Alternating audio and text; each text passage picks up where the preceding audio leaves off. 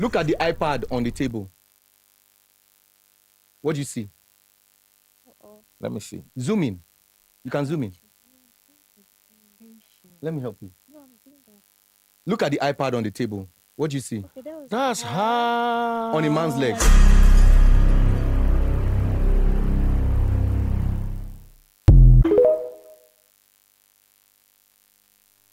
So, this is so disheartening. This is very, very disheartening. And you know, when this video was circulating online, people were like, let's hear her own side of the story. Me too, I'm part of that. Let's hear her own side of the story. So I think after a few days, she posted a video where she was dancing to a gospel song. People had to post that and it went viral. And then a few days later, we got to find out that she she petitioned against him over 100 million naira for defamation, right? And he should take down everything that she said about him from social media. Now, the development is that he too has petitioned against her, right? But she said their marriage was what's the word now? Dissolved since last year, May 2025. So if the marriage was dissolved last year, May 2025, maybe that's why she didn't hug you at the airport. But of course, you can't dissolve a marriage when you guys are distant. Both of you have to sign the divorce papers while the both of you are there and there. So the both of them are actually fighting legally. It's more like let's meet in court.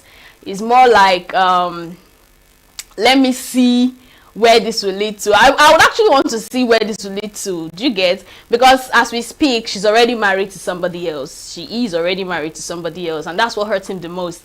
Because you're married to somebody else, and we are still legally married. We are not dissolved. We are still together. But she, in her subconscious, this marriage is over since last year May. It's getting to a year now.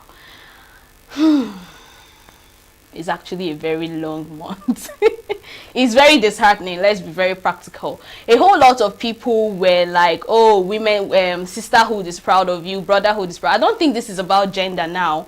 I don't think it's about gender. This is personality, right? Because I know a whole lot of men who say, this is why I don't want my wife to go abroad. This is why I don't want to take my wife with me abroad. This whole thing has brought a whole lot of comments, even with guys and men in UK, Nigerian men per se, saying that women are actually in relationships for survival. They are also in marriages for survival. A whole lot of statements has been made. A whole lot of content has been made for this particular interview with the Honest Bunch. But let's see how far this is going to go between them, because right now they are fighting legally. Now, R&B singer David is facing serious criminal charges in the United States over the death of a teenage girl whose decomposed body was discovered in his vehicle. Prosecutors allege that the 21-year-old artist born David Burke murdered 14-year-old Celeste Rivers Henderson and dismembered her body, leaving the remains in bags inside his Tesla. Authorities claim the incident occurred in April last year, and her body was later found at a tow yard in September. During the preliminary hearing in Los Angeles, prosecutors revealed that a search of Burke's phone allegedly uncovered a significant amount of illegal explicit material involving minors. They did not clarify whether it was connected to the victim. So investigators believe the teenager had been in a relationship with Burke and allege he killed her to prevent exposure. An autopsy later confirmed she died from multiple injuries, with drugs and alcohol also found in her system. Burke has denied all charges, including murder, sexual abuse of a minor, and mutilation of human remains. He remains in custody as the case proceeds. I don't understand. Why can you deny? Well, it's possible, but I don't know how this is gonna work, right? They found her remaining body in your Tesla. They checked your phone and they found illegal content, illegal things on your phone. Now, this, you're actually involved with drugs and alcohol for minors, and this young lady, it is alleged that she was your girlfriend, right? So you killed her so to prevent exposure, and that wasn't enough. You had to cut her, you have to butcher her body. Even if you did, why didn't you throw everything away? Why did you keep the remain in your car? Now this happened a year ago, because it happened around April, but they got to find out on September, right? But it is now that they are filing against him. So I don't know how he's actually saying, oh, he's not guilty of all charges. It takes a very strong lawyer to help you win this case, because I don't think her family will take this, right? If it's one thing to prevent her from saying that you're into this with minors, because how come you're dating a 14-year-old girl? How old are you? You're 21 and you're dating a 14-year. Are you even up to the age of being in a relationship to start with? And then you're dating a minor of 14-year-old and you're giving her drugs and alcohol for what? Anyways, moving forward, American rapper Kanye West is set to perform in Prague this summer. According to event organizers, Zuzana Rambova, director of the Churchill Arena Racecourse, confirmed that the concert will take place on July 25th. Although further details about the show have not been disclosed. Czech media reports indicate that the event is being organized by ENUGU Production, a company reportedly owned by Slovak entrepreneur Hugo Varga. The announcement comes after a previously planned performance by the rapper in Bratislava, Slovakia, was cancelled last year. The cancellation followed controversy surrounding a song he released on May 8, 2025, coinciding with the 80th anniversary of the end of World War II, which sparked public backlash. Now, thousands of people had signed a petition opposing his scheduled appearance at the Slovak festival, leading organizers to call off the event. This is sad. This is going to be the second time that Kanye is shut out from an event. This is actually the second time this month. Anyways, that's all I have for you in the news segment. Coming up next is Movie Train, so stay with us.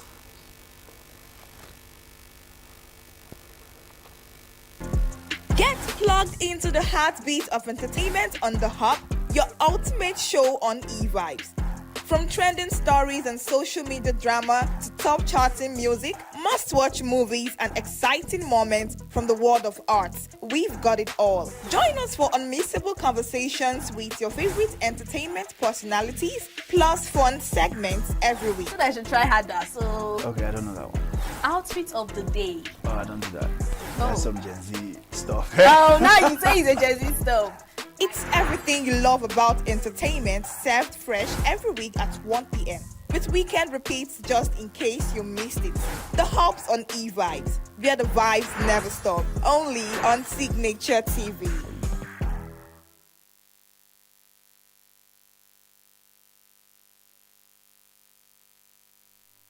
Welcome back. You're still watching eVibes, the entertainment show on Signature TV. This is Movie Train segment where I tend to recommend some interesting movies to you. So first on the list is From.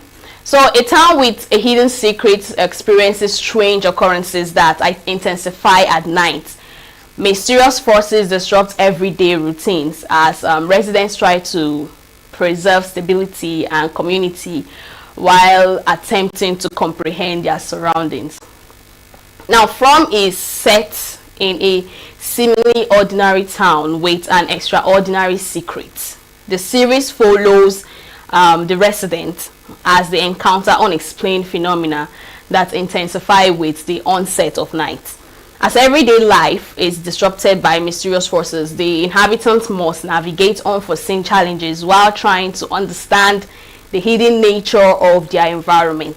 The narrative weaves together multiple personal stories exploring the struggle to maintain order and connection amid an ever-present sense of uncertainty. Now, newsflash, I've not seen this movie, but I actually find it interesting. This is season 4. If you've not watched season 1, 2, 3, I think you need to start afresh, because if you fast forward to season 4, you won't be able to understand it. I like this movie. It's very mysterious. It's not scary, it's not action, it's not romance, but it's quite mysterious. All right, moving forward is The Boys season 5. Now, in The Boys season 5, Homelander consolidates power as president, forcing the team into hiding while Annie January sparks a residence. Billy Butcher, working with Dr. Sameer Shah, hunts for a super killing virus to eradicate votes, while Soldier Boy returns, facing a brutal showdown against Homelander and new threats at Fort Harmony.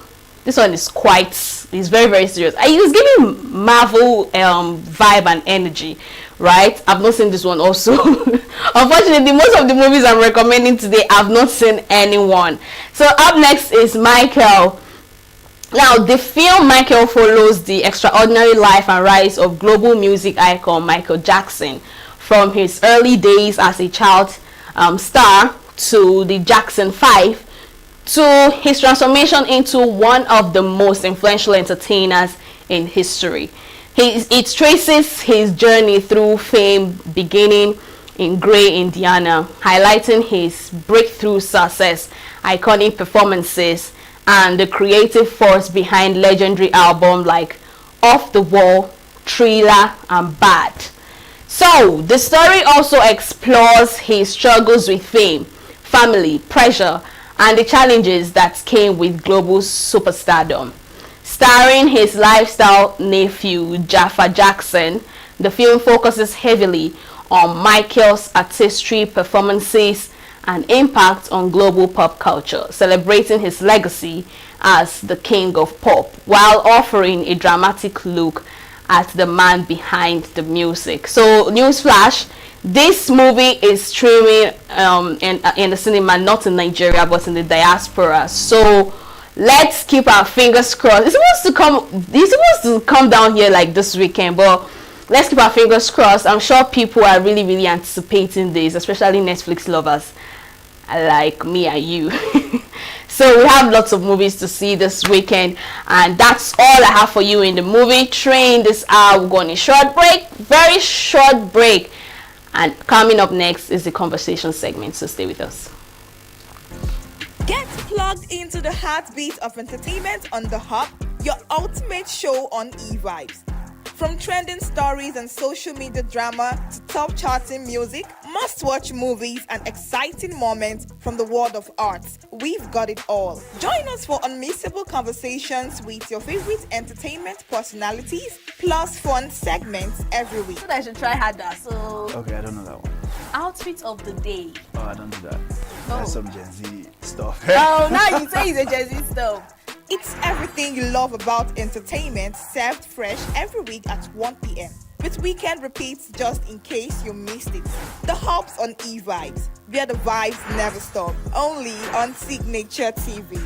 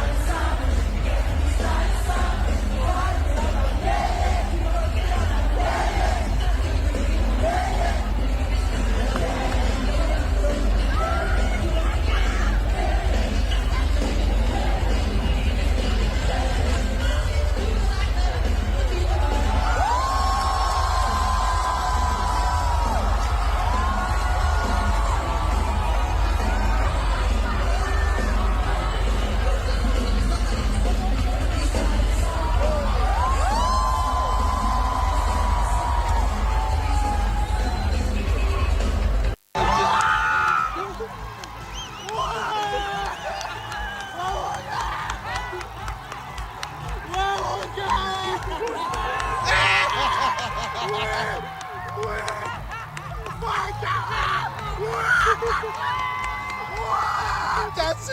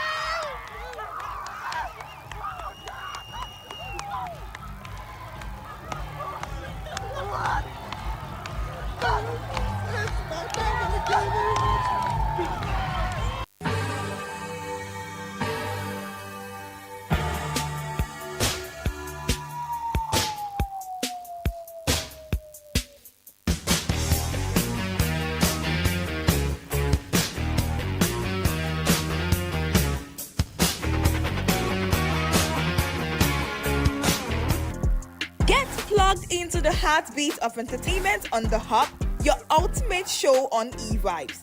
From trending stories and social media drama to top charting music, must-watch movies and exciting moments from the world of arts, we've got it all. Join us for unmissable conversations with your favorite entertainment personalities, plus fun segments every week. So I should try harder. So okay, I don't know that one. outfit of the day. Oh, I don't do that. That's some Gen Z stuff. Oh, now you say it's a Gen Z stuff. It's everything you love about entertainment, served fresh every week at 1 p.m. with weekend repeats just in case you missed it. The Hubs on e-vibes, where the vibes never stop. Only on Signature TV.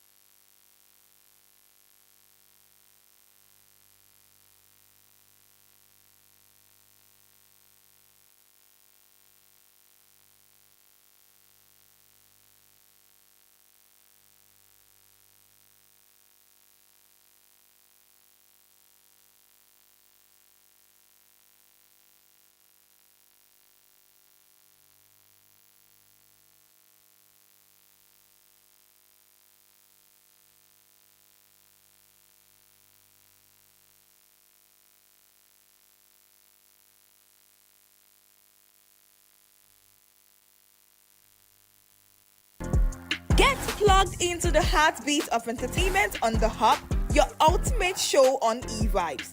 From trending stories and social media drama to top charting music, must-watch movies and exciting moments from the world of arts, we've got it all. Join us for unmissable conversations with your favorite entertainment personalities, plus fun segments every week. So I should try harder. So Okay, I don't know that one. outfit of the day. Oh, I don't do that. That's some Gen Z stuff. Oh, now you say it's a Gen Z stuff. It's everything you love about entertainment, served fresh every week at 1 p.m. with weekend repeats just in case you missed it. The Hubs on e-vibes, where the vibes never stop. Only on Signature TV.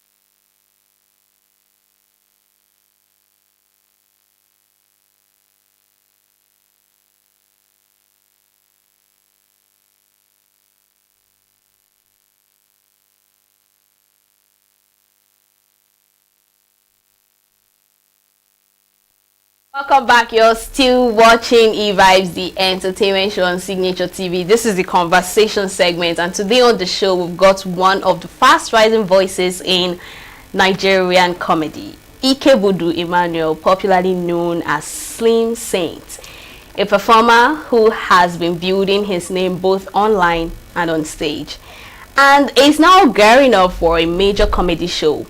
He's here to talk about the craft, the grind, and why live comedy still delivers a different kind of energy in today's digital world. So join me in welcoming our guest, Slim Saint. You choke. Don't be like, what's up? How you doing? How is the preparation for your show going? Thank God, it's going well. So far, so good. We've been doing our best, and we hope they come on time and have a great show. So no pressure. I hope 7 is 7. Yeah, that's how my show. This is my 5th show as a stand-up comedian. So over the years, we've adjusted to timing and So no African time. No African time. It's meant to even be 6, but it's like red carpet 6. But the major show starts 7. All right, no wahala till then. So let's start with this, right? What is it about live comedy that makes it feel so different from watching skits or clips online? There's this feeling it gives. To be very honest, there's this feeling live. There's nothing beats it, you know. There's no sound effect. There's no laugh at the end. You're not fixing anything. Yeah. What you give, I think that's the fastest communication, you know. Once you give, you get a feedback immediately. Once you say your jokes, you get the laughter. If it's funny, if it's not, you get it instantly at the spot. So unlike digital comedy online, if you post, you have to edit. You retake it, you do this, then if it's not even funny, you feel they add sound to make it, and then you do it, then people will start laughing and start commenting. But no, stand-up comedy, live comedy is actually one of the hardest crafts. Yeah, because they get your results immediately. You don't have to wait. In 5 minutes, you don't already know. So that's how it works. So at what point did you realize that, okay, yeah, I want to go into comedy? Because, you know, most of the comedians we know, AY, the rest of Funny Bone, Clint the Drunk, you know, name them. Physically, they look funny. Facially, they look funny. But you're looking like a fine boy. You don't look like somebody that... Please. I'm not looking like a fine boy. I am. Oh, shit! Yes, so please. Okay, you're a fine boy. Yes, thank you. Your face do not attribute a comedian in any form. So at what point did you realize, okay, I want to go into comedy? First of all, it's not my fault that I look this good, you know. It's a +1 to my brand, because I don't want to look like the joke. Okay. You know, that's it. And I think comedy for me started when I was in primary school. I think I was in primary 5. I just realized that I love to make noise. I love to be in noise maker. Your name is always the names of noise maker. So I make noise a lot. I go to the other class, primary 5B. We'll go find trouble. They go laugh. They go write my name for another class. Can you imagine? So I never knew it was called comedy until you know I was joining drama club, joining all and all, till my SS1. You know, started watching stand-up comedy. I love Sheilo, Ajebo, Elenu, Acapella, you know, Basket Mouth. Those were my go-to then, and I was like, I love this stuff. But I think I wanted to start it then, but one of my friends discouraged me. He said, bro, you look too good, you know if you do this thing, they don't go laugh.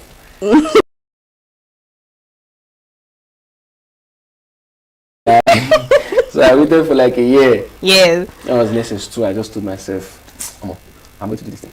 And I started doing it from there and taking admission to UNN. And just saying, oh God, all the way. So your mouth and your voice speaks louder than your facial expression. Exactly. So the comedy don't pass when person go climb stage, you don't begin they laugh. You know. Yeah. Sometimes it's not all about the face. Some people even book me because of how I look, you know. Yes, now I look worth it, I look branded. Like, why is pride written all over you, this guy? Because it's not pride. It's just me telling you how valuable I am, you know. Yeah. So people, when I come on stage, they underrate me and I like it. You know, before I go on stage, people are like, that kind of thing. But when I begin to talk, so it's my mouth that is my office. My mouth is my strength. So once I begin my performance and all, you have to like me and pay attention to me. True. So do you think digital platforms have made audience easier to access than having them live on a show? Yeah, because the world is global. The world is digital. If I would say it's everyone is now using their phones. Everyone is now online. Everyone is browsing. People are always on their phone, like almost all the time. So obviously, people promote their posts. So you get reach. You get people to view your stuff. You get audience online. So I guess yeah.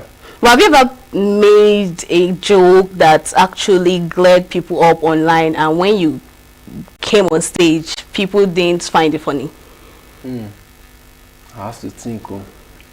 You won't claim that say no get anyone. Any joke when I talk online? Yes. Is it stand-up comedy? Yes, stand-up comedy, the one you made online, and then you came on stage and people did not find it funny. No.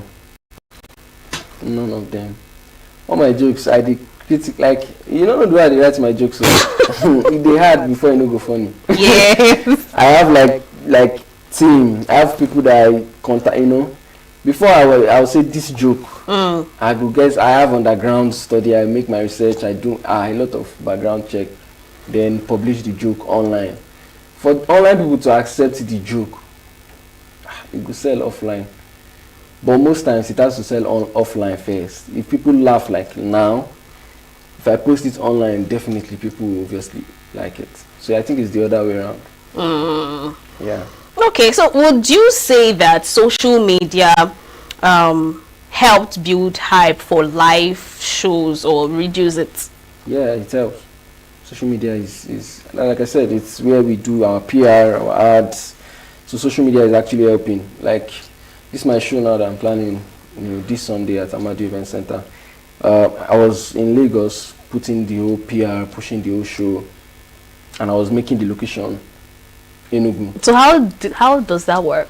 It's as social media now because you place ad on Facebook, YouTube, Instagram, TikTok, and you make the location to be ENUGU.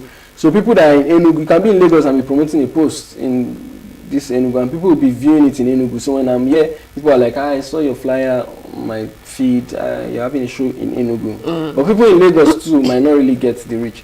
But because you set the location to be in ENUGU. Yeah. So yes, it has helped. It has helped a lot, especially for publicity and ads. Yeah.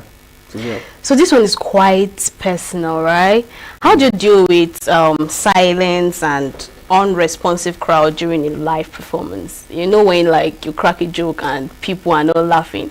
There was a time we heard that they used to spray tear gas then. Yes. When you're not there live, when you're watching it, they're always laughing even when the thing is not funny. So tell us your whole experience, if you have experienced such thing, like you made a joke and people did not respond, they didn't feel like, oh, this is funny. To be honest, every comedian watching this knows that there's always a bad day at the office as a comedian or as creative or as a worker. There are times where you crack joke, it might not really sit well with the audience. Yes, and you have to just either your hands strong enough to talk something again to find way, maneuver your way to make the joke funny, or you just have a bad day totally. But for me, I just have a way. God just used to help me. I just have a way. Once you are distracting me, I know what to say because I was on a show last week Sunday at the same Amadu, and people were coming in, people were walking in, table, these dignitaries and all, they were walking in, and so distracting my performance. But there were other people that were paying attention. So I just said something that caught their own attention, and people that were listening to me got the message that this guy, they tried make these people understand, say, I did stage, that kind of thing. So I was saying a lot of things, and people were laughing, and those people now settled and started paying attention to me. So the point there is, you just need to know how it works. Like your hand, you guys stay confident on stage, you have to be quick on your feet, because some people might just get thrown off once they see people walking, they distract their performance. But once you are confident, once you are good, you know what you want to do and what you want to say. So would you say that reading the room is maybe one of the attributes to give you inspiration on the next joke to crack? Definitely. Definitely. That's like a cheat code I do tell people. You don't just come and perform. You come before the show, observe, see what they are laughing to. Okay, understand the environment. Okay, this is what this person said that made them laugh. Okay, do I have a joke relating to this? You know, it makes your work easy. You know, you cannot go to a church setting and start saying vulgar joke. You know, so all those things. Then a lot of underground study that works. You know, you don't just come and just want to go and perform. So you get to a level when you're big, like very big, you just go and they know that this person is always funny, so you just go. But you know, when you're still up and coming, you have to understand the whole thing behind it. You know, I used to have a problem with some comedians that come off stage and they're literally yapping somebody, right? Yapping people, both dignitaries and non-dignitaries, right? No, I want to understand, you know, that whole reading the room kind of thingy. How on earth do you tend to just pick, because you might be yapping somebody that is going through a lot and the ones you slap on stage, right? So I want to know how you people, because I know there's no script for this. It's not like you're coming up to do a red carpet show or something. This is a talent that flows within. I want to know how you people tend to read the mind of somebody that, okay, I can yap this person and nothing will happen. It just takes grace of God. So there's no fear within you that somebody, and I want to ask, do they come to you people at the end of the day, like maybe after your performance, and they're like, I don't like that thing you said about me? That's why, yeah, sometimes some of them used to come. Sometimes you be smart enough to go and meet them first. Babana joke, that kind of thing. You know, like this my show now is start funny and reckless. Yeah. So we're gonna be saying funny jokes and we're gonna be talking recklessly too. Do you understand? So like my last show in Lagos was my jokes in your head. Okay. So I actually put my jokes in their head and people were laughing, you know. And after the show, they still had my jokes in their head. But this one is just funny and reckless. I did the first one, and this is the second one in ENUGU. So it's me, like you said, yeah. You talk about things that people might not really find good. You get to pick on them. It just depends on your mindset. It depends on how your charisma is on stage. Yes, so because there are some times where I'll just pick on somebody and the person will some audience that's why it depends. Some audience they are fun. They like when you some when they will throw shades, they will even tackle you before you even tackle them. When you're on stage, they might say Korea Abu Saif up. Yeah. So it destabilizes you mentally, you know. So if you're good, if your hand is strong in this thing, you go guys talk back and make the person the joke, because you're in power, you have the mic, you know. So sometimes it's like that, and sometimes you just have to do crowd work. They call it crowd work. You have to do crowd work, do some spontaneous things that will make people laugh too. Okay, now do you think live comedy is still the ultimate test for a comedian? Yes, now. So you have to host a show, or you must be invited for a live comedy show, so that people will know that you are funny. Yeah. Yes, no. But I mean, we're in the digital world, like you agreed. The thing is, it's easy. It's understand. Everybody knows this thing. If you are online making a joke, yes, it doesn't. It's not 100% that is going to be funny off stage. Okay. Yes, it's one thing people need to understand. But when you are funny offline, like on stage, legit live audience, like you put up a show and people are laughing, you are funny. It's obvious that you are funny, you know, and people will be laughing. Yeah, that's my. I know you're going to blush. That's my performance right there. Yeah. So do you I don't know, is there any most unforgettable moments of you on stage, like maybe the way an audience reacted to your comedy? Is it a good way or a bad way? But good and bad. Yes, good way. So tell us the story. How did you react to that? How did that make you feel? A whole lot of times. That happened a whole lot of times. How is it? A whole lot of times. There are a whole lot of good performances that I have when I even went for a competition, the Nigeria Spirit Talent Hunt, Yes. as at 2021, and I won the competition as the second runner-up. You know, when I won the competition, the feeling during the performance, like I performed to like 1,000 people, and you know, the feeling I got, the response, because I have a slang then, he choke, I mean, you know, choke, they say he choke, they say so like, the feeling was different, you know, and when I won the competition, it was mind-blowing. Performances, when I performed at a hotel in Lagos, I think the Stalkers show and at the bus show too, the feeling, the audience reaction, then Kenny Black show too in the hotel when I performed last year. It was amazing because people were like laughing, and then comedy clubs in Lagos, you know, they laugh. People, the laughter, the feeling it gives, it makes you know that okay, yes, this I'm working, I'm putting in work, and the result is good. Yeah. But for the bad parts, I'm trying to think of maybe if I've said something that did not really sit well. I'm not sure. All right. Now, when you step on stage, when you walk on stage, what changes your mind mentally, especially when you see the crowd? It's showtime. You don't fret, you don't feel some kind of maybe an action. And I also want to know, right? Do you people have like strategic steps to your Jokes. jokes? Like, okay, when I go on stage, I'm going to say this joke first. And why you won't make I expose like my work? But like first question you asked was yes. the fear stuff, yeah? When I started comedy, to be very honest, I used to be very scared. I used to have stage fright, 100%. I'm not even going to deny that. I used to be very scared. I used to, I would wonder what's now I want talk now. We gonna make these people laugh, and then it was students now. So I was just trying to get to understand the whole algorithm of how stand-up comedy works. But when I left school, and I think my 300 level, 400 level, I started, you know, posting my own shows, appearing at people's shows, performing and making myself, you know, big. Then when I went to Lagos, it was like the best thing I did for myself. I started, you know, going to bigger shows, understanding the whole thing, and my hand was, you know, I was rehearsing, writing new sets and all. So when I'm going on stage now, I don't have any fear in me.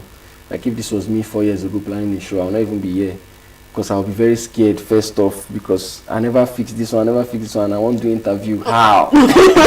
But then like we're on media tour and I'm relaxed. God is in control. Yeah. But then for the jokes scripted, if you're doing a show, like this is my show now, definitely I have jokes that I've written for ENUGU. Like I said, I just did my show in Lagos, November 23rd. So I wrote a different set, like I performed for 1 hour. It's on YouTube, Slim Effects TV, streaming globally too, and it's a nice set. So I did like 1 hour, 20 minutes set, but doing editing, we have to Cut some something parts. off. So it was 1 hour, different sets from this ENUGU. Now this ENUGU one is funny and reckless. So there's a different joke, So I have how I want to, what I want to tackle, what I want to talk about, and how I'm going to do it, and how I'm going to sign out. So that's how it works. But if you're going for a comedy show, you're a comedian, I just know that this is a Muslim. You guys talk about this very dark man. You guys talk about Very dark man should not come for you. no, like he's somebody that if you talk about, people you won't laugh, and I have jokes about him. Yeah, funny jokes, but not insultive. No, very dark man. Then you know, the trending topics. You should have things to talk about them. So then you should have your own jokes too, and your sign out jokes. So, but I don't advise comedians to have it crammed. Like I must say this first joke once I must say it after this one. No, it doesn't work like that sometimes. So you might say the first one.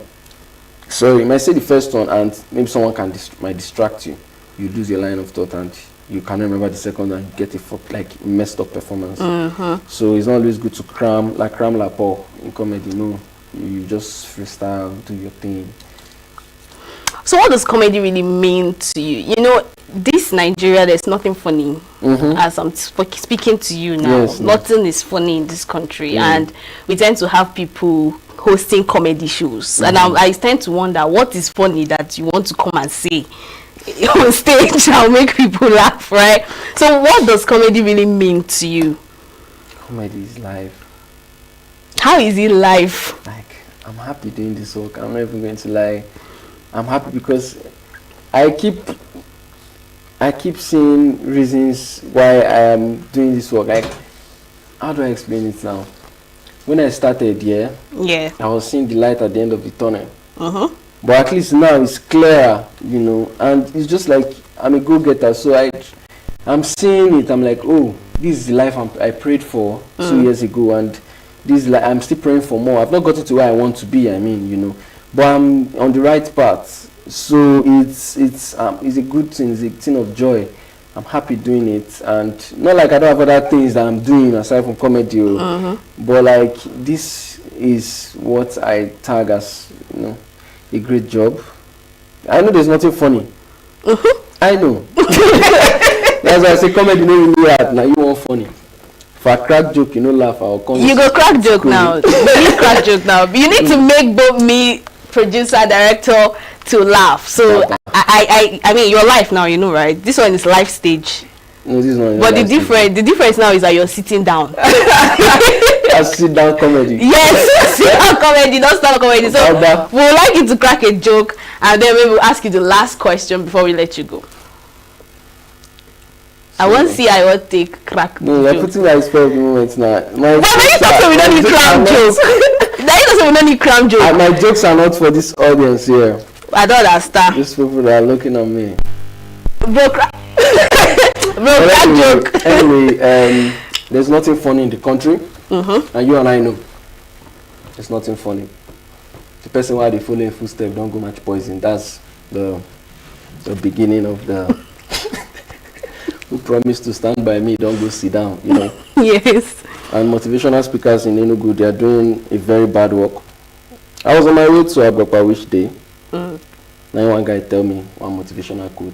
And the way it stands now is like it's the other way around, because this morning 2 birds nearly use 1 stone kill me. One they target my eye, the other one they shout kill. Yeah, it's a crazy thing. But I'll say that in ENUGU, people are trying.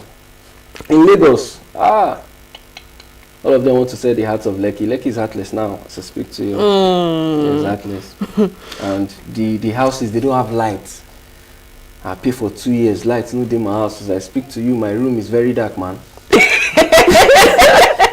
I see what you did there. Let me say you be dragging it. One thing is, even without you cracking a joke, I actually find you funny. I think it's your charisma and all, right? You embody this life of the party kind of energy and vibe. The Gen Z. The Gen Z comedy. Okay, so now what makes live comedy irresistible? Is it the fact that you come to meet other people, or just to watch that particular comedian? All of them. Everything I just said. Yeah, all of the above. It works that way, sharp.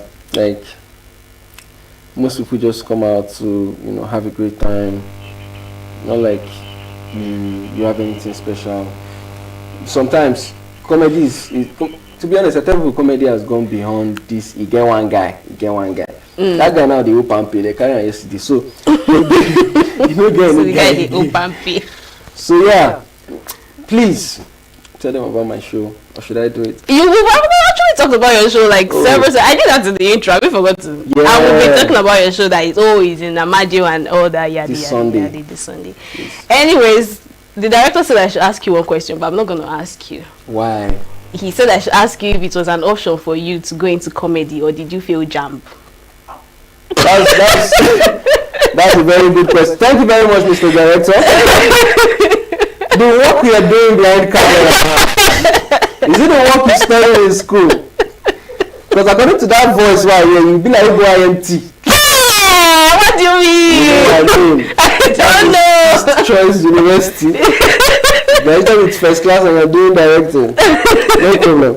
Well, You had a great time, I right? studied mass communication. Okay. Oh, really? Yeah, UNN, University of Nigeria and Soccer. So this is the life I chose. You know? Yeah. Interesting. We had a great time with you, Welcome. Same saint. We had a great time with you. I love your charisma, and I would like to see you perform on Sunday. I really want to see more of this whole vibe and pride that is moving. Pride, please. Sorry. It's just oral. You know yourself. Oral. You just know yourself. We call it oral. Say oral. Oral. Good. Good. Please, you guys should come early. Hey. 7 p.m. at Amadi Event Center. All right. See you all. Okay, thank you so much. I really appreciate We it. had a Pleasure. great time doing this with you. The show has come to an end. I'm sure you were laughing your mouth out. I don't want to say the other word. So join us same time tomorrow for more interesting stories and conversations like this. Enjoy your weekend. It's going to be a beautiful week ahead, right? Believe it will happen for you. Follow all our social media platforms. Subscribe to our YouTube channel. And, of course, enjoy the rest of your day.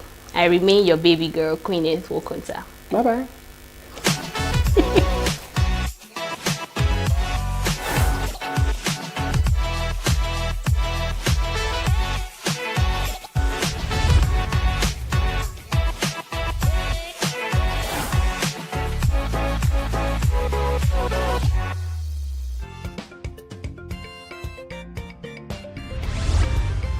Signature TV, news in your pocket.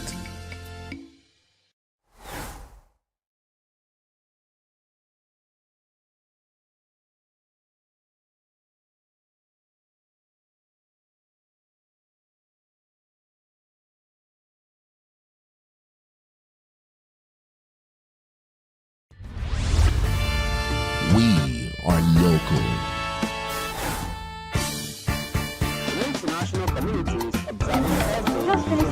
Why the main market is in chaos. People are We are national. Those in support of this motion as amended, say aye. Aye. We have taken it by default. We are international. Israeli airstrikes. Donald Trump left us the worst unemployment.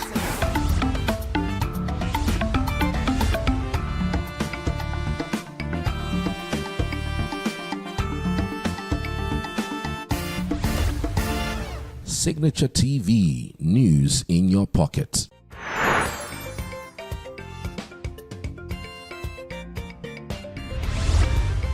Signature TV, news in your pocket.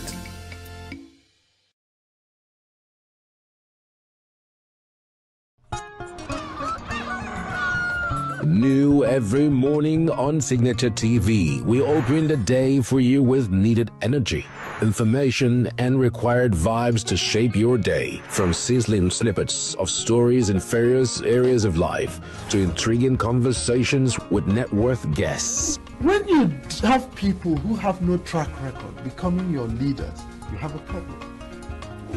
There's no outstanding gratuity when Obi took over from me. I left, in all the accounts of Anambra State, 13.8 billion for him. Your day cannot be complete without Signature Morning on weekdays and Signature New Day on weekends. There is no better way to start your day except Signature Morning and Signature New Day every day on Signature TV.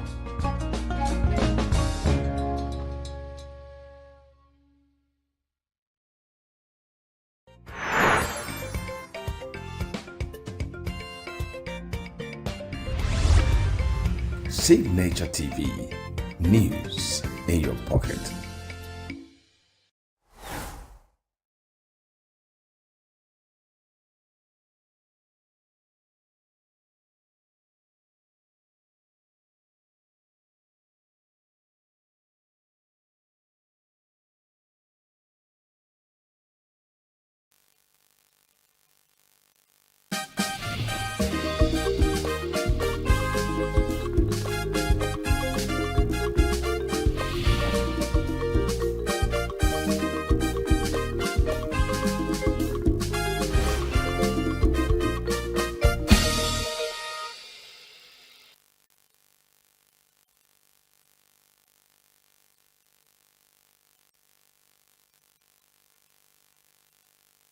Welcome to Global News on Signature TV.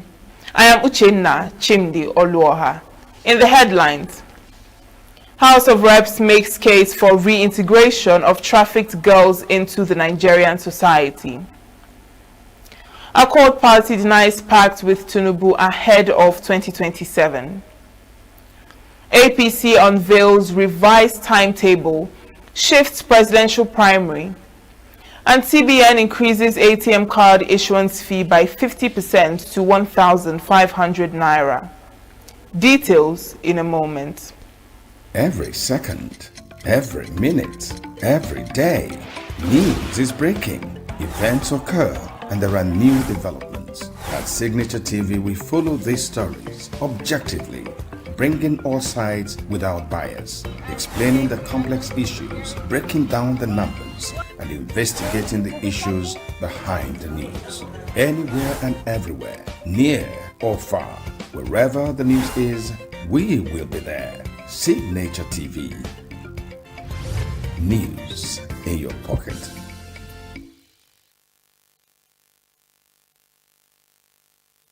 The House of Representatives has called on the federal government to develop a comprehensive framework for the repatriation, rehabilitation and reintegration of trafficked Nigerian girls returning from Mali and other West African countries. This follows renewed concern over rising cases of human trafficking involving Nigerian girls and young women subjected to sexual exploitation and forced labor abroad. The motion was sponsored by Tolulope Akande Sadibe, who stressed the urgency of coordinated government action to address the trend. Recognize that effective repatriation and reintegration requires a multi-agency approach involving medical and psychosocial support, vocational empowerment, and sustainable reintegration programs to prevent re-trafficking. Hence, the need to assess the effectiveness of ongoing repatriation, rehabilitation, and reintegration programs for rescued victims. Concerned that despite Nigeria's international commitments under the Palermo Protocol, the Convention of the Rights of the Child, and the African Charter on the Rights and Welfare of the Child, coordination gaps, inadequate funding, and bureaucratic delays continue to hinder the timely rescue and repatriation of trafficked Nigerian citizens. Lawmakers also reaffirmed their commitment to gender inclusion as they pushed for accelerated consideration of Special Seats for Women Bill, currently before the National Assembly. Jesse Onwakalusi, who led the motion, said the proposed legislation would help correct the persistent underrepresentation of women in governance. The House concerned that failure to take deliberate legislative action as being happening here will add to address gender imbalance in political representation, undermine Nigeria's democratic credibility and weaken institutional legitimacy and limit socio-economic development outcomes. The House concerned that increased women representation in governance lead improved outcome in healthcare, education, and social welfare and economic growth, therefore strengthening national cohesion and sustainable development.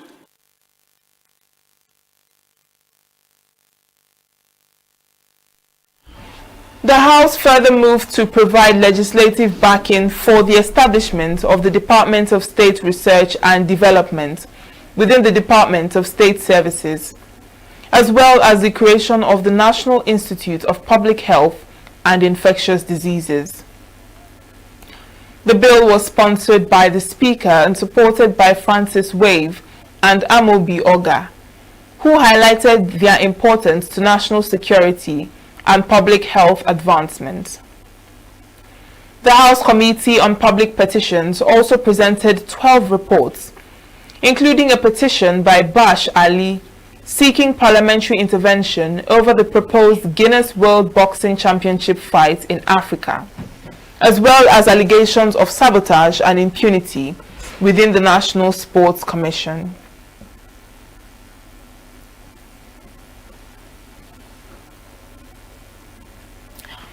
The Rivers State Governor Similai Fubara has declared that Nigeria is in capable hands under President Bola Tinubu, calling for his re-election to consolidate ongoing reforms and development efforts. Governor Fubara made the remark while declaring open the meeting of the Southern Traditional Rulers Council in Port Harcourt, where monarchs from the 17 southern states converged to deliberate on issues of unity, security, and economic development. The governor said the current administration is making notable progress in reviving the economy and delivering critical infrastructure, including coastal road projects, despite existing challenges. He urged stakeholders across the region to work collectively towards shared aspirations, insisting that the South must remain united to achieve sustainable development. To say that you have proven to be a formidable voice for advancing the collective ideology, identity, political and social economic interests of southern Nigeria within the short period of your existence. To all intent and purpose, this meeting could not have come at a better time, and I am particularly pleased with your agenda, which aim to discuss the role of traditional institutions in promoting unity, peace, cohesion, and development across southern Nigeria. I must admit that since assuming office, I have greatly benefited from insight, contribution, and wisdom of our traditional rulers in shaping government policies and promoting peace and progress in our communities. Our government has also been strengthened by your consistent support, solidarity, and prayers to navigate the troubled political water, to protect and deliver good governance to the good people of Rivers State. Earlier, the Oni of Ife, Adeyeye Enito Ogunwusi, who chairs the Southern Traditional Rulers Council, said the meeting was convened to foster peace and strengthen unity across the region. He noted that the council reflects Nigeria's diversity, with over 400 dialects spoken across the southern states, describing the gathering as a demonstration of unity in diversity. When we talk about Nigeria, Southern Nigerian Traditional Rulers Council has a very good mirror of their country. As you see us all seated here, we have over 400 ethnic dialects. Diversity that is amongst us is our greatest strength. This is Nigeria. We portray Nigeria and what we stand for as a country. Our diversity is our great strength, and that has been our mantra and what we focus on. And why we're here is basically to talk about matters of unity, matters of peace and peaceful cohesion and development and cooperation across southern Nigeria. The meeting was attended by eminent traditional rulers across the South-South, Southeast and Southwest, including the co-chairman of the council, Obi of Obingu, Eze Callistus Ilomwanya, and the Olubadan of Ibadan, Oba Senator Rashidi Adewolu Ladoja. The national leadership of the Accord Party has dismissed claims that it had endorsed President Bola Tinubu for the 2027 presidency. The party's national chairman, Maxwell Ngudem, made the clarification during a press conference in Abuja amid rising political activities ahead of the Ekiti and Osun governorship polls and the 2027 general elections. The party insisted that its focus remains on consolidating support for Osun State Governor Ademola Adeleke ahead of the August 15, 2026 governorship election in the state. The clarification follows recent controversy over a billboard in Iwo, Osun State, which featured images of Tinubu and Adeleke, triggering a war of words between the All Progressives Congress and the governor's camp. While the APC accused Adeleke of exploiting the president's image for political gain, the governor's spokesperson, Olawale Rashid, fired back, alleging that the ruling party was battling an integrity crisis and was rattled by Adeleke's growing popularity. The party maintained that it would not be distracted by what it described as frivolities from expelled members, stressing that its energy remains focused on upcoming elections. The All Progressives Congress APC has unveiled a revised timetable and schedule of activities, aligning its processes with the 1999 Constitution as amended, the Electoral Act 2026, and the Independent National Electoral Commission (INEC) guidelines.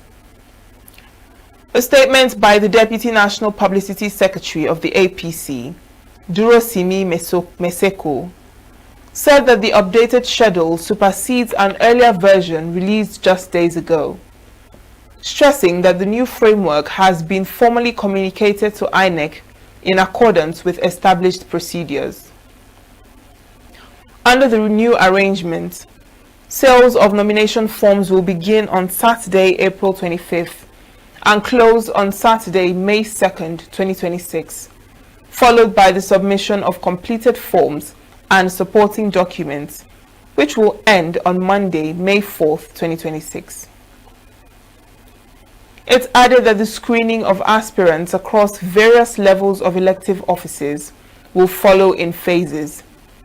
According to the statement, aspirants for the State House of Assembly, House of Representatives, Senate and governorship positions will be screened between Wednesday, May 6th and Friday, May 8th, 2026, while the screening of presidential aspirants is scheduled for Saturday, May 9th, 2026. Still on party matters, the All Progressives Grand Alliance (APGA) has fixed April 30th as the final deadline for membership revalidation and registration ahead of the 2027 general election.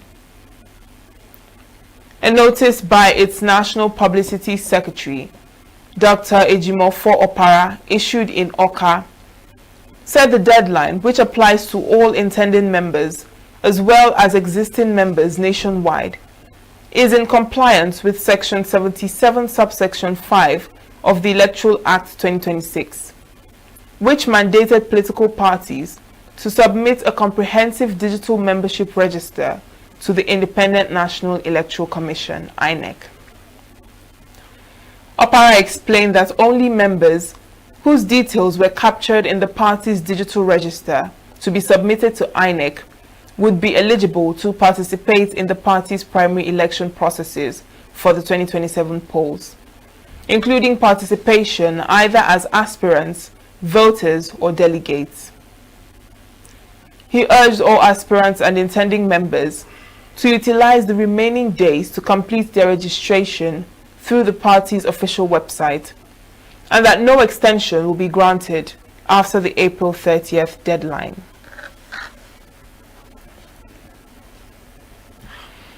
The Labour Party says its 2023 presidential candidate, Peter Obi, may be barred from contesting the 2027 election on its platform over membership registration rules.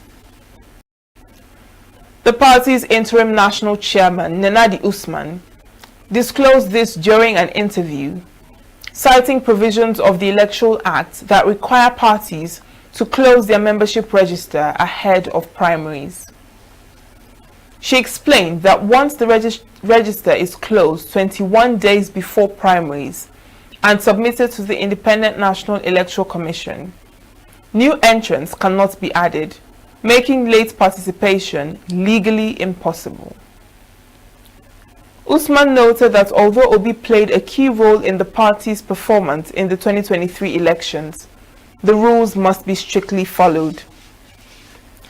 She also revealed that Obi had previously convinced her and several others to join the Labour Party from other political platforms, including the People's Democratic Party.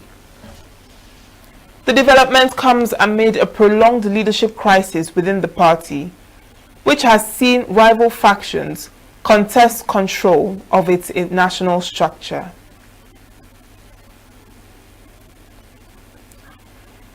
The ENUGU State Waste Management Authority, ESWAMA, has announced that this month's environmental cleanup exercise will take place on Saturday, April 25th, 2026, between the hours of 7 and 10 o'clock in the morning.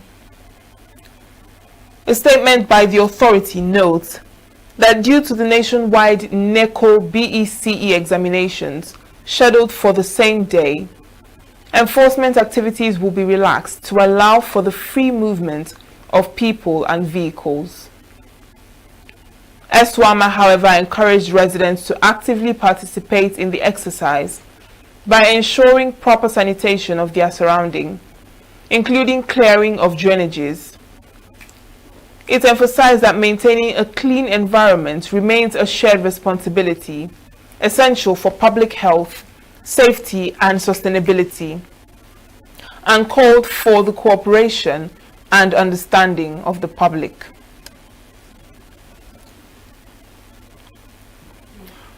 A group of young Nigerian professionals is pointing to a low-hanging fruit as the country struggles with climate change, unemployment, and poverty challenges. The group, Young Professionals in Policy and Development, UPAD, while marking this year's World Earth Day in Abuja, said the young Nigerian population should look towards waste collection, recycling, and innovation to achieve a sustainable answer to poverty. Correspondent Nasiru Usman reports. The focus of the 2026 World Earth Day celebration was on turning plastics into possibilities. As climate space stakeholders gathered in Abuja, the Young Professionals in Policy and Development (YOPAD) pointed to renewable energy and inclusive approach to innovative waste management as an easy-to-achieve option in addressing unemployment, poverty, and abuse of the environment. What we are here today to do is to create an awareness, and not just an awareness, so that people will understand that these plastics that we are using, it's easy, you can just pick it up, throw it away, just things like that. It is causing more harm than good. It's easy, yes, but there's a lot of harm it is doing to our environment, which we do not also take into cognizance. So what we are here to do today is to create an awareness and also let people know that in this industry, there's also, a room for innovation, there's room for recycling, there's room for recovery, there's room for youth, for entrepreneurship skills, bringing your entrepreneurship skills, your tech skills, innovation to ensure that this industry is not just what do I call it? It's not just for the older generation. Even the youth can also participate in it with their tech skills, social media skills, creating awareness amongst everybody to let them understand that we are causing more harm than good to our environment. Thanks to the government for rolling out policies to, promote EPR, that's extended producer's responsibility, where producers are now, are now made to comply. So, but in as much as it's not yet compulsory, it's still voluntary. We still hope that the government is going to push for it to be compulsory for producers of plastic packaging to be responsible for the collection, the recycling of this plastic packaging after they are being used by the consumers. The head of programs of YOPAD, Chika Sophie, emphasized the importance of marking the 2026 World Earth Day. Mother Earth also has its own issues that has been caused by activities of humans. For instance, we have the extractivism of oil, and we also have the constant use of plastics, which has resulted to clogging of drainages. It has resulted to microplastics in our oceans, in the air. You go around and you see nylon bags, as Nigerians will call it, waterproof. You see leather everywhere. We also have issues, where these drainages are clogged. We now have issues of erosion we have issue of flooding. You see some people will bailing water out of their houses because the drainage system is clogged as a result of, these plastics. Stakeholders believe that to reduce poverty and create employment, opportunities in the recycling ecosystem can be explored through innovation, entrepreneurship, and technology. The recycling industry is a very huge market. It is a multi-billion, naira industry. And when people venture into this sector, you never lose from the business. You only make profits when you venture into it. Many waste recycling companies now are investing in people who can develop mobile apps. As you know, at the moment, we depend on the waste pickers, that is the babombolas, to get this waste. So many companies now want to invest in technology where people at the comfort of their home can easily send message to let the companies know that yes, they have waste. So if we can actually achieve this, believe me, we are going to make our work easy. At the comfort of your home, you can be making money from the waste you generate. You just have to inform people through the mobile app or the website, and a truck will come and pick up your waste, and they will pay you for the waste you generate. With Yopad and its partners leading the charge against climate change and climate-friendly policies by the government, aim to achieve a cleaner and safer country with more people engaged in the waste management industry. In Abuja, Nasir Usman for Signature TV.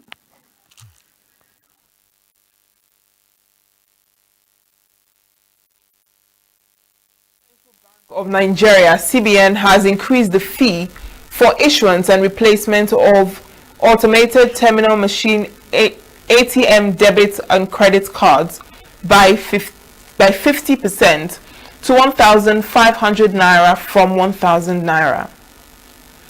The Apex Bank also scrapped the 50 naira monthly charges for naira debit and credit card maintenance, which usually includes 7.5% value-added tax, but said customers with foreign currency denominated debit credit cards will continue to pay maintenance fee of $10 per annum. The CBN, which disclosed this in its exposure draft of the Guide to Charges by Banks and Other Financial Institutions for 2026, reiterated among other things that the cost of ATM transactions on merchants' POS will be borne by the merchants and not the customers. The circular to banks and other financial institutions, signed by the CBN Director, Financial Policy and Regulation Department, Dr. Rita Sike, said that the review of the guide is to fulfill its mandate to promote a safe and sound financial system in Nigeria, accelerate the adoption of innovative financial services, financial inclusion, and micropayments and transactions.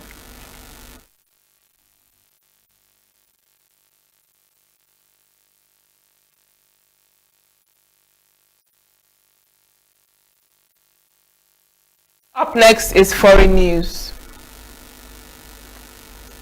A special forces soldier involved in the capture of Venezuelan President Nicolas Maduro was arrested and charged for allegedly betting on that operation, netting him $400,000 in profits. According to an indictment unsealed on Thursday, Master Sergeant Gannon Ken Van Dyke opened an account in late December on Poly Market, one of the best-known prediction markets. He wagered about $32,000 that Maduro would be out by January. His bet was a long shot. But Van Dyke was involved in the planning and execution of Operation Absolute Resolve, prosecutors allege, and had access to classified information before he placed the bet. His winnings, though anonymous, caught the attention of law enforcement almost immediately. Van Dyke, an active duty soldier stationed at Fort Bragg, faces 5 criminal charges for stealing and misusing confidential government information, theft, and fraud. He will make his first court appearance in North Carolina. No attorney has been listed for him on the court docket.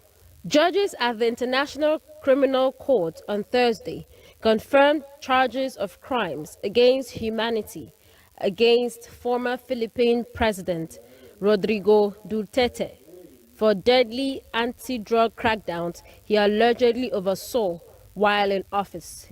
A 3-judge panel found unanimously that there were substantial grounds to believe that the ex-leader was responsible for dozens of murders, first as mayor of the southern Philippine city of Davao, and later when he was president. Duterte, who served as president from 2016 to 2022, was arrested in the Philippines last year and flown to The Hague, where the global court is located. He denies the charges against him. In their 50-page decision, judges found that the evidence shows that Duterte, 81, developed, disseminated, and implemented a policy to neutralize alleged criminals. Duterte's lead defense lawyer, Nick Kaufman, told the Associated Press that he was disappointed in the decision, saying it is based on the uncorroborated statements of vicious self-confessed murderers acting as cooperating witnesses. A Ukrainian married couple, both aged 75, were killed in a Russian attack on Odessa, Ukrainian officials said. Russia launched a series of drone attacks on and near Ukraine's southern port city. The assault destroyed residential buildings and hit a foreign merchant ship, according to Ukrainian authorities. Strikes overnight on Thursday injured at least 13 people. A separate attack killed the married couple and wounded another, reported Ukraine's state emergency service. Russia launched 2 ballistic missiles and 107 drones on Ukrainian territory overnight, according to Ukraine's Air Force. It said air defenses destroyed or jammed 96 of the drones, while 10 drones and the 2 ballistic missiles recorded hits. Russia said its air defenses shot down 10 Ukrainian drones overnight. Oil prices have jumped on heightened tensions between the United States and Iran in the Strait of Hormuz, following Washington and Tehran's tit-for-tat captures of commercial vessels. Brent crude, the international benchmark, topped $106 per barrel early on Friday morning, as Washington and Tehran stepped up their confrontation over the key maritime route for transporting the world's energy. U.S. stocks fell overnight, with the benchmark S&P 500 index dipping 0.41% and the tech-heavy Nasdaq Composite dropping 0.89%. And that's it on the foreign news.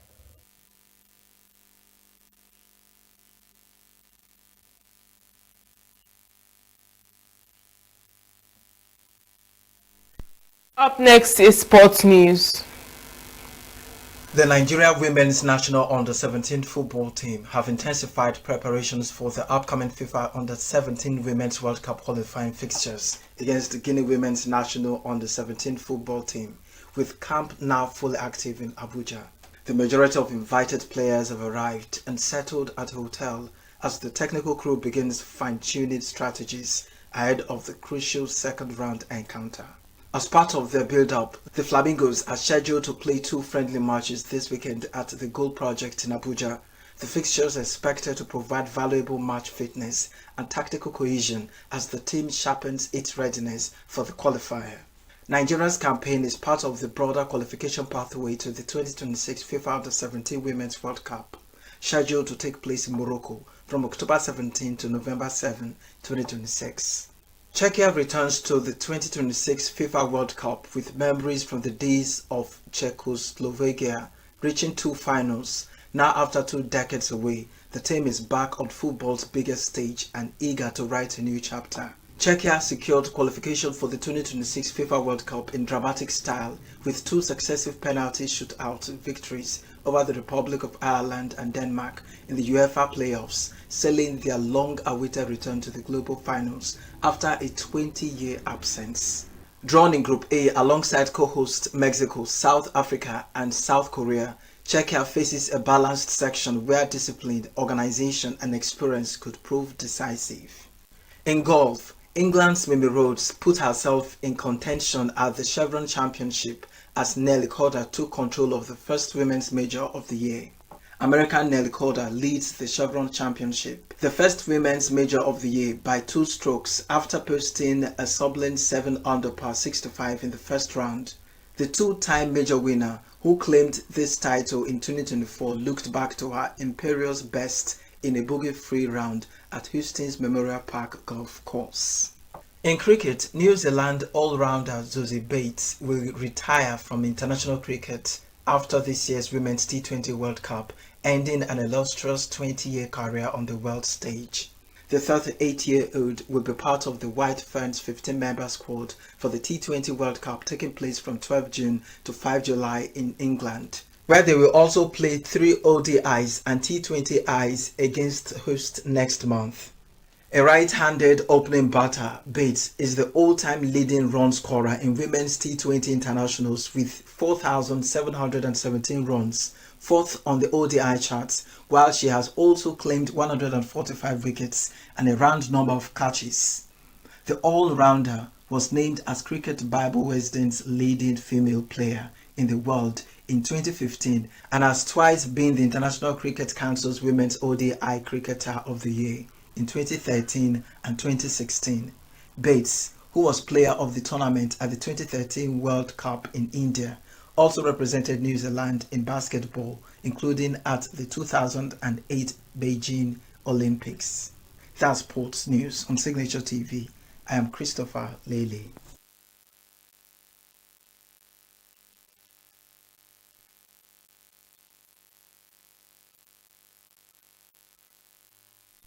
That's the size of our midday news. I am Uchenna Chimdi Oluoha. Thank you for watching.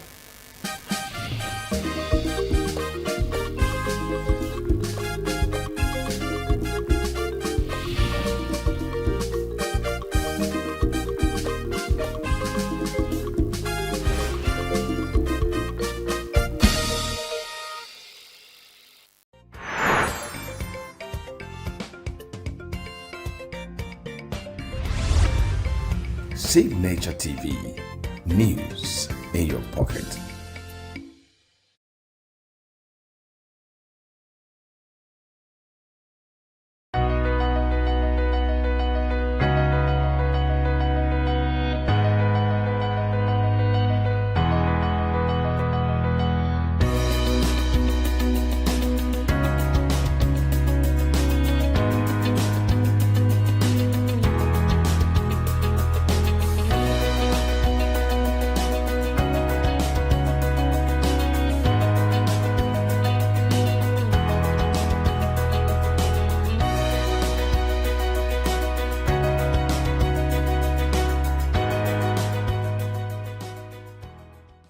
Welcome once again to the Sage. A wonderful journey, a journey in which we work with you to uncover hidden treasures. Joyful, inspiring, and truly, truly exciting. Yes, it's once again another episode in which, as we had said previously, we meet really wonderful young people who have become entrepreneurs and have made a success of it. Today's episode is full of excitement. For me particularly, it's full of joy.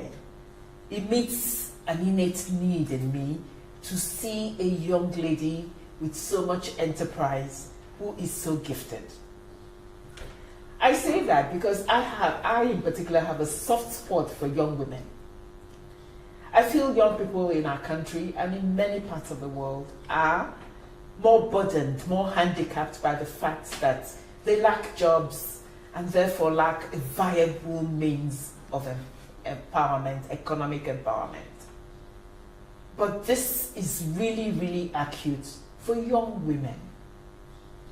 They face all kinds of inequalities, all kinds of handicaps engendered by many factors in our society, whether it's cultural, economic, family, government, in so many ways. Sometimes even nature itself hampers the growth, the development, particularly economic development of a young woman. And so we have a shining example to share with you today.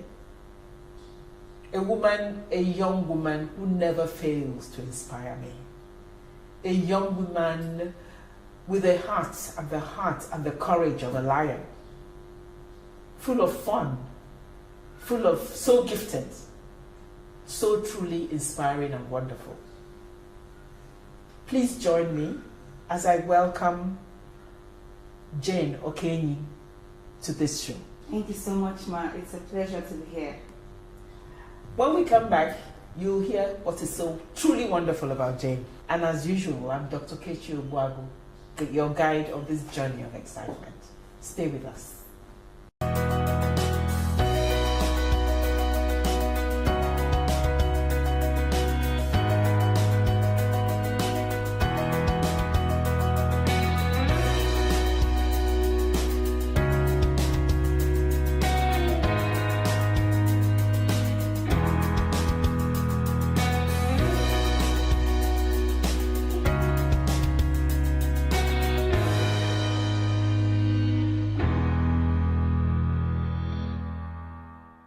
Welcome once again to the stage. My dear, tell us a little about yourself. Okay. My name is Okenyi Jane Ijoma.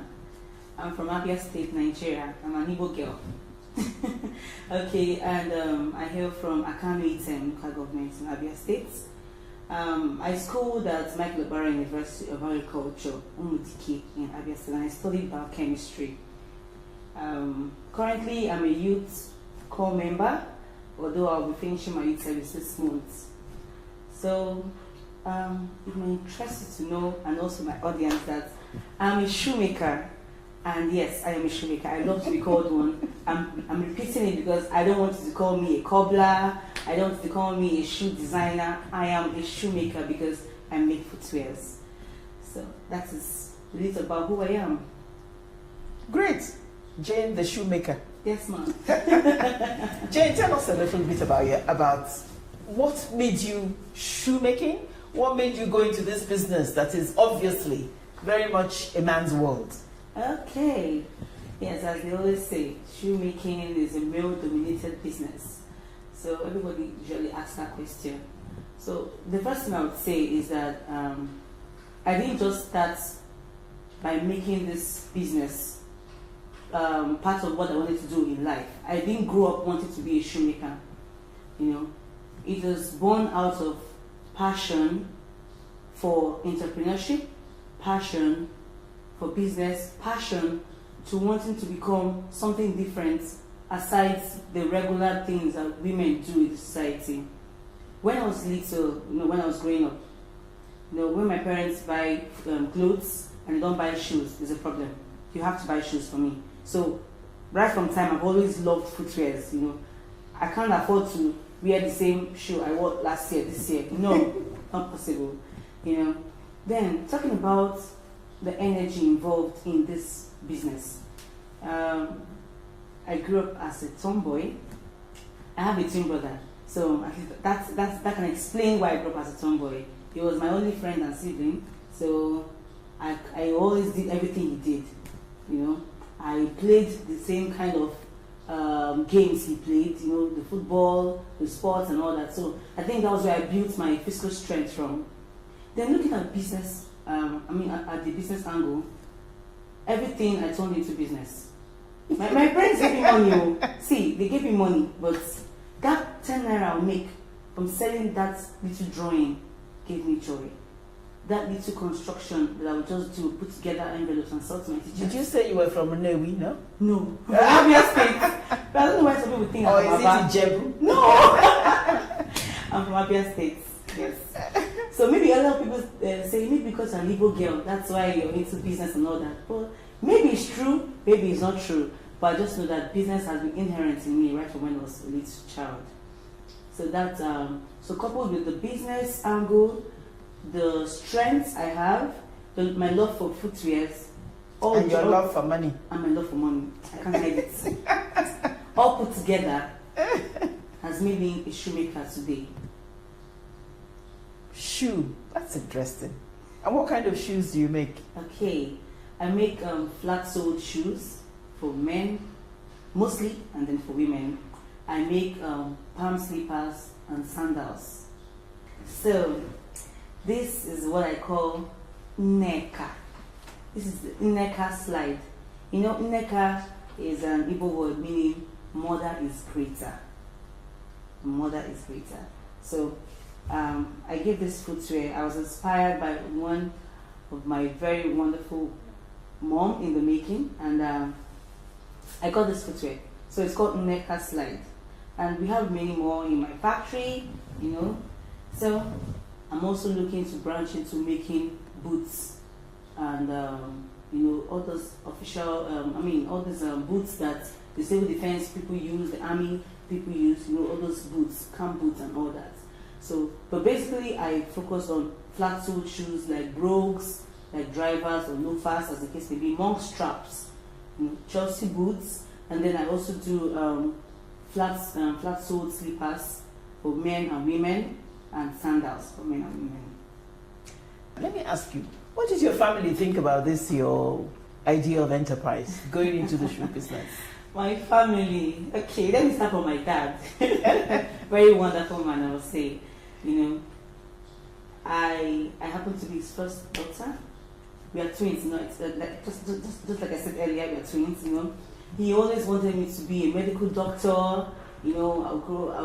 I'll get into the school, finish, maybe after biochemistry, like I studied, further my studies into, study medicine and all that. But as the case may be, after my 100 level, I discovered my passion for footwear making, and I told him about it, and he just needed to see the way. He said, no, my first daughter cannot do this. She has to be a doctor, you know.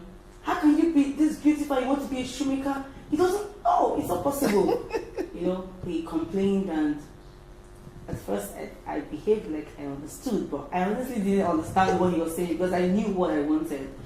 I went back again and requested to take the sewing machine that's in the house. And he sent me back. He said, no, she go back to school. He sent me to school and not to make shoes. So fast forward to today. My father is my highest marketer as I'm talking to you now. He has brought more than 50 businesses for me to, you know, do. And he's so proud now to introduce me to his friends as a shoemaker. Wow. Then for my mom has been supportive from the beginning, even though it didn't look like it from the beginning. But she was there, you know. Even when she felt I was not making the right decision, she was still there. And then she kept believing. My twin brother was always there to, you know, to market online for me. It was now more like a family business. I involved them in everything I was doing. If I'm cutting, everyone is cutting, you know, if I'm coupling, everyone was just there, you know. It was lovely from the beginning. And now my mom, what she calls me is entrepreneur. Businesswoman, you know, shoemaker and all that. So it's been a very lovely journey, you know, family-wise. So at the beginning, it was not sweet, but now I think they're believing in you. Yes. Yeah, that is great. That is great. So it's a business now. You have your shop, you have your shoes, you have your brand, and people are beginning to make orders so that you're very busy. Tell us a bit. But let's hear about how did you get there? The difficult. Before you go in that, we'll take a break and we'll be back. Okay, thank you.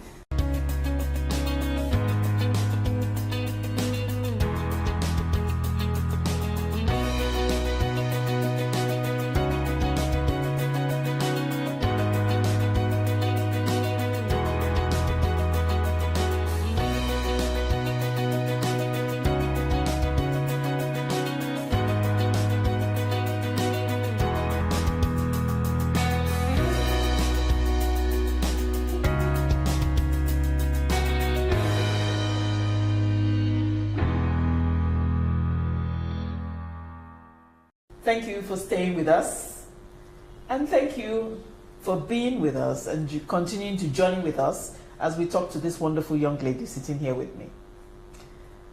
Jane, two things come out clear. Where you came from, how you started, the kind of family reaction and support that you got, but also the fact that it's now beginning to work. You know, it's a winning game. But tell us, How did you acquire the skills? Okay. Has it always been easygoing? You know, what were the challenges and so on that you had to deal with? Okay, about the skill sets.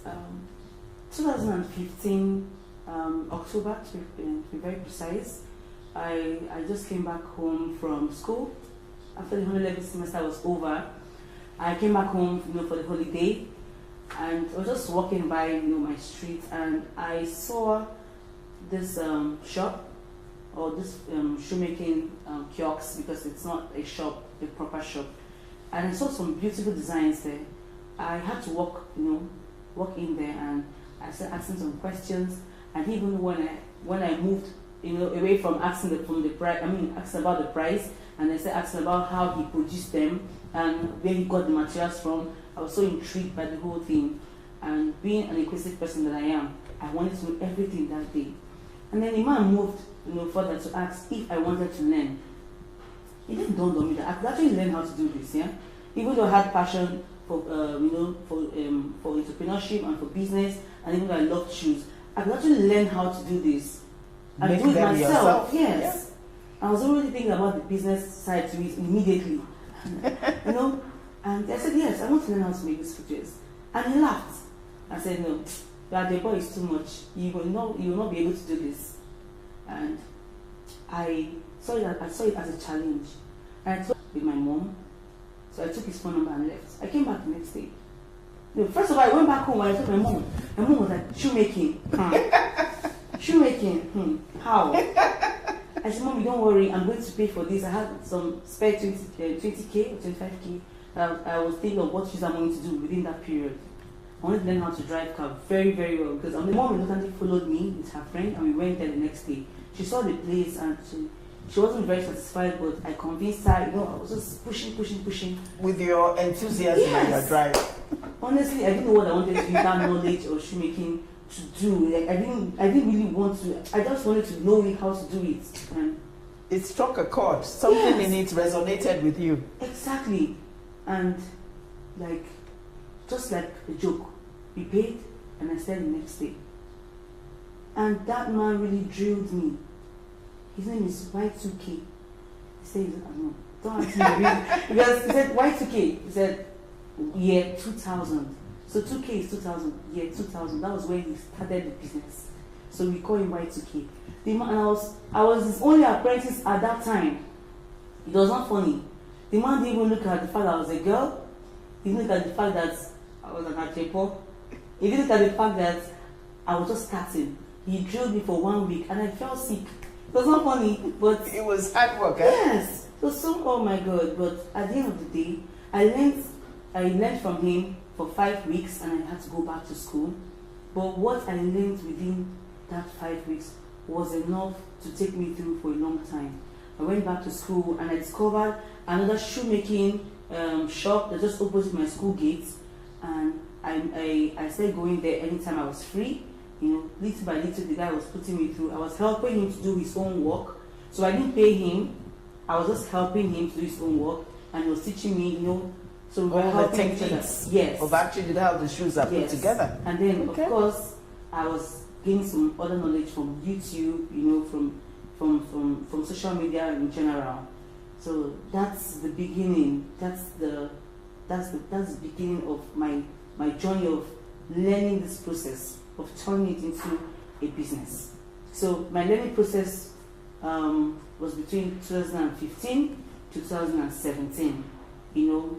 I was learning it in bits because of school. Jenny, it's been wonderful listening to you. Before I let you go, I'm still going to task you. Please tell us a little bit more. Because as I look at it, I think it's an amazing opportunity. Yeah. What did it take to structure your business? What is the demand like? What are the things that are helping you produce to respond to the demand? I could go on asking so many questions, but tell us a little bit more so that others out there could see whether perhaps this is an area where they could also venture into. Okay. And also, as you're discussing that, talk about the investment opportunities. What do you think? What would you say to people out there? Okay, thank you. First of all, I would like to, to talk about how importantly conversations for change has impacted in my business managerial skills. From C4C, I got the opportunity to intern with the almighty butter industry for 2 months. Man, it was a wonderful experience. Yes, I must say, very wonderful. I saw wonderful equipment. I saw how 500 to 1,000 projects could be produced in one day. It was a very wonderful experience, and it widened my horizon. Before now, I didn't know how to get my bits together, to form a standard business. But through the knowledge I have gotten from conversations for change, I've been able to gather my bits together. I've been able to have a very strong managerial skill.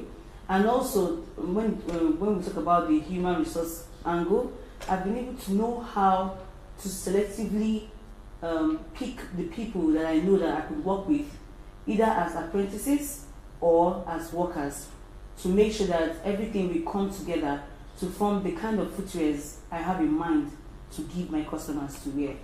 I have currently 8 apprentices, both male and female, of course, not only women, even men. Yes. So I have about 2 females and 6 males. Yes. And among the males, I even have a little boy, a 10-year-old boy. Yes. And now, even my workers, I have 2 workers working for me. The one currently is with me all the time, and then one is the contract staff. So all put together, I have like 10 people under my supervision and under my care when it comes to business. The demand for footwears have really increased because, when we started, it wasn't like this. But when we started reeling out the products that we have, we really made a lot of noise on social media, trying to see how we could increase our sales and increase patronage. So we make lots of footwears and we send them to different states in the country. So we're not limited to FCT Abuja. Anywhere you are in this country, and of course with time outside the country, we send your footwears to wherever you are. So you just place your order. Is it expensive to send it to them? No. We don't add extra cost for sending. We work with some logistics company and we use the exact retail price. So we don't add an extra fee. Sorry. So talking about the business in general, like the patronage, it has really increased, and I would say that about 60% of my patronizers are middle-aged men, married, maybe probably, that have a family, because they would like to. You keep the single ones away, eh? No, that's 60%. 60% more are married men that want to produce for themselves, their wives and their kids, for their family members as a whole. About 20% of them are the single ones, the young boys and the young girls, The rest of the 20% are, should I say, the people that are no longer so young. I don't want to say they're old, but they're not so young anymore, So, but in general, 80% of my patronizers are men, while 20% are women. Oh, and really? in this 20%, Why do you think so?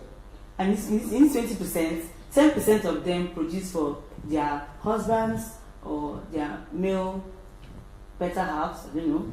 Then the remaining 10% produce for themselves.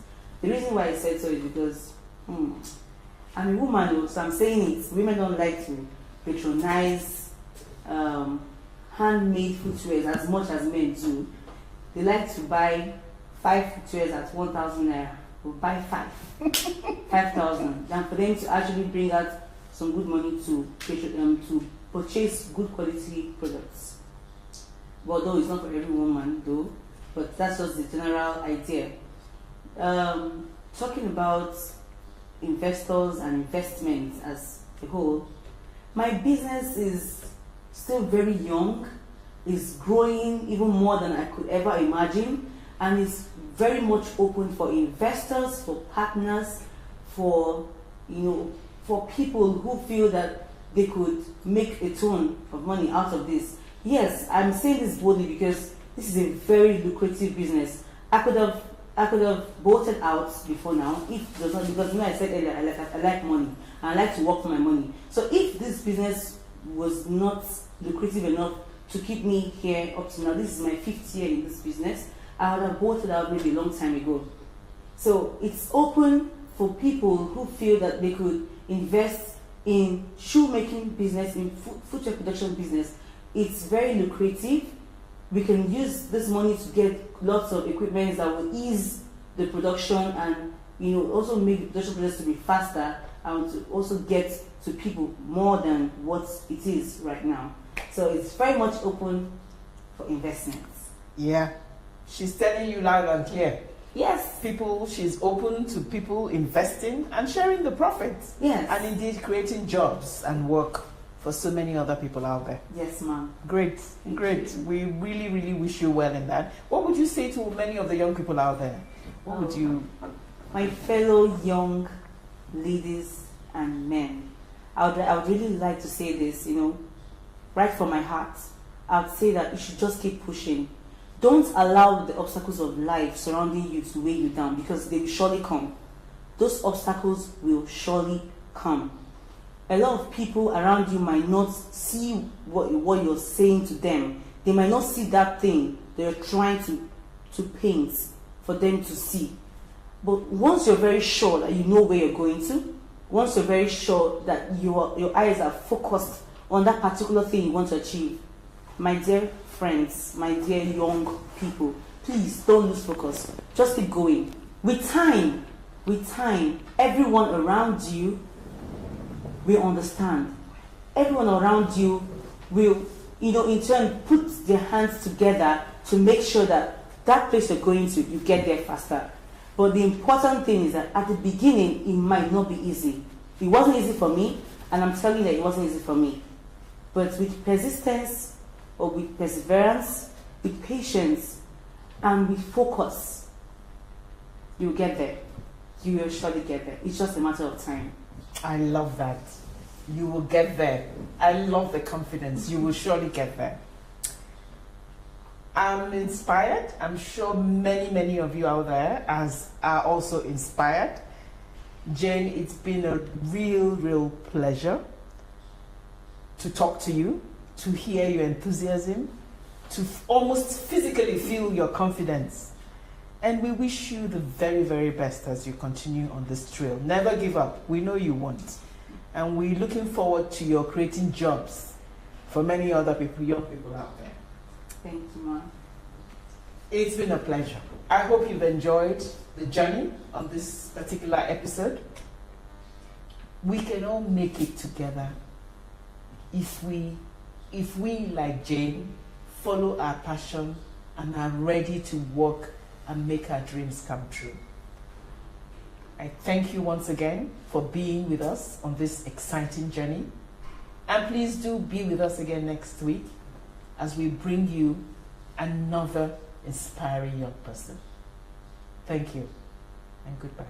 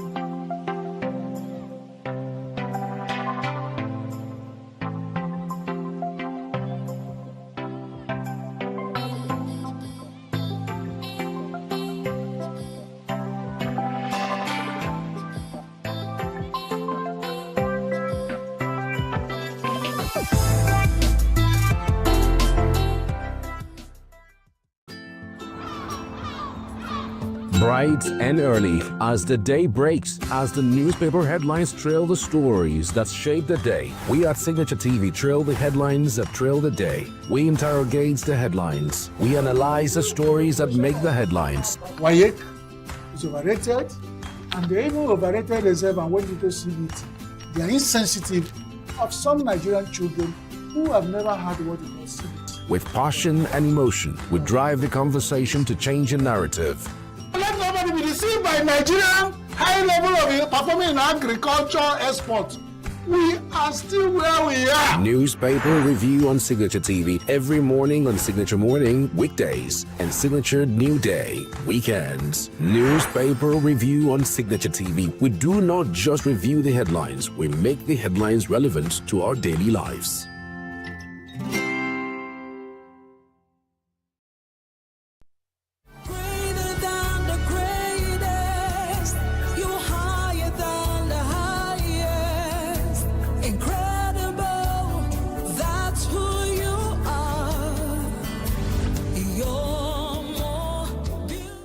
Hello, God bless you. How are you doing today? I am so glad to have you on the program Gospel Lounge today. This is the day the Lord has made. You will rejoice and be glad in it. I gladly welcome you to the program today. Each day we see is a privilege that God has given unto us, and we owe him all the praise and the glory. So join us. Let's just sing a song and give God all the praise that he deserves. It's a very simple song and everybody can sing it. Thank you, Lord. Oh, thank you, Lord. Thank you, Lord, for everything you have done. Oh, we say thank you, Lord. We say thank you, oh Lord, thank you, Lord, for everything you have done. No man on earth should give glory to himself. All the glory must be to the Lord. Sing every glory. All the glory must be to the Lord. For he is worthy of our praise. No man on earth should give glory to himself. All the glory must be to the Lord. Sing, no man on earth, no man on earth should give glory to himself. All the glory must be to the Lord. Glory to God. Glory to God. I welcome you to Gospel Lounge today, and we are going to be hearing God's word in a very short time. Anytime we receive God's word and apply it, something beautiful begins to unfold and manifest in our lives. We become stronger and better than ever. All right? The good news there is that in Psalms 119, verse 130, says, the entrance and the unfolding of God's word gives light. Their unfolding gives understanding, discernment, comprehension to the simple. That's the Amplified Version. Say, the word of God, when it enters into you, it brings light. All right? And in Proverbs chapter 4 verse 18, the scripture said, the path of the just man shines brighter and brighter unto the perfect day. This is what we get when we receive the word of God. So please sit back and relax. Open up your heart as we receive God's word from his servant, Reverend Stan Ilo. I'll be with you shortly to pray with you. In his inaugural mass as Pope Pope Francis called on the church and all men and women of goodwill to become guardians of one another, to take care of each other. The gospel today shows us the example of our Lord Jesus Christ doing just that. It offers us a good example of how we can become guardians of one another, how we can take care of one another. In the first reading taken from the prophet Jeremiah 23, we hear that the shepherds were dismissed from their duty because they scattered the sheep. They didn't take care of the sheep. They didn't show compassion. They didn't show kindness.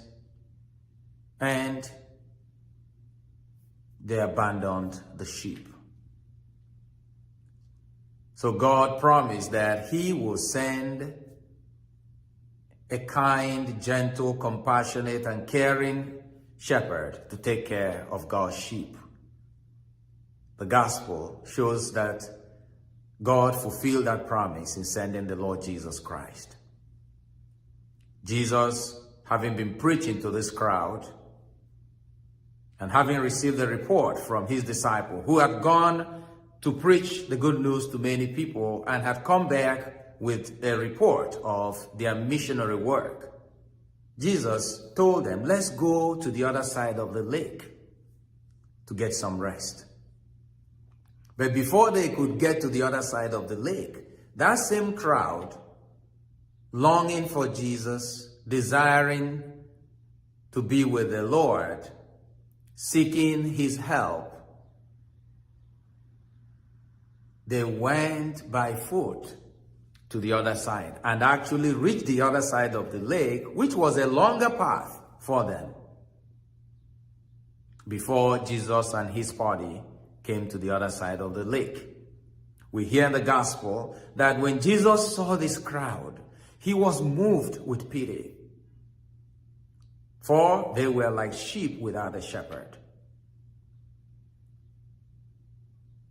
We have in Jesus a God who is touched by what touches us, a God who is moved by what moves us. Our joys, our sorrows, our pains, our tears, our lamentation, our suffering, they're all known to Jesus. In many passages of the Gospel of Mark, we find again the same word, being moved with pity, used to describe the sentiment and feelings of Jesus when, for instance, he saw a man with leprosy, covered with leprosy. He was moved with pity, and he touched the man, and he was made well. When Jesus saw a crowd that was so hungry, thousands of them, he was moved with pity. He was touched within, and he provided food for them. And when he saw a man who was an epileptic and also a demoniac, Jesus was moved with pity, and he delivered him from the bonds of the evil one.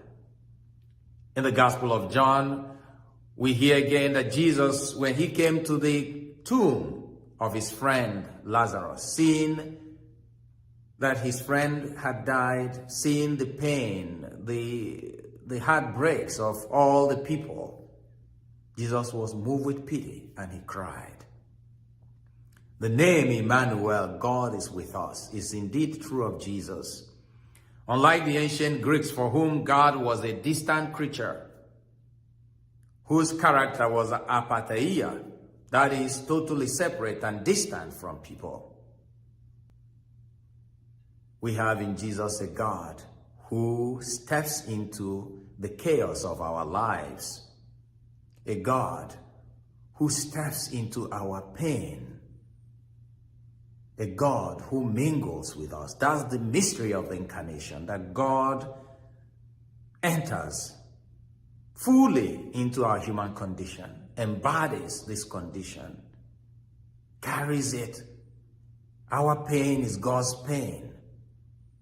Our wounds are God's wounds. Our sorrows are the sorrows in the sacred heart of Jesus. Jesus said that the crowd was like a sheep without a shepherd. And what are those things that characterize a sheep without a shepherd?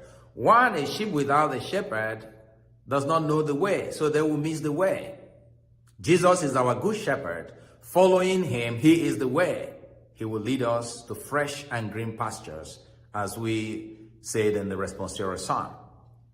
A sheep without a shepherd will starve because they will not find green pastures.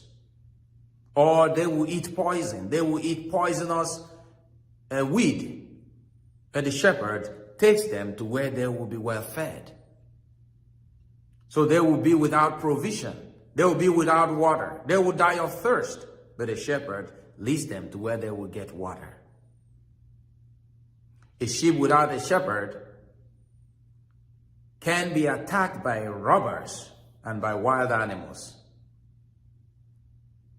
So when we look at these three, knowing the way, being supplied with what we need to satisfy our hunger, being fed and being provided for, being given shelter, being given security, we see that's exactly what Jesus does in our lives. He is our shepherd who gives us food, spiritual food and material food. He keeps us safe against sin, against evil, and against wickedness, against the attack of the enemy, the devil. He's the one that leads us so that following Jesus, we can find our true destiny in God. Brothers and sisters, we too are being asked to live like Jesus, to be like Jesus, to show compassion like Jesus. And this gospel is addressed especially to each and every one of us, those who have pastoral charge.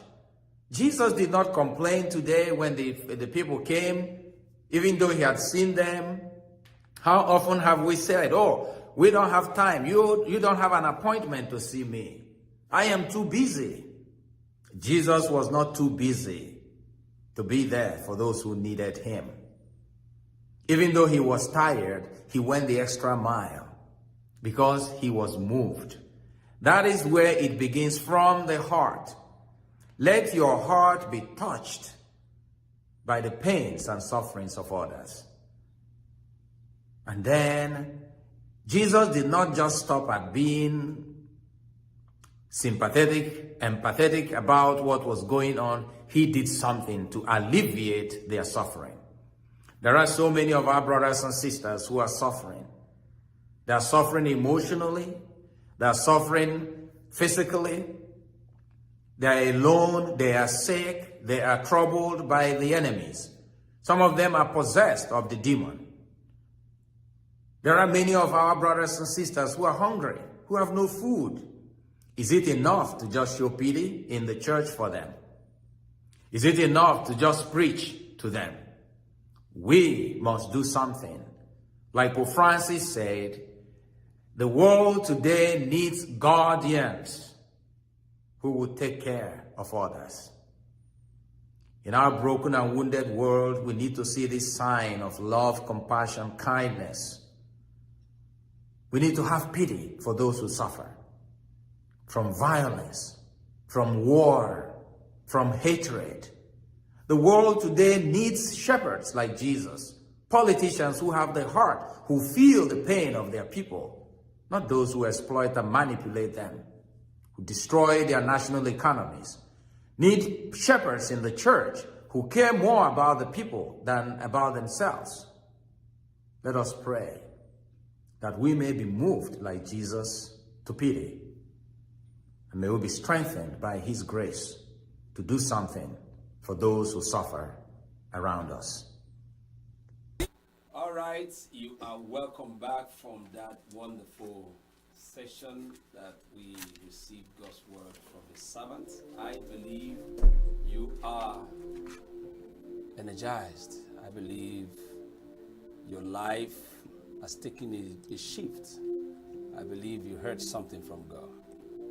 All right. Scripture says, "Blessed are those that do the word and not hearers only." I am praying for you today that the grace to do the word of God will rest upon you in Jesus' precious name. Amen. So it's good to have you back on Gospel Lounge. Today, I have a guest in the house, and he's a very wonderful personality, and a lot to say about him, a whole lot to say about him. And there are certain things we're going to be talking about today, which is nation building. Nation building, all right? It is a very critical thing to talk about, but my guest today is going to help us to look into this in a very different dimension so that we will understand what nation building is all about, and then how to engage wherever we find ourselves. He is the lead pastor of the Lighthouse Christian Chapel here in the city of ENUGU, and with branches all over the world. I love his passion for leadership. He is a builder. I can tell you that. He's a builder. He's a builder of lives. He's a builder of a lot of things. A human capacity developer. There's a lot to say about him, like I said. But today, let's just have it there. I am so excited to have with me in the studio today, Pastor Sam Onoha. Thank you very much for being on the program today. It's my pleasure being here. Good to see you. Thank you, sir. You're looking very good, sir. Thank you very much. I you too. Thank you. Straight to this, I just want to ask you, in your own words, what is nation building? Well, nation building, I would say, is the acts and different strategies and systems and activities put together to make a nation what it is supposed to be. Produce a community where people can thrive and be restored to who they used to be. You see, this language of nation building often comes from a situation where maybe people are coming from war, catastrophe, destruction. So you see people talking about, let's rebuild our nation, or let's build our nation, maybe from independence from colonialism to dependence. So when you talk about nation building, it's setting up structures, systems, activities, policies, and environments that is conducive for the people in the nation to thrive and be all that God has designed them to be. For me, that's what nation building is all about. Wow, a whole lot. I can tell you that when you look at it, it is a little bit cumbersome to some people. That a nation building, it looks like they're going to get some surveyors to mark the land, and then, but is bigger than what a lot of people are thinking about. From you and I can get is a system and structures put together to make a nation what it should be. Yeah. This is so powerful. Yes. This is so powerful. Now, who is responsible for nation building? Who? Well, everybody in the nation is responsible for nation building. Everyone. Every citizen of a nation is responsible for building the nation. Every one of us have something to contribute to build our nation, our society, our city, our community. From the people in the seats of government to people in the church, people in the marketplace, people in the entrepreneurship world, entertainment, and all. Everyone has something to bring to the table for the building of the nation. It's not something we leave for the government, and the government is not building. You see, there's no bird that can fly on one wing. Okay. Every bird needs two wings to fly. Wings, yeah. So you see the government side, you see the citizenry side. So nation building involves everyone, since everyone is going to enjoy the nation when it's properly built. But when we leave it for one segment of the populace, maybe we'll say it's the people in power, you now begin to find out where we have a lopsided society, because they don't see what the man on the street see. Sometimes when people get into power, they forget what it looks like to be on the street. But then at the same time, while they have their job to do from the seat of power, The man on the street also has his job to do for application and relationship with other people to make a better nation. Now that you are talking about power, it leads me to the next question. Yes, sir. When someone goes into power,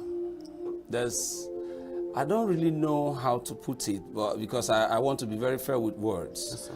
But since nation building has nothing to do with someone being a politician, before you can engage nation building, I want to ask, what are the effects of politics on nation building, as it were? I think that the effect of politics on nation building talks about the dimension or the part of the government in nation building. Let me explain. When people go into politics, I believe that people go into politics because people get elected into political positions. Let me use it that way. Yeah. Because the people ideally elected them to go represent them in power. Yeah, yeah. So when people go into politics or go into political positions, they are meant to represent the people that sent them there. Now, their role, their job is to create policies that will help people live out their dreams and their life, create a conducive environment where people can be the best version of themselves. But you see a nation where the political class is not doing their job. It brings us to the Japa syndrome that we are experiencing, because the people that are supposed to set good atmospheres and policies are not doing that. So we now see the man on the street, I can't cope with what these guys are building, so we move. We are looking for greener pastures.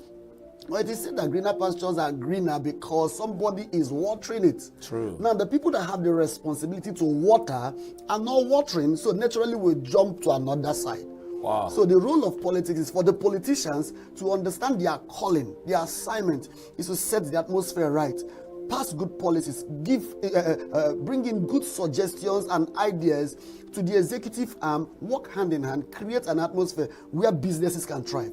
One can start up a business and will not have issues of, look at what we're experiencing in the power sector. Oh, it's so terrible. Good governance, good politicians that understand the assignment, create a conducive atmosphere where you can do business, maybe go into manufacturing at a minimal cost. Then it saves people from running off. And creates jobs too. Yes, that's what it's all about.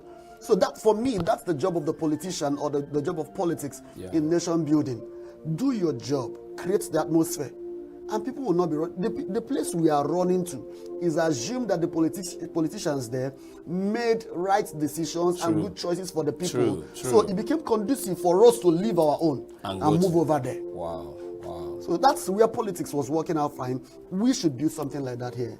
We should build something like that here. I believe you're hearing these words from this great man. I can feel his passion. I can feel his passion, and it's really getting on me. See, you don't need to be a politician before you engage nation building. And if you are in politics already, it is your job to create environment to make this place better. Yes, we're going to have a short break, and when we come back, we'll continue with the interviews. See you soon.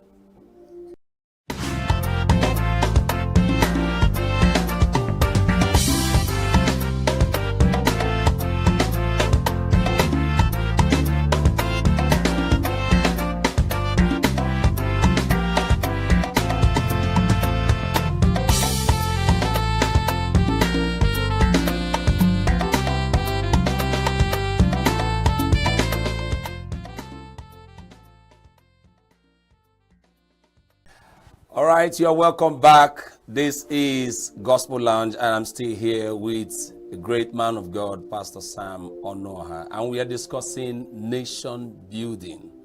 All right, I'm going to shift a little bit from the society per se, and then move into something I want you to look at from a very personal point of view. I know it is going to be very strong, but I want you to look at it. Okay. Before we went on break, yes, sir, we were saying something about politicians creating atmospheres and policies that will help build a beautiful nation. Yes, sir. Now, if we have politicians that are doing fine per se, and then creating these policies, and then people are not following the policies. For instance, Yes, sir. let me take our daily routine. Yes, sir. Reckless driving, for instance, can cause accidents, and people will lose their lives. On good roads provided by the politicians. Provided by the politicians. Now, someone is not obeying the traffic rules, and that's why people can maneuver the line, and then somehow something very bad happens. What do we do to some people that, in as much as this environment has been created, and they are not following, so that we have a better nation? Since everyone is included in nation building, what are we going to do to these people? Or what do we suggest to the government to come up as penalties or something, just to keep everybody in check, so that we build a better nation? Okay, thank you very much, sir. I think that before we talk about what we are going to do to these people, I think it's better we go to the root of the problem. Okay. If we find the roots, the fruit will eventually become fine all by itself. Yeah. So the problem is not what we are going to do to the people, because there are rules set up already in the country. If you break traffic lights, this is the fine. If you do this, this is what sometimes it may be fining, sometimes jail time and community service and all of that. These are already set in place. I think we should look more at the roots. Where is this problem coming from? I personally believe that there are 3 institutions that are established to take care of this problem. Okay. Yes. And I believe they're established by God or inspired by God. All right. This is a religious program, so I can Yes, talk. go ahead. Go ahead. And by the way, I'm a pastor, whether it's a religious program or not. You don't hear me. Yes, yes. So I was saying, first, the first institution that God created to ensure that there is sanity in the society, in the nation, is called the family. Family. Everyone comes from a family. The armed robber comes from a family. The Beautiful. rapist comes from a family. Every human being comes from a family. Whether they are doing right or wrong, they came from a family. And from the foundational days of a child, the Bible said, train up a child in the way he should go. Yeah. And when he is old, he will not depart from it. True. When a child is trained in the way he should go, scripture cannot be broken. True. When he is old, he cannot. But sometimes we train up a child in the way we want him to go. Okay, that's the difference there now. Yes. There's a particular way a child should grow. For every child. For every child. Yes. Not really what we want. No. Okay. Train up a child in the way he should go, not the way you want him to go. Wow. There is a way each child is meant to go. That's why siblings may come from the same womb, but they behave differently. True. How you handle them should not be the same. There's no blanket treatment to raise your children. True. What may work with your first son may not work with the second son. That's right. So train up a child in the way he should go. Once you get it right, when he is grown, he will not depart from it. Okay. So when people are not trained well at home, when people misbehave from home, and parents say he's an only child or he's just a child. Yeah. I read somewhere, I didn't verify, I'll just have to be truthful about it. I read somewhere that by the time a child is 5, that the thinking is already formed. Yes, yes. I read that. Those are formative ages. Yes. From the ages of 1 to 7. Good. So when you start raising a child to be respectful, especially in our culture, how do you allow your child sit down when there is an elder standing? My God. Because you don't want to spoil the child's self-esteem. No, you are teaching the child madness. True. So you see now tomorrow, you see the child fighting for rights that are actually privileges. True. And before you know it, when they don't have their way, they pick up a gun. That's how vices and crime starts. So you see now, if the family fails, we will have issues. True. And many times that's where it starts from.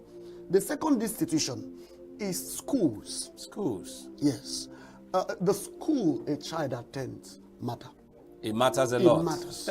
Don't let anyone deceive you. School, not school. Nah, lie. Nah, lie. It matters a lot. Pay the price, raise your child in a good school, good curriculum, good environment, good set of other children around them, good teachers. It forms their thinking. There are certain things a child that went to a particular school, I don't want to mention names of schools, there are certain things that children from different schools, they don't think alike. True. So when the programming is done right, they become, okay, if you look at ENUGU State, for an instance, It is said that the governors of this state come from a particular school in this state. What is it about that school? What is it about that school? I hear you. We need to check those things out. I hear you. So the first one is schools, family. The second one is schools. The third one is religious bodies. And as the case may be now, it's a Christian program, I'm a pastor. So the church. The church. The Bible said, if my people who are called by my name will humble themselves and pray. And seek my face and turn from their evil ways. He said, I will hear from heaven, I will forgive their sins, and I will heal their land. So the state of our land is dependent on his people. I hear you.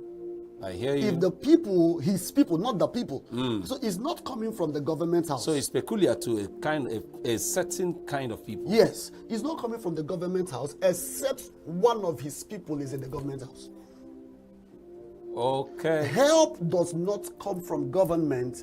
Government is a place to express what has been taught in the family, in school, and in the religious organization. Wow. So a church that is not focused on discipleship and people development will raise people that are coming to God to grab things when they should understand that they are being raised to go do ministry in the society. Wow. He gave some to the apostles, evangelists, pastors, prophets, and teachers for the equipping of the saints to do the work of ministry. So pastors are not doing the work of ministry. Pastors are developing people to do the work of ministry. So we do it in government, we do it in education, we do it in sports, we do it in every sphere of life. Every sphere. Yes. So when we don't do our job in the church, we don't teach people values. The pastors, we sometimes we make the mistake of making people so heavenly conscious and earthly useless. You see where you're going to.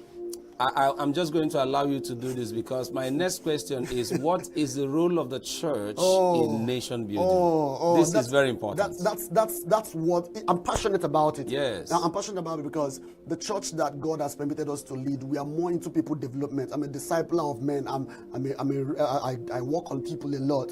So I'm interested in who you become. Yeah. Who you become will affect my society. True.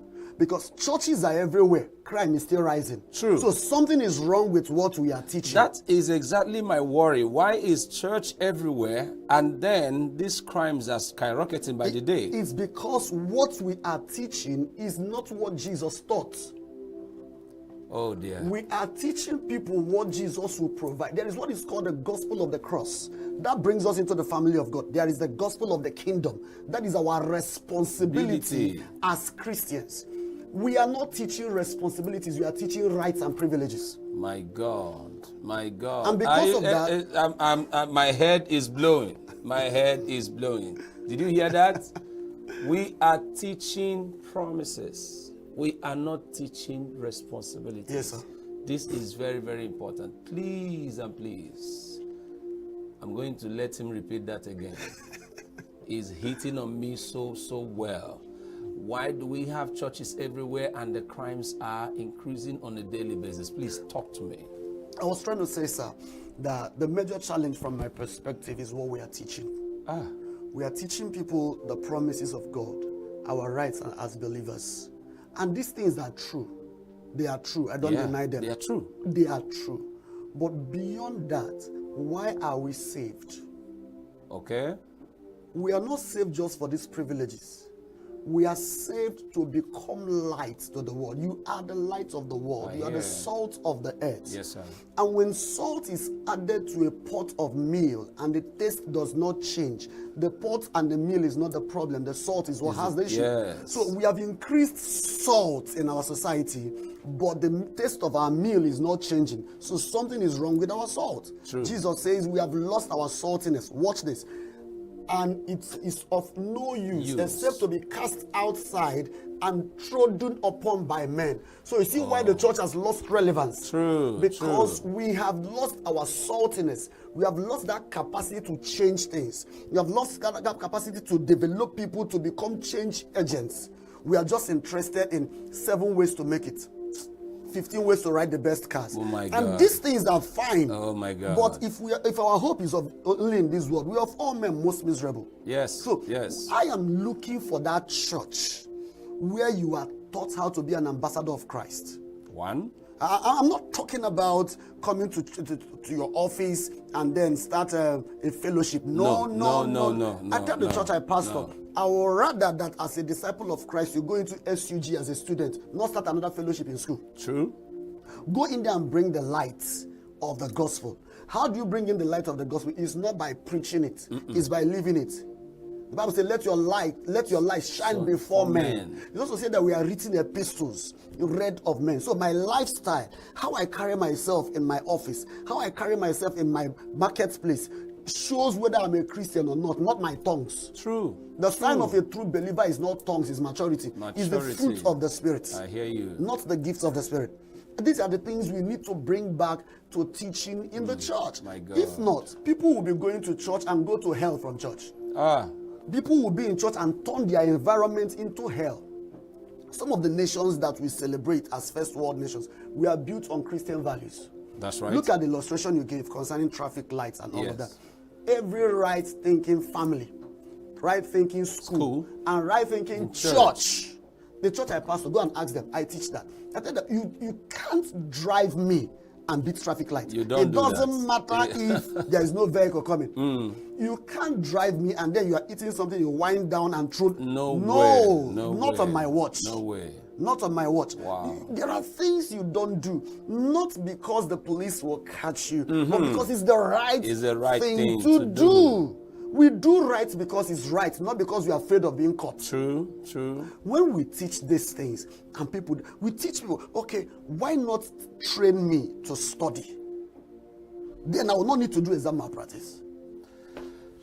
But you see parents pay for special centers and wonder why their children will not lie on them when they get into school. This is very pathetic. You know, talking about this now, I saw a video clip. Yes, sir. Last week.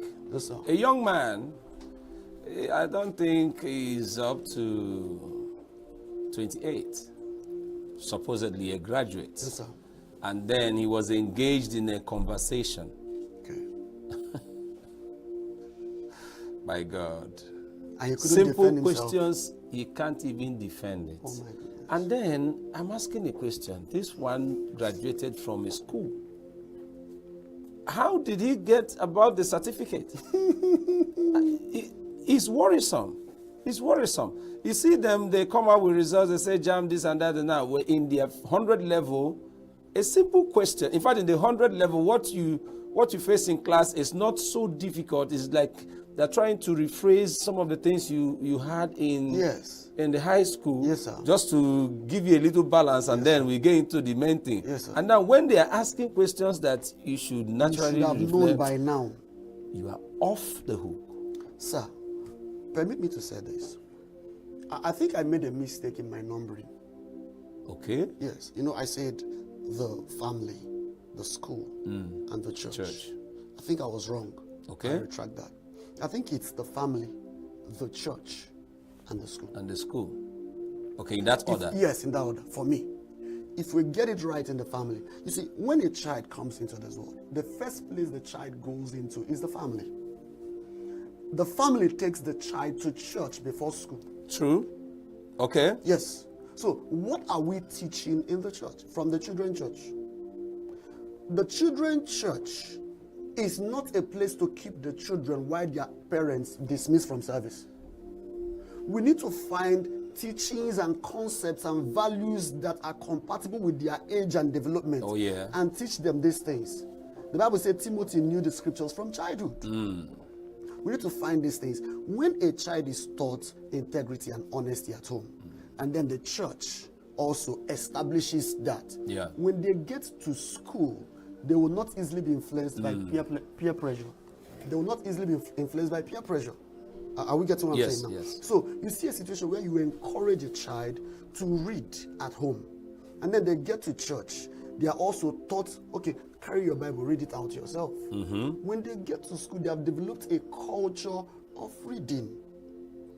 These things, for me, are very important. If we get it right in the family, get it right in the church, these persons, these adults are causing issues in the society. They came from families. They came from religious places. Yeah. They also came from schools. But many schools are business centers, so I don't hold them that. I don't hold that against them. But the ones that should be more interested in the growing of the child, the family and the church.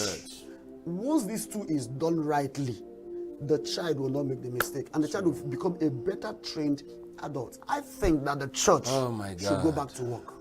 Let's go back to what we preach, what we teach, what we are discipling men to become. Who is a Christian, sir? Who is a Christian? A Christian is not a church goer. A Christian is someone like Christ. I don't know if I'm permitted to say this on television, but permit me to say this. If you don't like it, no problem. Put it on the shelf or throw it away. It's okay by me.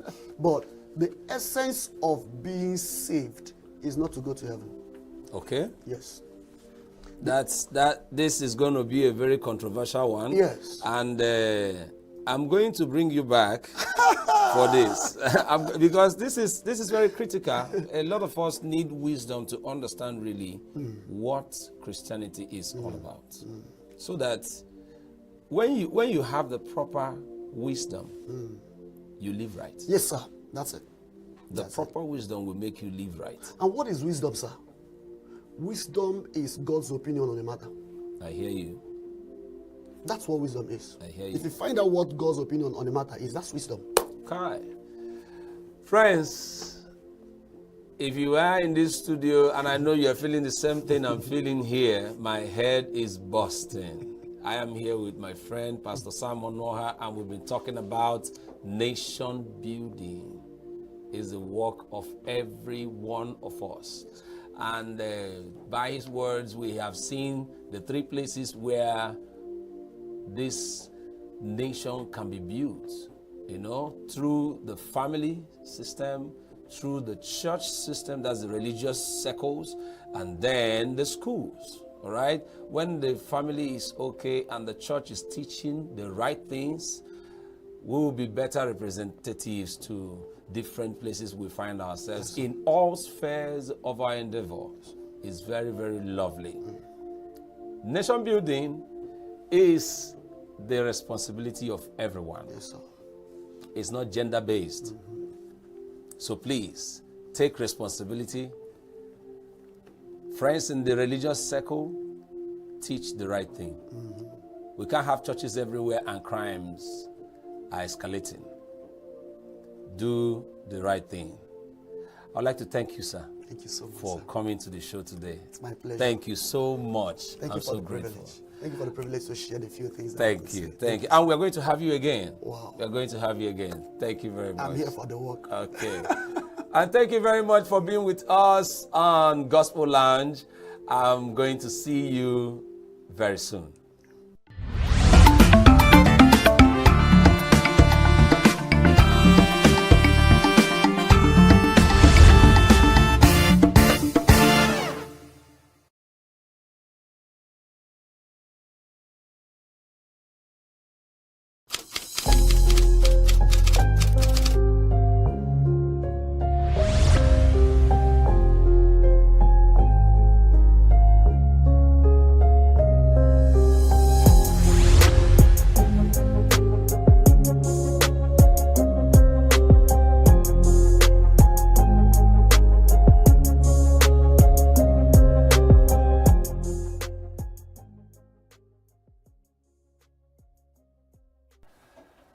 You are welcome back. This is Gospel Lounge, and I'm enjoying myself.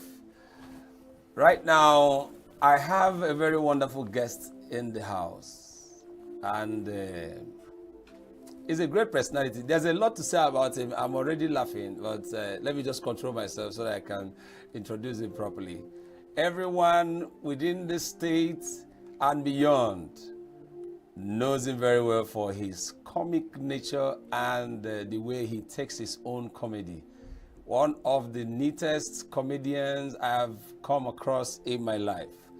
So ladies and gentlemen, let me just leave every other detail and welcome MC for God. Yeah. You're welcome, bro. Thank Good you. to see you. As you can say, one of the neatest. I say this guy, I don't even know when last I watched this my face. I don't wear this clothes for like 1 week. Oh my God. I won't take no side, they need. But I won't leave her like that. That's why they like black clothes. So They that- cover that. They know. Oh, my brother, it's good to have you in the studio today. Thank you. Yeah. And you've been doing a whole lot of work. Your work speaks for you in the state, we know. And honestly, it's not been easy, I know. Okay, but I want to ask you a very simple question. Why comedy? Comedy is one of the biggest profession. It's bigger than even anything you can think of. It's a way of survival. A way of survival? Yes, now. Without comedy, you can't survive. That's the truth. Do you know the person, now let me shock you. When Jesus converted water into wine, okay, do you know that event get MC? Comedian. Okay. Do you know the name of the comedian? Who? Samson Hunton. I've not heard this before. Yeah, Samson Hunton Jeremiah. My God. People don't read. Oh my God, Samson Hoopton. Jeremiah. Yeah, he was the person. Do you understand? Because, you know, for events, MC and then they chop last. Okay. Have you ever wondered why and how they discovered that wine has finished? It was really any event where you go notice say MC did it and then they chop last. True. The other one they want chop, they say meat don't finish. That was what happened to the guy. They said after I finished work, they said doing God finish, the guy got angry. They could not pay him because his feet that. Then I say, what would they do? Then the MC was the person that told them, go and meet Jesus. Do you understand? Okay. They couldn't meet him. They now went to meet Mary. Mary now, but in the history of, if you read your this thing very well, it was Jeremiah, something Jeremiah. The Honestly, MC. So without MC, you can't have an event. Honestly, I agree with you because the other time someone was asking me a question, why do we really need MCs in occasion? And then I'm like, why do you need a gear in a car? It's for regulation. Very important. You know, I'm a historian. Okay. So when I do things, when I explain things, I explain with history. Now, have you ever wondered, when we live beyond and we assemble in the presence of the Creator, they say that the elders worship Him. So that means they have a host. Okay. So the person that will host and say it is time for elders to worship. It is time for ENUGU to worship. Somebody would be hosting all these things. Yeah, okay, now, for example, do you know when you rapture and you get there, somebody will introduce you, and see, the ones the revelation I want to give people may not be able to comprehend it. Because it's too much for us now. It's too deep. The revelation is too deep. So let me not stress your brain. Yes. So MC is important. There's nothing you ever do in this life without the need of an MC. I agree. Where do you want to start from? I agree with you. So, but let me not review much. So MC is very, very important, and we can't take it away. Now, let me come through this way now. A lot of young people are talented quite well, but it's as if there is no direction. You know, the first question I asked you, why comedy? Because they say, go to school, and if school is good, and get your certificate and all that. You see, a lot of people graduate from school, no job yet, because of the country we are in and bureaucracy we can see around now. And now a lot of people tilt towards comedy. And you, like you said, it's a means of survival, and they are doing very well. But I want to ask, what exactly should be the objective of a good comedian? Not just anybody that can just come and laugh, say a lot of things that might really be not so friendly. Let me just strike a fair balance. The kind of things they say not so friendly. But what should be the objective of a good MC? First of all, you know, there were difference between MC and comedian. Good. Do you understand? So they have an MC, they have a comedian. MC can equally relate to a compare. So MC, comedians are different from MC. Why there are comedians that are MCs? Okay. In fact, virtually every comedian automatically an MC. Yeah. But not every MC but a comedian. True. Do you understand? So, but if you said what should make a good MC or make a good comedian, or let me just believe that you're talking about comedian MC. All right.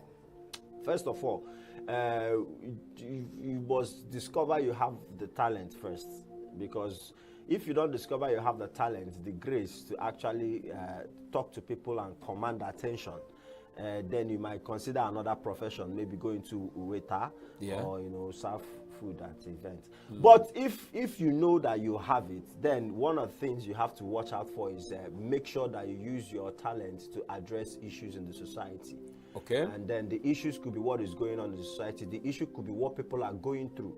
So they might want me to address the fact that there is high cost of living. Do you understand? But I might decide to make you laugh because you have the issue of high BP. True. So Because of the high cost of living. So even if I'm not talking about the things that are expensive, I just trying to find a way, crack joke, you laugh. I'm still addressing an issue. True. I'm addressing a health issue, other economic issue, or this thing. So comedy is so it depends on the beholder of the talent. You should be able to find a way to use your talent to address issues. Okay. Do you understand? Like now, I can address, I most of the time use my talent to address family issues. Do you understand? Yes. I used to crack it as a joke, but person will get here, go no say I'm trying to pass a message. True. Before you get married, they will tell you that men are the head of the family. But now, ask those that have entered marriage, in 3 months, they will tell you that men are just family members. Women are the head of the family. Okay, how so? Men are not the head of the family. We are been wrongfully advised. Oh my God. When I entered, I discovered 3 months, I knew I'm not the head. Okay. Practical example. There is a TV there. You want to watch sports. Your wife wants to watch Signature TV. Who go win the remote? Okay, for I say you be the man. You want one man. You win remote. You want watch sports. He say, oh, honey, you try can kill Signature TV. So what wrong? So what wrong? But kill sports. Can you about Chelsea? Okay. And you know, a lot is following that gesture. He kill sports. Ebata. He say he will not want to signature the constitution of yes. You know who is the head of the marriage. Now that's where you know that signature TV oh is my important. God, very, Family. very. So we are family members, so let's respect ourselves. Try. So I've used comedy to address an issue. True. So that's so objective. You need to find out that comedy is a tool, very heavy tool. There's nothing I cannot address. Yes. I can address the issue of pomposity through comedy. You know, for example, people that like Kene Tuhafa events. When you come to events, they like maybe they go give you list, say, hail this person. Obina, it happened to me one certain time. They say his name now Obina Malay. You ought to go say Obina Malay. Man, I know Nigeria. I say, but no Obina Malay. Okay. Say, okay, Obina Malay. Into the guy afa Obina Malay, number 1. Onye nko. Obina Malay, they like this, they look me. Oh God. I dey hail Obina Malay.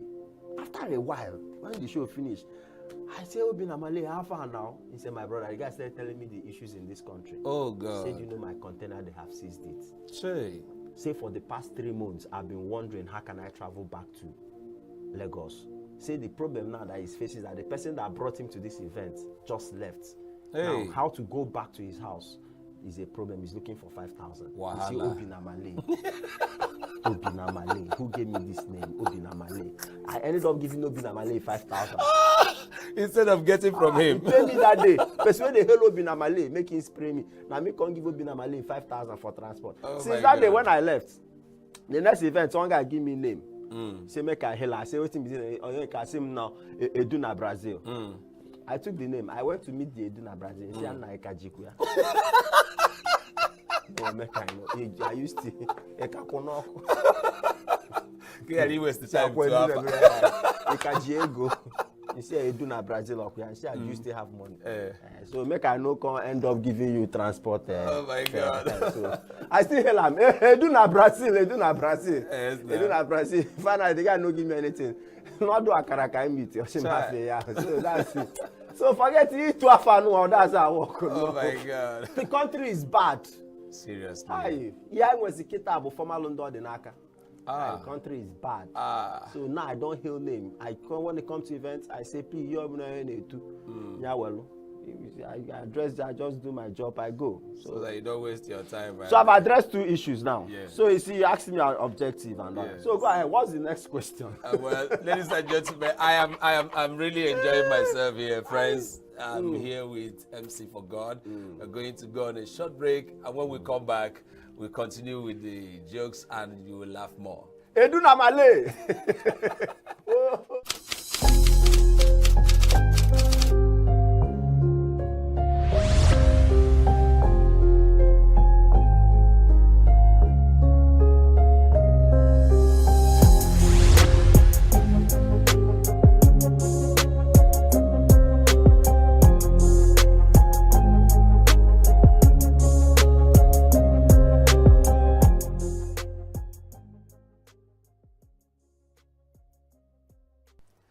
All right, you're welcome back. It's still Gospel Lounge, and I'm here with a great person, MC for God. Jokes and Jives. It's coming up on the 18th of August. At the base. Yeah. I can see a lot of artists here and MCs. It's going to be a very wonderful occasion. So That's the plan. Tell us more about it. Yeah, just in the short time we have. Jokes and Jives with MC for God is a premium comedy concert. We want to bring it to relieve people and give people quality time when it comes to comedy and entertainment. You know, we are having Gordons, we are having Clean the Drunk, we are having Woman Leader, we are having Forever, Twin Parrots, Frances, Arinze Baba, you know, MC Passion, the guy that does titles in My Flatmate and all that. So it's on the 18th of August and it's ticketed, you know, 6,000 naira for regular, 1.5 million naira for executive, premium is 2 million naira. We are putting up the show that at the end of the day, when you come for the show, you call me and say, how much did I pay? I say, sir, you paid 1.5. You say, no, I feel I cheated you. Take another 1 million naira because the value you will get will be more than the money. I'm not talking of regular because the regular are cheating me. Because the value they will get from the show, what is 6,000? The regular are cheating me. But why are we regular? Is a regular cheating? Right, ladies and gentlemen, that's all we have for you on the program, and I'm so excited that you are there with us. MC for God, thank you very much for coming on the show. All right, we'll be having you from time to time. Please. I enjoyed myself with you. Come again. You say? I enjoyed myself talking with you. Hey! You enjoy yourself with... Friends, we are going to meet you next time. Thank you very much for being with us on Gospel Lounge, and God bless you. Amen.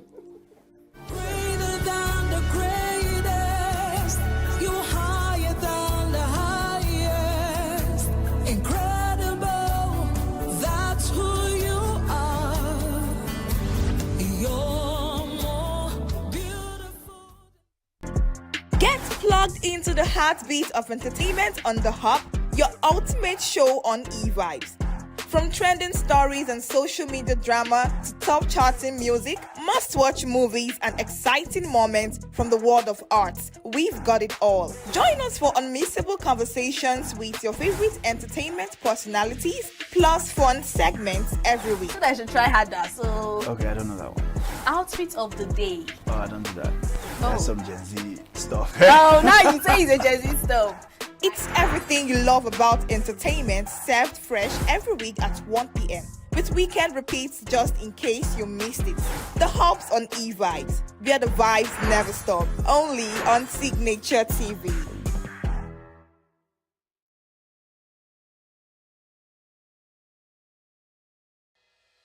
Health is more than a diagnosis. It's your lifestyle, your choices, and your future. Join us on Inside Health, your weekly deep dive into the stories, science, and solutions shaping your well-being. From expert interviews to real-life journeys of healing and hope, we cover it all. One of the complications of cancer management or treatment is they have some of them at one point in time, you see them having anemia. Okay, so you see them at times being transfused. But at the same time, you come in with a diet. Nutrition, mental health, innovations in medicine, fitness, and everyday wellness. Whether you're managing a condition, staying informed, or just living your best life, Inside Health is your trusted guide. I'm Tigiti Agorom, and I'll be with you every week on Inside Health, only on Signature TV.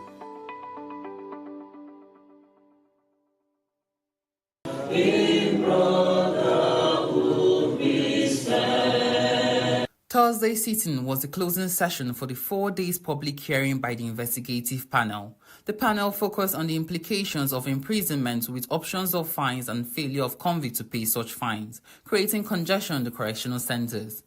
Correctional Officer L.C. Cyrus told the panel that the Nigerian Correctional Service has no authority to detain anyone without proper legal documentation, particularly in cases involving court-ordered fines. Where the individual is unable to pay compensation before the end of the jail term, that compensation is converted into a jail term on the warrant. And then where that particular order is not given on the warrant, the officers report this matter before the court that has actually convicted this individual and talk to them on the issue of the compensation. And then it's the judge or the magistrate that will either convert the compensation to a jail term or order the release of this particular individual.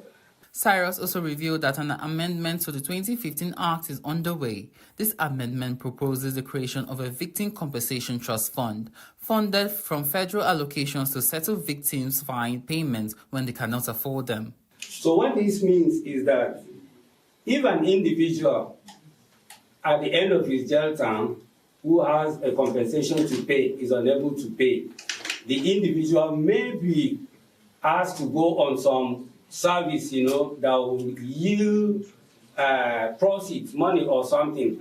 But then it does not really matter if the individual is asked to go to farm and then he'll be paid and then the proceeds from that farming is paid into the government. What matters is that the compensation to the victim will be paid from this trust fund without having anything to do with the inmate now who is unable to pay. Deputy Controller General of Corrections Ibrahim Idris disclosed that 28,149 inmates have been released after payment of fines, a move that has reduced congestion in the centers.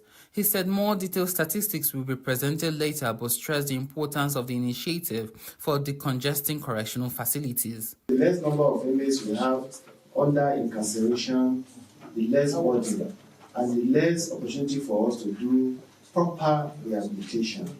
Because even before the 2019 Act, the philosophy of Nigerian Correctional Service has always been imprisonment as a punishment and not for punishment.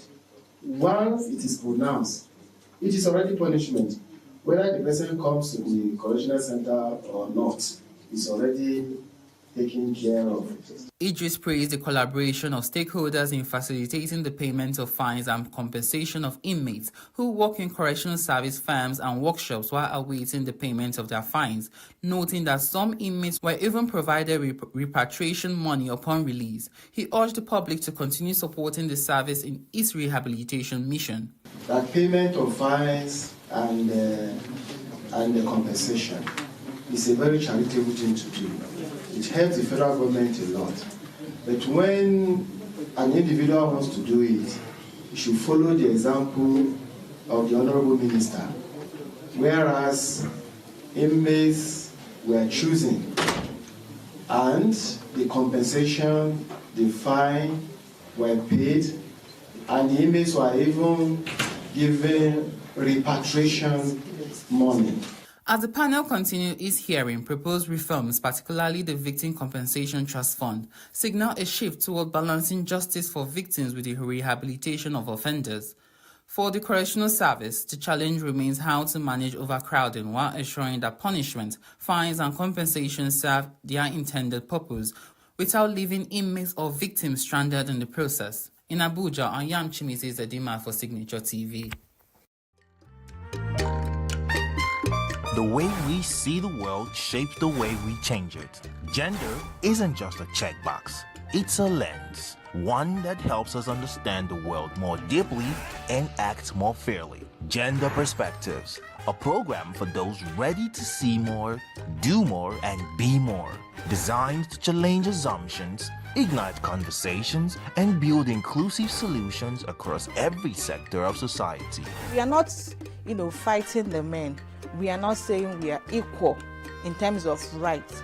We're only asking they should recognize our existence. Join us on Gender Perspectives, showing every Saturday by 4 p.m. Repeat every Wednesdays by 5 p.m. and Thursdays by 3 p.m. Change begins with perspective. Let's widen yours.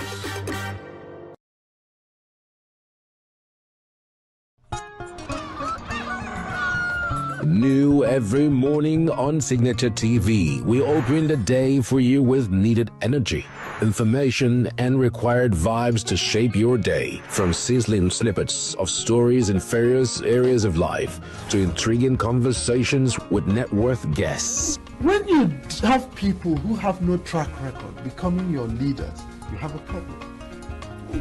There's no outstanding gratuity when Obi took over from me. I left, in all the accounts of Anambra State, 13.8 billion for him. Your day cannot be complete without Signature Morning on weekdays and Signature New Day on weekends. There is no better way to start your day except Signature Morning and Signature New Day every day on Signature TV.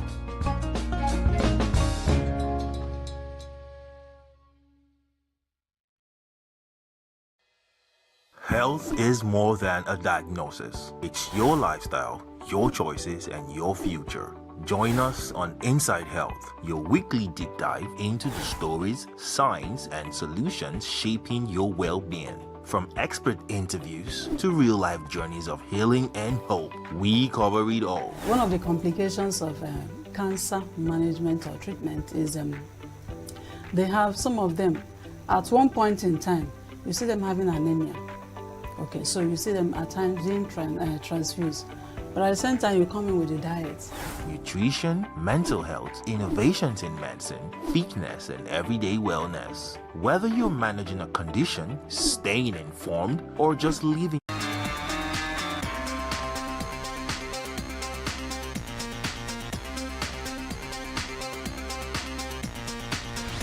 From AIT Studios in Abuja, Nigeria, this is the O&N Sunday Show with Obiora Ilo and Mamode Akuga.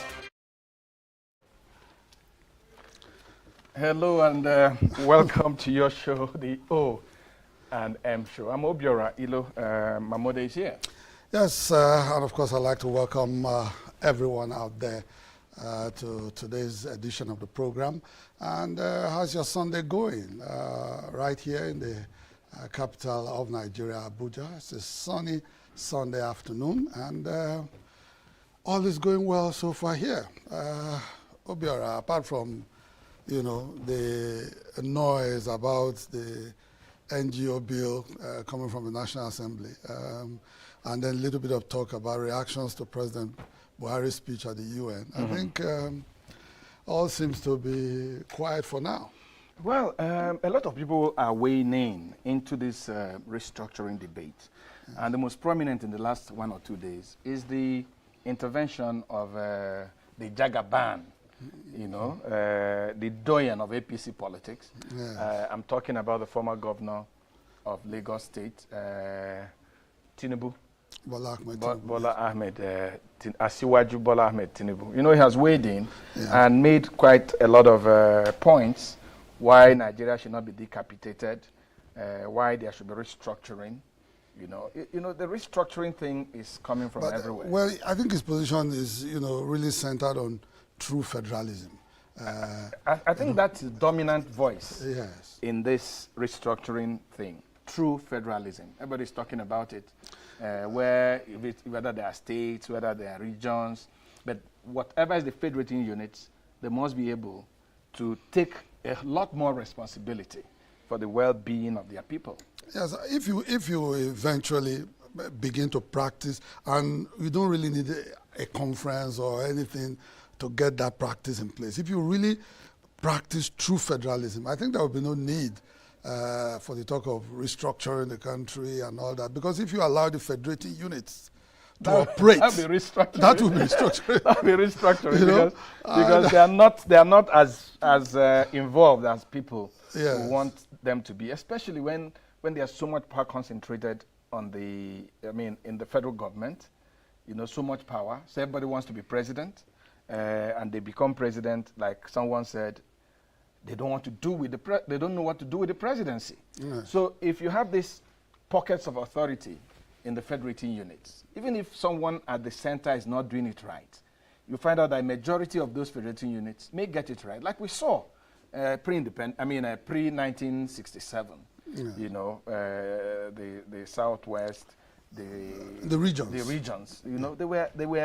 Everybody had concentrated on where they had comparative advantage. And then there was a healthy rivalry.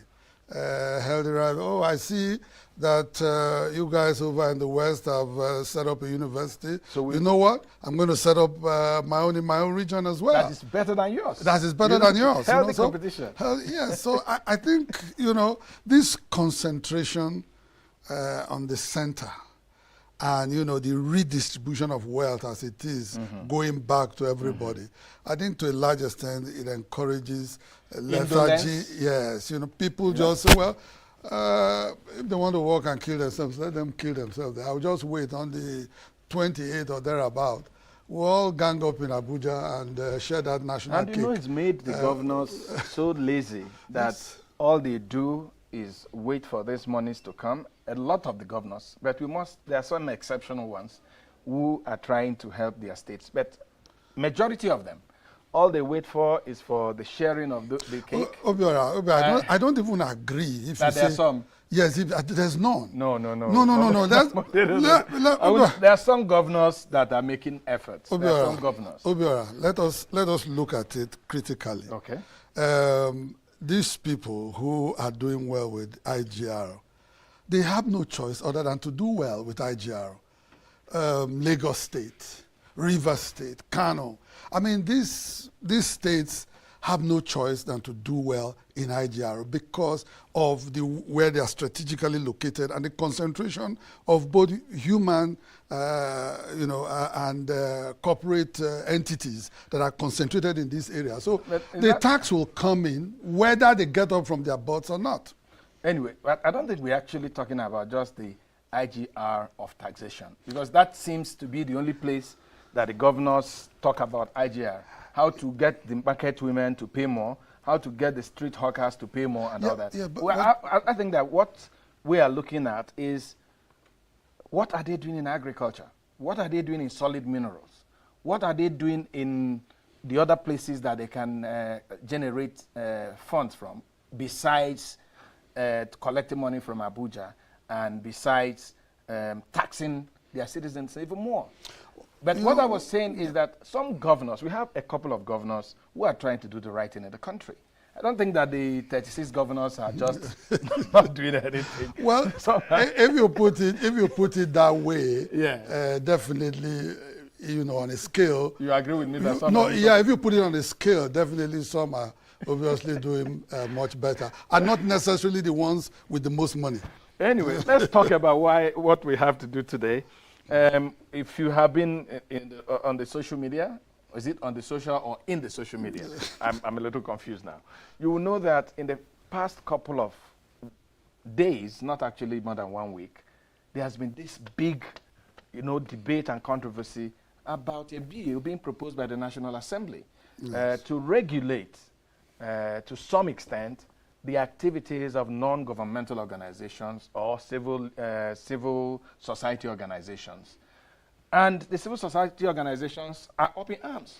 Yes, because they believe that the bill, Obiora, if you've seen it, and it has indeed passed first and second reading, it's gone to committee stage, and the committee is going to, very shortly begin public hearing on it. Actually, they've done some public hearing. So that means that the bill is almost coasting home, to becoming an act of parliament. Anyway, we hope to focus on that bill and the controversy that's been brewing since Nigerians are getting to know more about it. Just this morning, I saw this this piece by our own man Tietie. I think he was our in-house analyst. I think he was impatient. He didn't want to wait to go to any TV station. So he went out on his own, put out something on the internet, asking all the civil society practitioners in the country to get off their offices and go contest for public office. Actually, contest for public office that will take them to the legislature. And he says if they get there, then they can make good laws.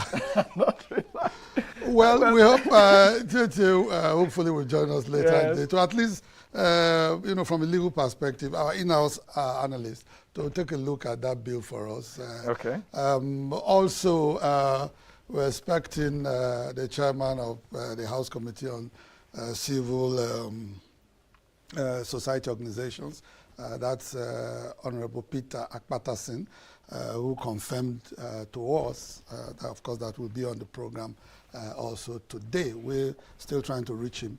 Okay. We'll be taking a long trip to the Caribbean. If you've been following international reports, you know that the hurricanes are, they've gone crazy. We started with Harvey within the United States. Then Emma came all the way and tore through the Caribbean. One of the countries that was really, really, really affected by Hurricane Emma is a country called Antigua and Barbuda. Yes, Obiora, the Caribbean, a lot of the countries, the Caribbean were, greatly affected. Greatly affected. Yeah, by, I just returned from the U.S.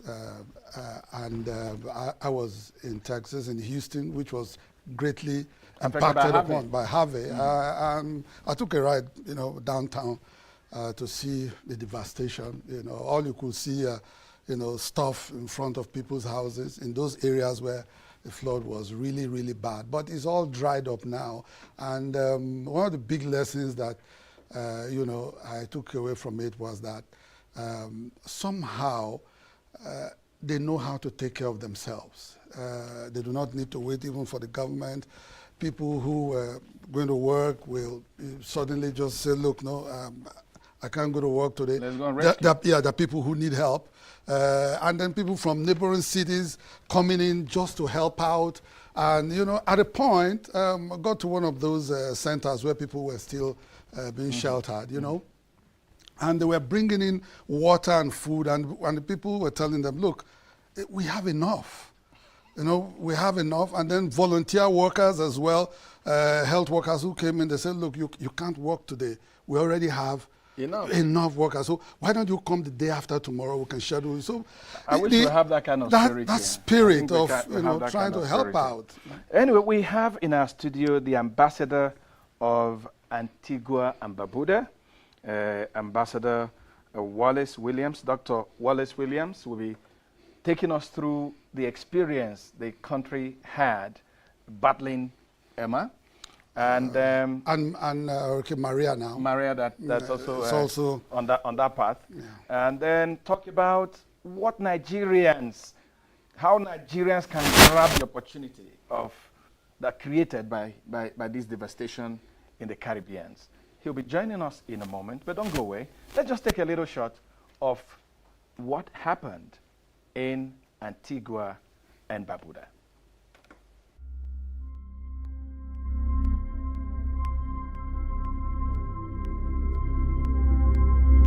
I would say that about 95% of the properties would have suffered some level of damage.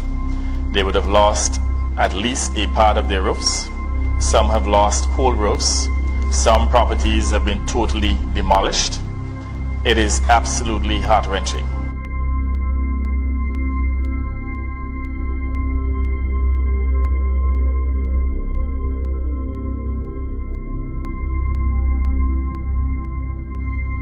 Me and my family of 7, including an infant of 2 months, had to shelter in a closet.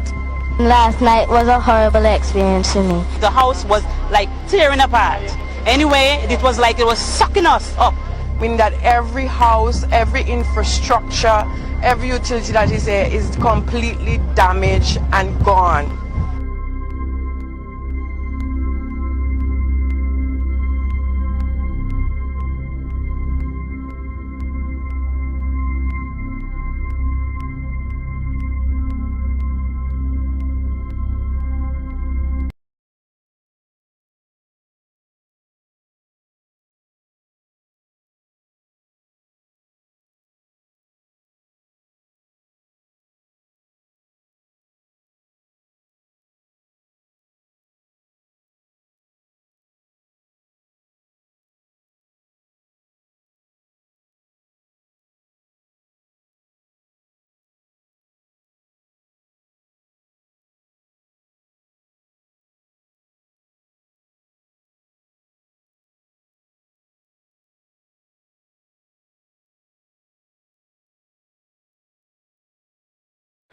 Well, that's just showing you a little of what happened in that country. And we have with us in the studio the ambassador of Antigua and Barbuda in Nigeria, Dr. Wallace Williams. Your Excellency, you're welcome. Thank you. Welcome, Your Excellency. Thank you. Please. Your country, I understand, is in the Eastern Caribbean. Yes, it is. And was the first country to be hit, by Emma. Well, we just played back a little video of the devastation, and of course, heard 1 or 2 or 3 people talk about the experiences on the night that Emma visited. Tell us what your country is like today. Barbuda is completely, totally devastated. No single living persons on the island right now. They have been evacuated. The entire infrastructure has been destroyed. And we're talking about almost 100%. So there is no homes, there is no infrastructure, nothing whatsoever is on the island. The Prime Minister and his team had to evacuate the entire citizenry to Antigua to either stay with family or rented houses or shelter for the This is a country of 2 islands. Of 2 islands, Antigua and Barbuda. Antigua and was also hit, yes. Antigua was also hit, but not as much. The eye of the storm completely hit Barbuda and destroyed. Barbuda. Yes, tore through. I mean, if you look at the devastation from any angle, there's nothing left. Absolutely nothing left. Follow that with rain and flooding. You know, it's a complete disaster. So Barbuda needs help now, really do. And although you have the European countries and the US giving help to their specific territories, I mean, the US will do US Virgin Islands, they'll do Puerto Rico, etc. UK will do France. But, you know, they're all spreading out on France with Martinique and Saint Martin and Guadeloupe, etc. But, you know, they're spread out and there's still not much that can be done. Nigeria being a big brother, you know, we are looking to Nigeria for a lot of help. The night that the hurricane was hitting, the Prime Minister actually called me and he said, please, please, please, immediately talk to the government of Nigeria and ask for help. So before we talk about help and if you have made any contact whatsoever. Yes, I have. Okay, yeah, we'll talk about that. Something that is a little bit, because we saw some of this happenings on CNN, you know, Yeah. on worldwide TV. There were a lot of warnings to people to evacuate. Yes, pack up and go, but not everybody seemed to want to yield to those warnings because. Well, no. I mean, Antigua would like to have heed those warnings, but it's a practical logistic nightmare. You know, Antigua doesn't have, for example, the aircrafts and the ferries to be able to evacuate so many people at the same time. And don't forget that when Irma was hitting, you was not sure where it was going at the time. To make landfall. To make landfall. So you literally had maybe 3 days to plan. And to put that kind of logistic in place, obviously, for a small country is a real nightmare. You know, you have a ferry that goes between the islands, right? That could probably take about 100 people, plus their materials, cars, etc. Yeah. You know, think about the logistics of how many trips that will have to make for a 3 to 4 hour journey to go, 3 to 4 hour journey to come, to ensure that you can evacuate everybody. That's one. Secondly, there's a small airport in Barbuda. So that can literally just take small aircraft of 5 to 10 people. So it was impossible to move them. It's impossible. Yes, you know, why? Yeah, it was like a miracle. It was like a miracle that nobody died. One person only died. One person died. Yeah, it was a baby that was swept away in the onslaught of the waves. The mother tried to hold on and couldn't, and was slipped away. So it was just very unfortunate.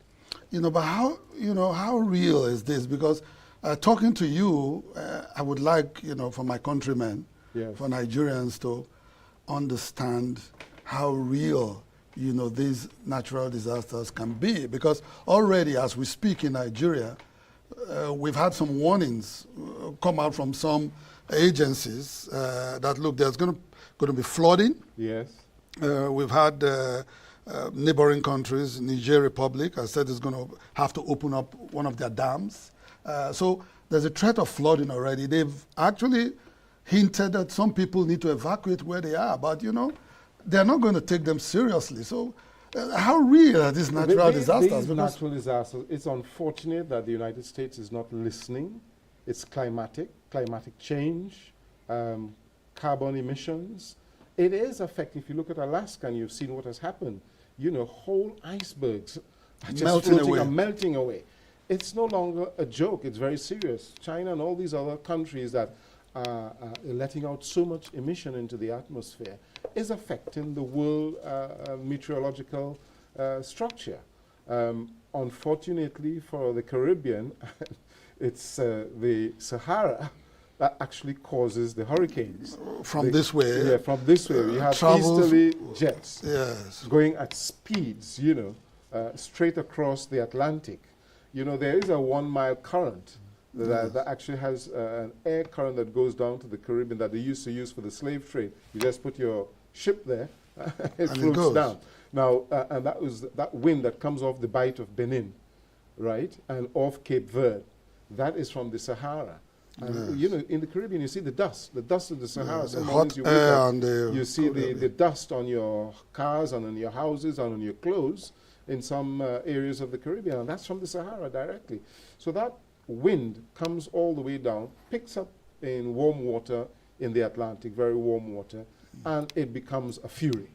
With that fury, it will hit the United States, hit the Caribbean, as you've seen, and come with devastating consequences. And look how many we've had within 1 week. Literally 4. 2017 is a bad year. 2017 is a bad year. 2017, absolutely. And they are still expecting more until the water cools down. So is there no way, I mean, you come from a country that's vulnerable to, ceaseless attacks of hurricanes, and just name it. Natural disasters. Natural disasters. God given, you can't do. The only thing there's nothing we can do as human beings. Yes, there are things you can do. I am a construction engineer and a construction economist. One of the things, and look at roofing technology. 2 things you need to do is that the building code needs to change, right? And that means the buildings themselves have to be able to withstand hurricane force winds of at least category 5, which is probably the maximum you might face. Miami started doing something about it, but still, you saw what happened. You just can't stop that fury. And the other thing is the wind shear around the buildings. Now, most of the Caribbean islands, the roofs are A-shaped. And you know what happens with wind. When it wants to move, and it takes off the roof. The roof, yes. What you have to do is to put 4, 6, or 8-sided roofing structure. I actually advised the Grenada government on that when they had Hurricane Ivan, and they put that standard in place so that you minimize your roofs being blown off. You may still get some being blown depending on the material and the workmanship, and you minimize water entering from the top, because what you normally have is a double whammy. You have the flooding coming, which you could sandbank against, but then you can't stop the rain from coming in once your roof is blown off. Okay, let's talk about about Nigeria and Antigua. Yes. You said the Prime Minister had called to say, reach out to the government of Nigeria, see how they can help. Yes. Have you reached out to them? Absolutely. Are you getting any replies? Well, or any unfortunately, response? 2 events happened at the same time. One, you had the hurricane, and at the very same time, you had the UNGA. Yes. Yes, and the president and the minister were leaving just a couple of days after. However, the minister has taken on board, and he has already told me he has made recommendations and submitted them. So we are waiting for their return. But outside the government? Outside the government, we're going to look at the private sector. To reach out to the private sector, we have just established Nigeria, Antigua, Barbuda chamber, right, which is being enacted at the moment. And they would look to drive the process with some of the private sector. Now, we can look at some of the things that might be given from the private sector. Someone like Dangote, for example, can send, cement. It's not a lot, bags of cement that will be strengthened, and you could also use that as a distribution for the Caribbean region and North and South America. Just bag it there. Those are some of the things. They need actual material. No, are you talking during the assistance process or something that will be enduring, that he can actually come in with his business? Manufacturers Association, the Nigerian Export Promotion Council, these are people who can look at who do we have that are looking for those markets. That's thereafter, absolutely. After government help, we're looking at who else could come down. There's hotels to be invested in, there's housing, there's infrastructure, there's power. Those are areas that people How is it for businesses like a Nigerian business to come into Antigua? Absolutely easy. The government allows concessions. You can get at least a 30-year tax holiday. You can bring in your equipment free of charge. You can bring your personnel. Is it a free zone? You have a free zone as well. There is a free zone as well. And the government is looking for investors to come in and utilize, to diversify. So you don't only have to look at the tourism aspect. You can look at manufacturing in the free zone. You can look at solar panels. You can look at shoes. You can look at leather goods. You can look at whatever you think you can do as a stepping stone to the larger market outside of Nigeria. But with a country like that being prone to an annual influx, an annual hit by the hurricanes, which come every year, don't you think that itself would make a lot of people probably just want to stay away? If you have the structures in place, you batten down the hatches. I mean, we all have disasters. Nigeria has disasters.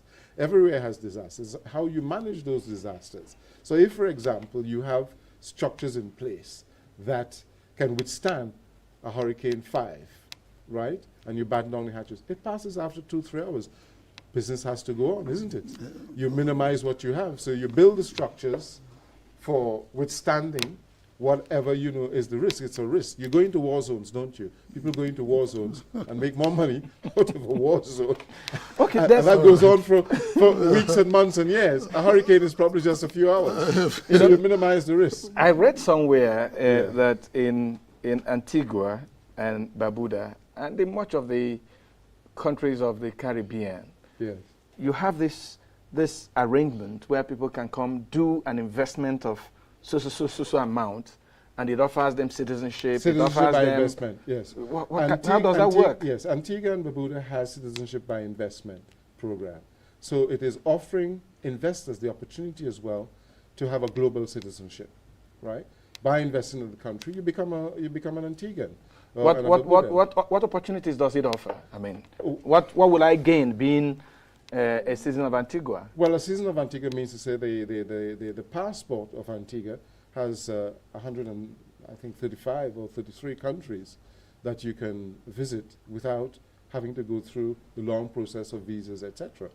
Right? So it is an advantage. It is a real advantage for an investor and a business person who says, okay, I don't want to be standing in line every other 3 months. What kind of money are we looking at for that kind of investment?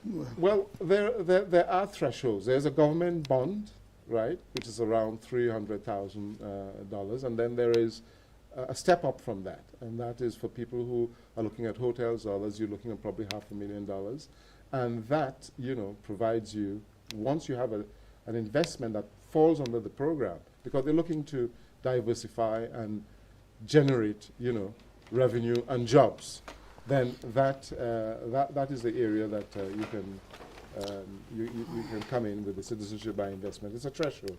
I mean, what they're doing is to ensure that not every Tom, Dick, and Harry says, "Okay, I'm coming here."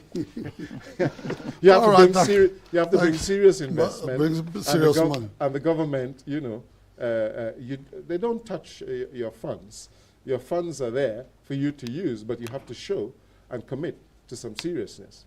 Oh, thank you so much. Okay, thank you so much, Your Excellency.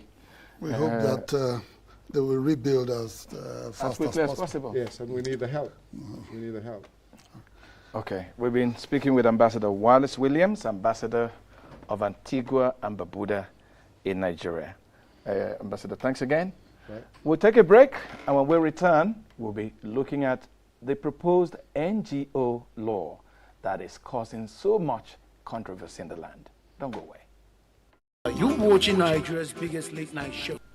In a recessed economy, an economy that had gone into recession through no fault of ours, but the fault of the previous government, who refused to save anything when they sold oil at $110 a barrel, and we're producing 2.2 million barrels, our OPEC quota, full capacity. They saved nothing. Change in the leadership in National Assembly is normal. It is not very abnormal.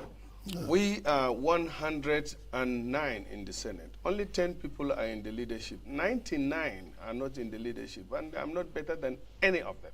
I don't have issues. I don't have any strained relationship with the governor because I left PDP. PDP is dead.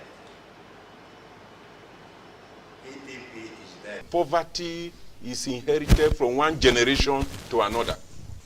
And unless you do something from outside, an external support, those people will never leave poverty. Giving out a welfare package, they've done the basic things. They are giving out something extra to uplift. We have not done the basic. We know the sufferings of the people. We hear the cries of the people. We are sad about the hardships that they are going through. I can say from personal knowledge that that is one of the things dearest to the hearts of Mr. President. Things are changing. Yes, to the ordinary man, it's difficult for you to see those changes because for now, those things that need to change gets back to the roots. Hearing. Okay, we have Frank Tietie, our in-house analyst, joining us. Frank, you're welcome. Pleasure. Frank, sit down. We're also expecting the Chairman House Committee on Civil Societies and Development Partners, Honorable Peter Patterson, who incidentally, of course, is going to chair the public hearings. But Frank, the NGO bill, I mean, a lot of Nigerians didn't even hear about it, not until the last 1-2 weeks. It was just sailing through quietly, and now all of a sudden there's so much noise. Why? Well, because it goes against every principle of freedom that is embedded in our Constitution.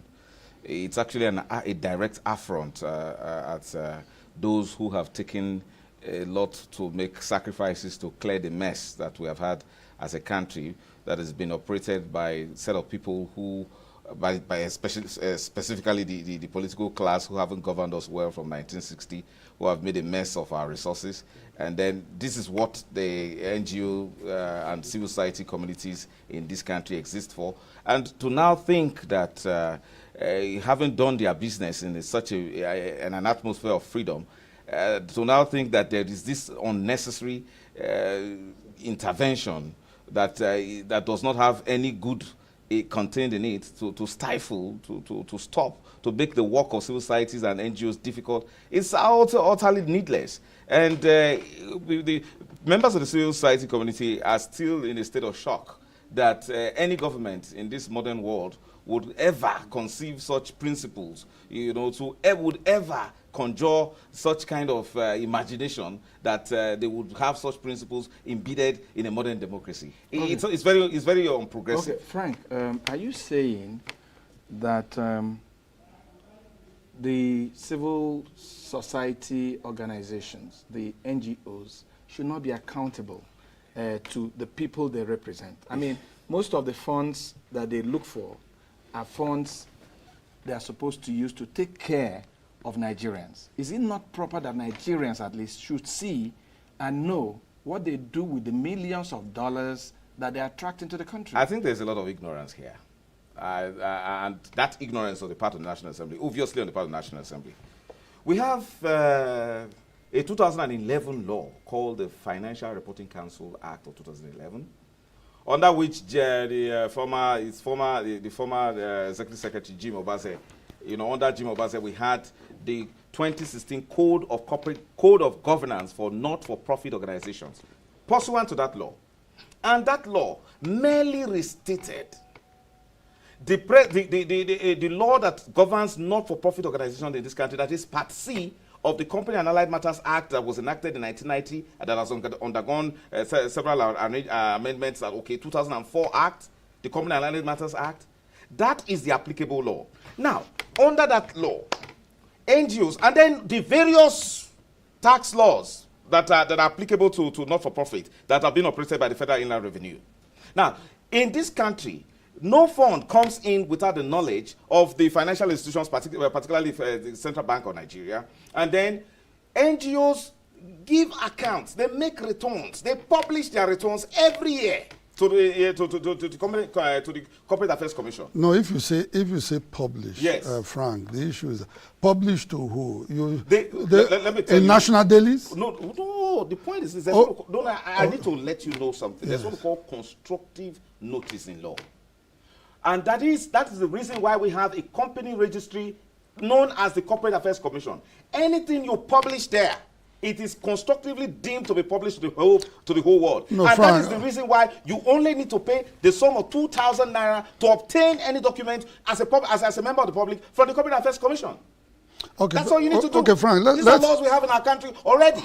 Yes. What do they have against NGOs operating freely? No, Frank, you are not... Unfortunately, it looks like on this matter you won't be very objective.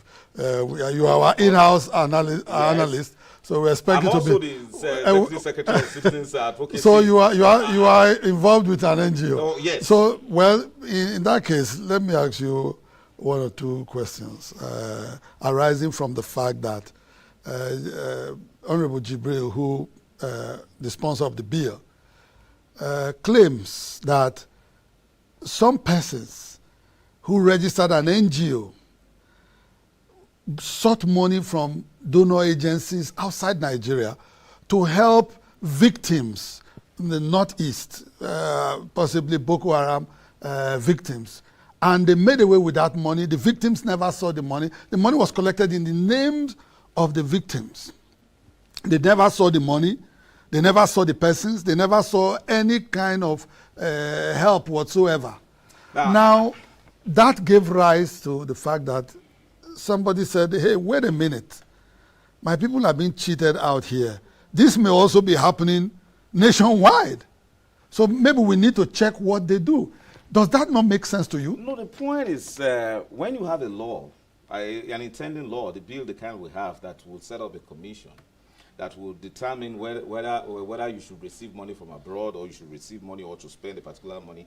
When you have a law that will determine... No, it does not say whether you should receive it. It said if you receive it, you must declare. Well, the point is this. The point is that it will only have to allow you, for you to even receive that money, you need some clearance. Take a look at the licensing of the law. Licensing. Frank Mahmoud asked you a specific question. No, we'll deal with that question. No, you deal with it right away. No, deal with it right away. That some persons had used the name of victims of the Boko Haram attack, collected money, and that money was not dispensed in their favor. Wait. The point is this. They did not occur. You don't have a problem with that? No. The point is that, is it true? Is it true? No. No. Just because Jubril said it, does it make it true? No. We have challenged. Okay. No. The proper thing would have been such and such an NGO with such and such a name, with such and such a person as the executive secretary or the executive director collected money. Look, we've passed the stage where you can just, with cheap propaganda, sell this kind of lie, sell this kind of backwardness to Nigerians. We passed that stage. What stops Jubril from mentioning that NGO? As if we don't have criminal laws in our country that can deal with criminals, whoever they are imposters. So what do you think is going on? If you think that... What is going on clearly is a simple attempt on the part of the National Assembly, the lazy part of Frank, you have to calm down, Frank. No, you have to. No. Let's have this conversation. You have to calm down. Yes. Good. The point is this: what is wrong with our country? What is wrong with our country is created by the political class that is being corrected by the NGO and civil society community. What is wrong? Are you saying, Frank, that the NGO society, that they are sacrosanct? Nobody should say anything about them. The point they is don't answer to anybody. They are answerable to the law. They operate a system that recognizes the powers of the government. Well, I think this we are just unfortunately we're almost out of time.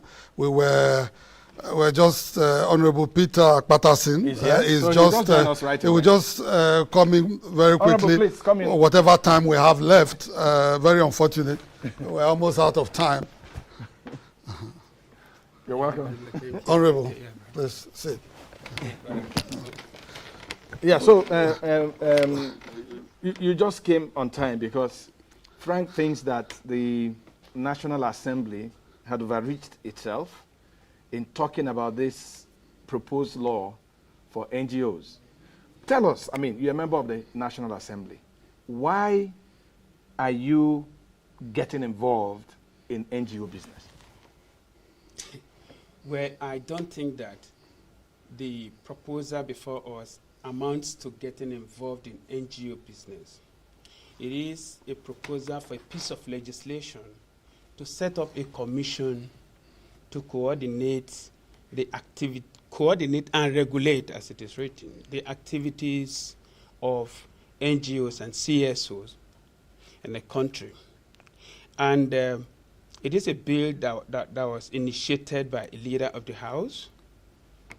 And the intent of the bill, as stated in the bill, is to ensure that it creates a clearinghouse for all the activities of NGOs. Presently, what we have is a situation where so many agencies are involved in one way or the other, in registration, in coordination and all that. And the bill intends to put all that together and have a commission responsible for that, so as to ensure transparency in the whole process, ensure aid effectiveness, because most of the NGOs provide, development support to government and, the country. And some of these activities that they do are aimed at, providing solution to certain deficits that we have in the country.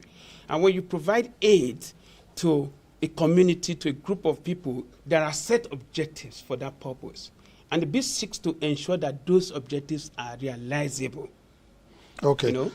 Honorable, what some of the NGO people have said, and I've heard it in several fora, they say, look, they want to regulate our activities. We have not even finished monitoring and regulating their own activities. So if they are there to support government, like you confirm, with some development activities, even your own activities that a lot of Nigerians are complaining of day in, day out. But let's leave that aside. Why are we having religious organizations involved in this bill? On Friday, the House said, no, religious organizations are not involved. But by definition, in your bill, they are going to be included. Can you clear this gray area? Well, I don't think I'm in a better position to clear it than the person who initiated the bill, who came up with the piece of explanation that you just alluded to. Yeah. He's made it very clear that it is not intended at regulating religious organizations. But when you broadly, define NGOs, people can actually say, so long as churches or mosques and the rest of them are not government-owned or they are not for profit purpose, they could be termed as non-governmental organization. But the definition as contained in this bill by Honorable Buba is for either international or national, non-governmental organization involved in partnership with the government. Yes, towards development. This is a very important question because it's one of the issues that is really generating the noise. And I would wish that you do not evade the question, because you are chairman of the House Committee on Civil Societies, Development Partners and all that. You are going to chair the public hearings and all that. So even if somebody brought the bill some months ago, you are in the center of the bill now, whether you like it or not. So you should be able to, is there no way they can tinker with the bill to clearly exclude churches and religious organizations? Sincerely, I don't think that there's any part of the bill that specifically says anything about religious organization. But I think what you are suggesting is that we should find a way of, bringing a clause to say in specific terms that this does not include churches and the rest of them. The only way to do that is to make that contribution at the public hearing. The essence of public hearing is to give the public the opportunity to make their input, their observations, and the rest of them, which is the kind of thing that you are suggesting. That's exactly what I equally stand for. That the public should be given the opportunity to make their input. And again, when you do public hearing, it does not mean that the bill must go through as it is. Okay. Or whether I should go out. It means that the input could either make it get through or not, or it will be amended. Okay. I actually want to help you here in your argument. Thank you. A lot of churches, if they escape that they are not NGOs, a lot of churches have NGOs, they run NGOs. Yeah. So are we going to just turn a blind eye because they are churches? They are not going to be If churches run NGOs, the NGOs have to comply with the extant laws. Okay, before Frank comes in, this commission that the House is proposing, do we have it in other countries? Or is it a Nigerian, or an original Nigerian concept? There is in Kenya. Okay. Yeah. Then the UK, they have theirs, but they vary. Their strategies and modus of operation varies from place to place. Okay. Let me tell you what we did when we came in this 8th assembly, when the committee was set up and I was made the chairman. Because it died in the 7th assembly. The first thing we did was to look at why the bill did not scale through in the 7th assembly. In any case, so many bills did not. Some of them were de novo like this one, while some of them, were continued immediately. But this came as a new proposal. What we did as a committee was to first of all look at why. Why is it that people were against it? And then we got some information. We then called NGOs and CSOs together and said, come, let's discuss this whole thing. Look at the kind of proposal. What is it that you are concerned about? What are your worries? Three times. You met with the NGOs three times? Yes, 3 times. The last one was in, what do you call it now? Rockview Hotel on the 25th of July. where NGOs from across the country, very, very, important people from, the civil space, they came there to make input.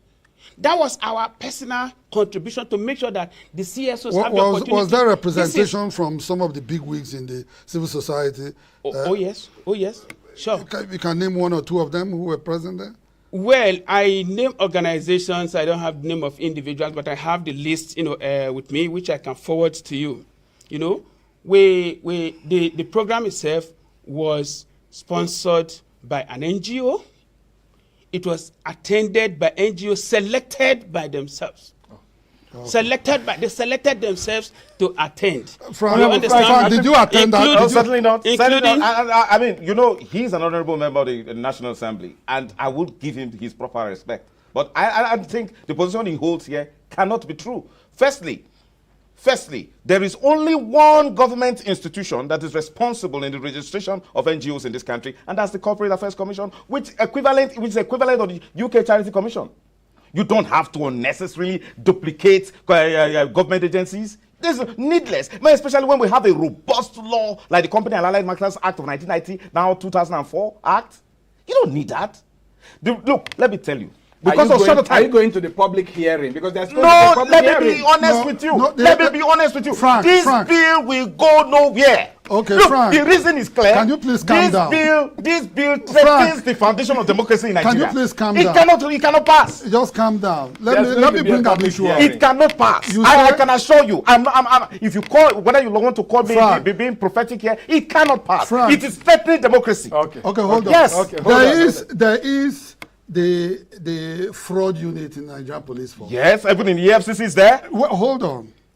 Effectively equipped to handle all fraud cases. Yes. Yet the government of the Federal Republic of Nigeria created an EFCC, even if the police has a full department for fraud. Yet they created the EFCC.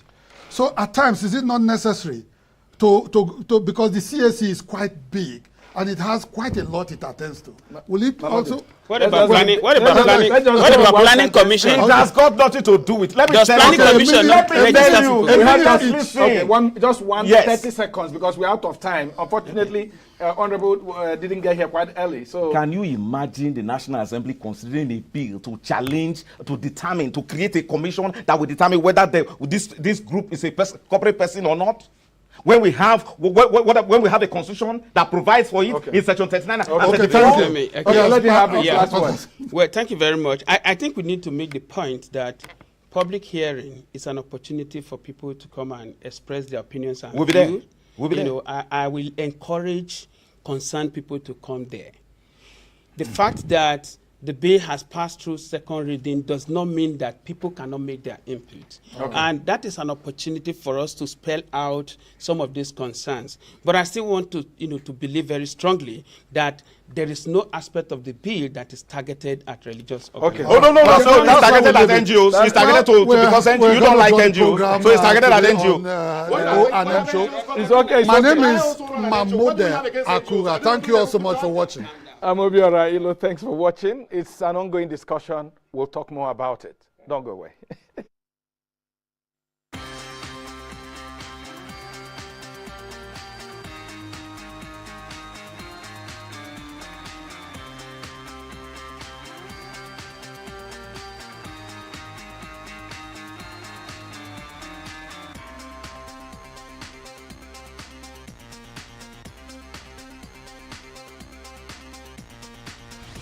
From AIT Studios.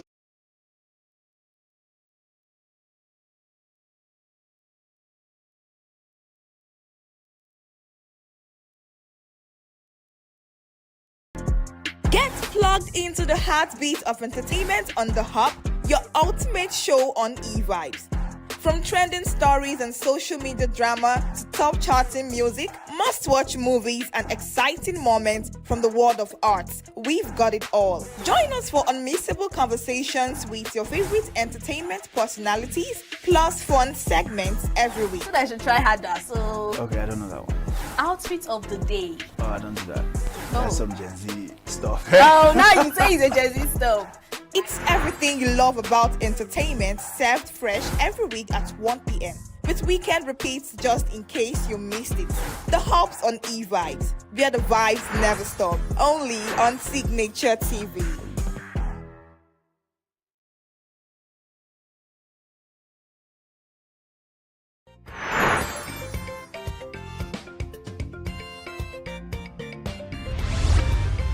Signature TV, news in your pocket.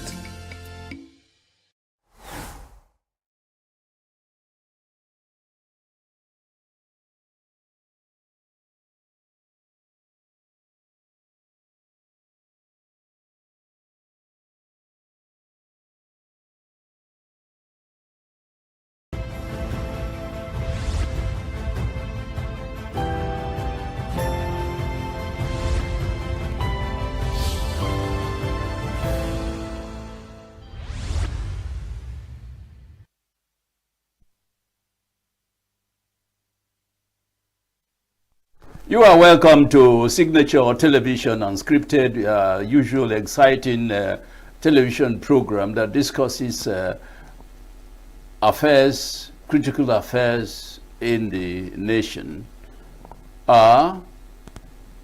Today we are going to look at, well, gentlemen, we are in the month of October. The month of October, I welcome you to a new month.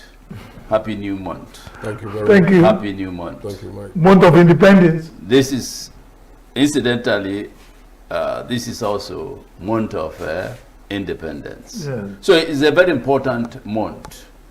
Among the 12 months in the year, October is a very important month because October marks the month, is the month that we remember Nigerians, commemorate Nigeria's independence as a nation. 65 years ago, Nigeria gained independence from the British colonial masters.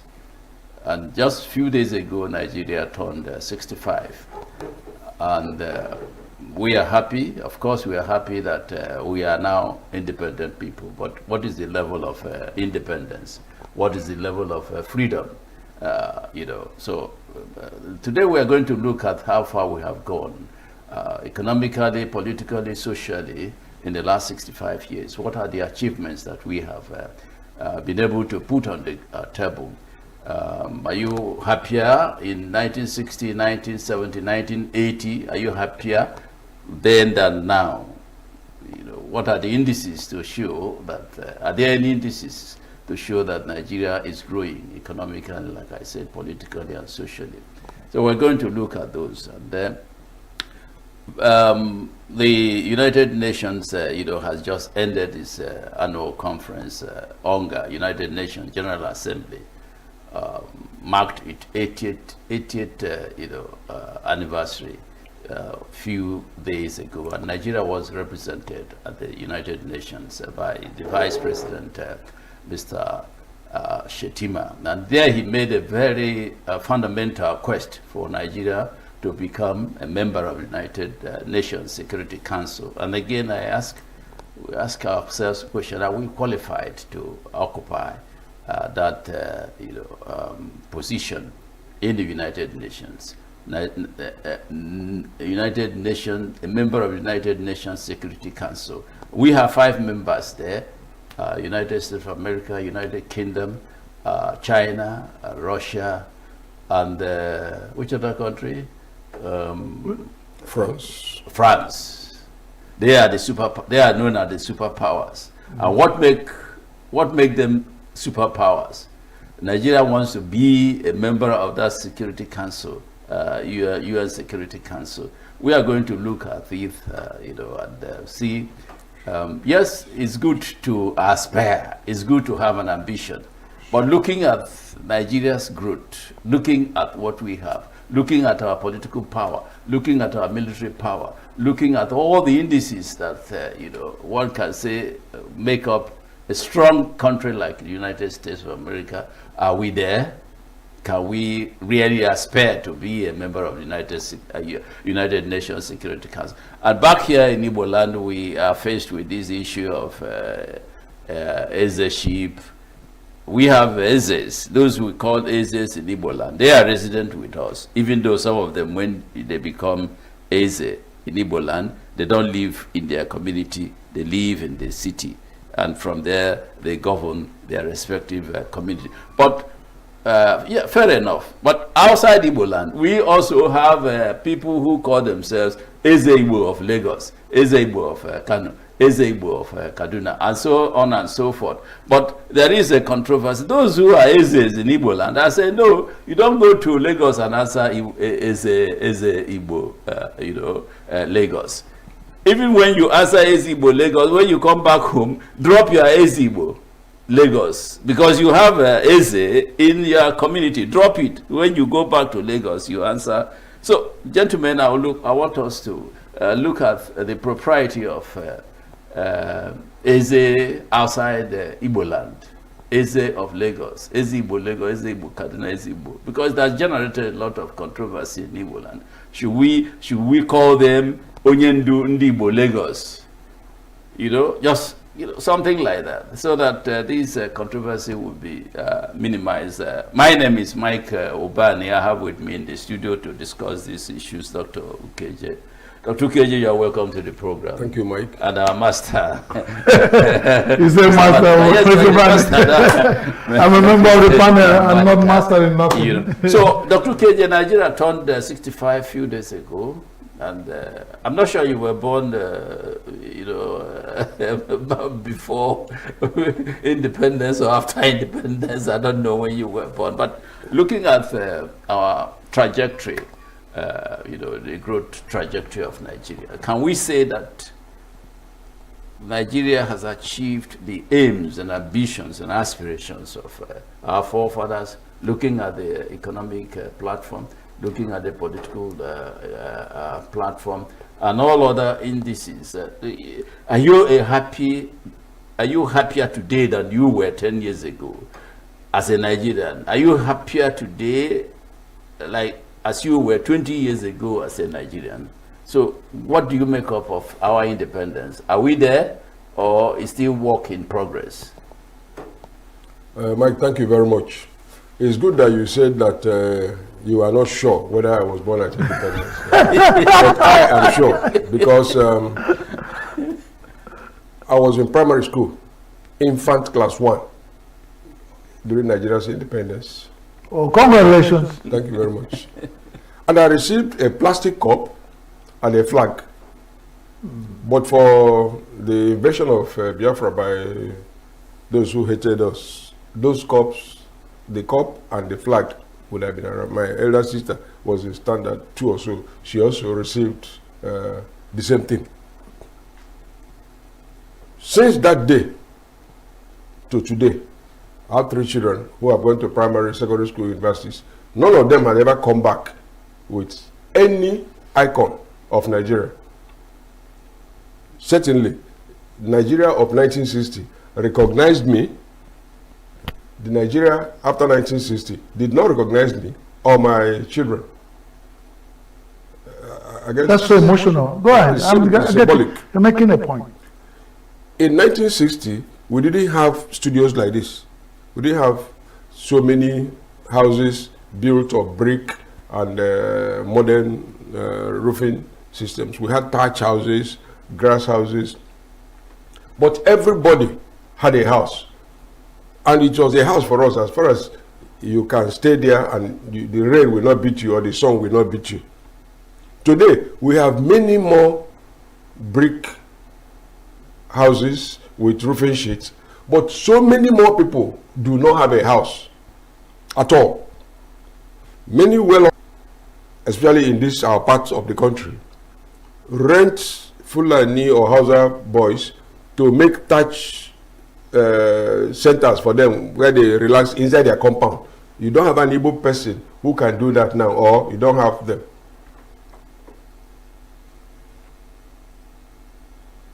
In the 1960s of my childhood, we ate achicha, dried cocoa yam.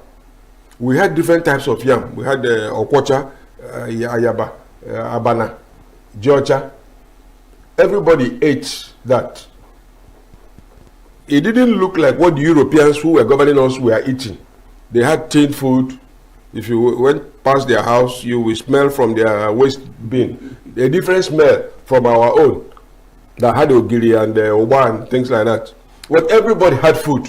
I didn't see beggars who are Igbos.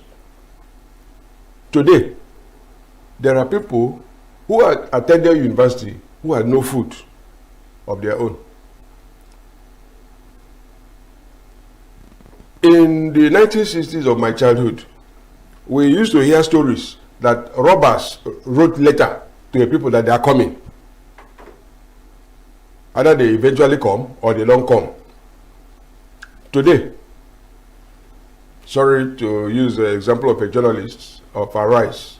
Somebody, if you lived in Abuja, you know that Katagbe is an upscale area. You have police everywhere. All the police leaders are rich. But then the people they are policing are being killed. In ENUGU here, I think the government, or is it the governor, brought DRS vehicles with cameras. My experience in the last 1 month is that those vehicles, when they are outside the city center, the policemen who are manning them are now engaging in stop and search. If they do that, it means that they have switched off the camera, because the camera should be catching what they are doing. Yeah. But I believe that the cameras were to watch what is happening. If person A commits a crime and passes through a particular area, when the crime is reported, you search the cameras to see what has happened. In other words, in the 1960s of my childhood, I never heard about kidnapping for ransom. And I've told you that robbery was supposed to be announced as a threat. Now is an everyday occurrence. Pickpocket was supposed to be a threat in Ogbete of the 1960s. Now you kidnap people in a vehicle, hold them, make phone calls. In spite of the national identity number and registration of SIM cards, they make calls, receive money. Even the police and the ministers contribute money to give to them. They say you must buy motorcycle for them. You know, I'm giving you a broad scale view. In the 1960s of my childhood, anybody who went to university become a source of succor, not to just his family, but to his community. Not because he steals money from government or a company, but he becomes their informant. He becomes their good example. People will tell their children, look at that man, Dr. Pius Okibo. He did not go to university to get a first degree. He read at home.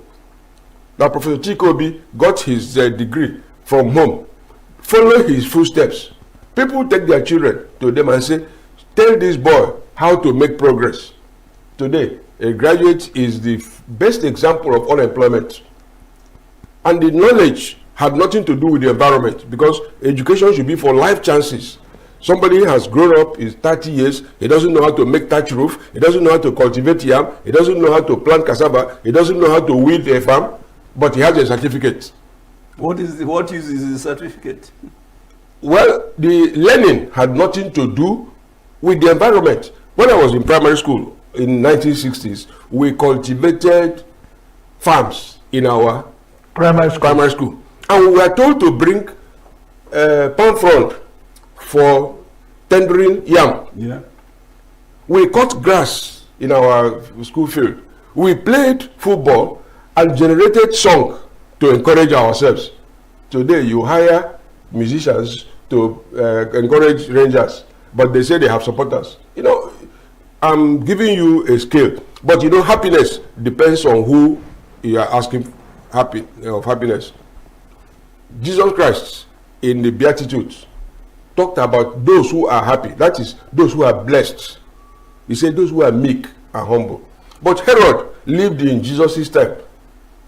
Herod the Great wanted to kill Jesus. His parents took him to Egypt to escape. When he came back and he was an adult, it is one of the sons of Herod the Great, Herod Antipas, was happy. Drinking, making the head of John the Baptist a gift to the daughter of his brother's wife, who he married, Herodias. So happiness depends on, some people are happy. Obi is unhappy. He went to Lagos to see Igbo property destroyed. I don't know whether others, our governors, are happy because they didn't go there, but they are happy. Obi shows your happiness. Those who are happy have ignored the people who are afflicted. You know, now to use debt. When you go to where people are being buried now, you see people selling granite, not at the corner, but inside the circle, showing they are not money. But in my childhood days, if somebody of importance in a town dies, there is no rule that the market should be closed, but everybody keeps quiet because a big Iroko tree has died. But now when people die, they say, hey, the man has 4 cars. Yeah, let him come and drive it. You know. Even the man walking on foot. They put in the poster celebration of life, celebrating. So, Mike, I was born before 1960. I saw independence. I saw that the white men who governed us had a rule that applied to themselves. Now, we are being governed by domestic colonial authorities. One group said that if they speak, they have spoken for the North. One other group now is saying if they speak, they have spoken for the South. But they are not just. The Europeans were just. European Reverend Fathers came to our school and said, if you are up to 6 feet and you have finished your standard 6, they are recruiting police. Go and report. Now, if they decide to recruit police, the people in government bring their relations.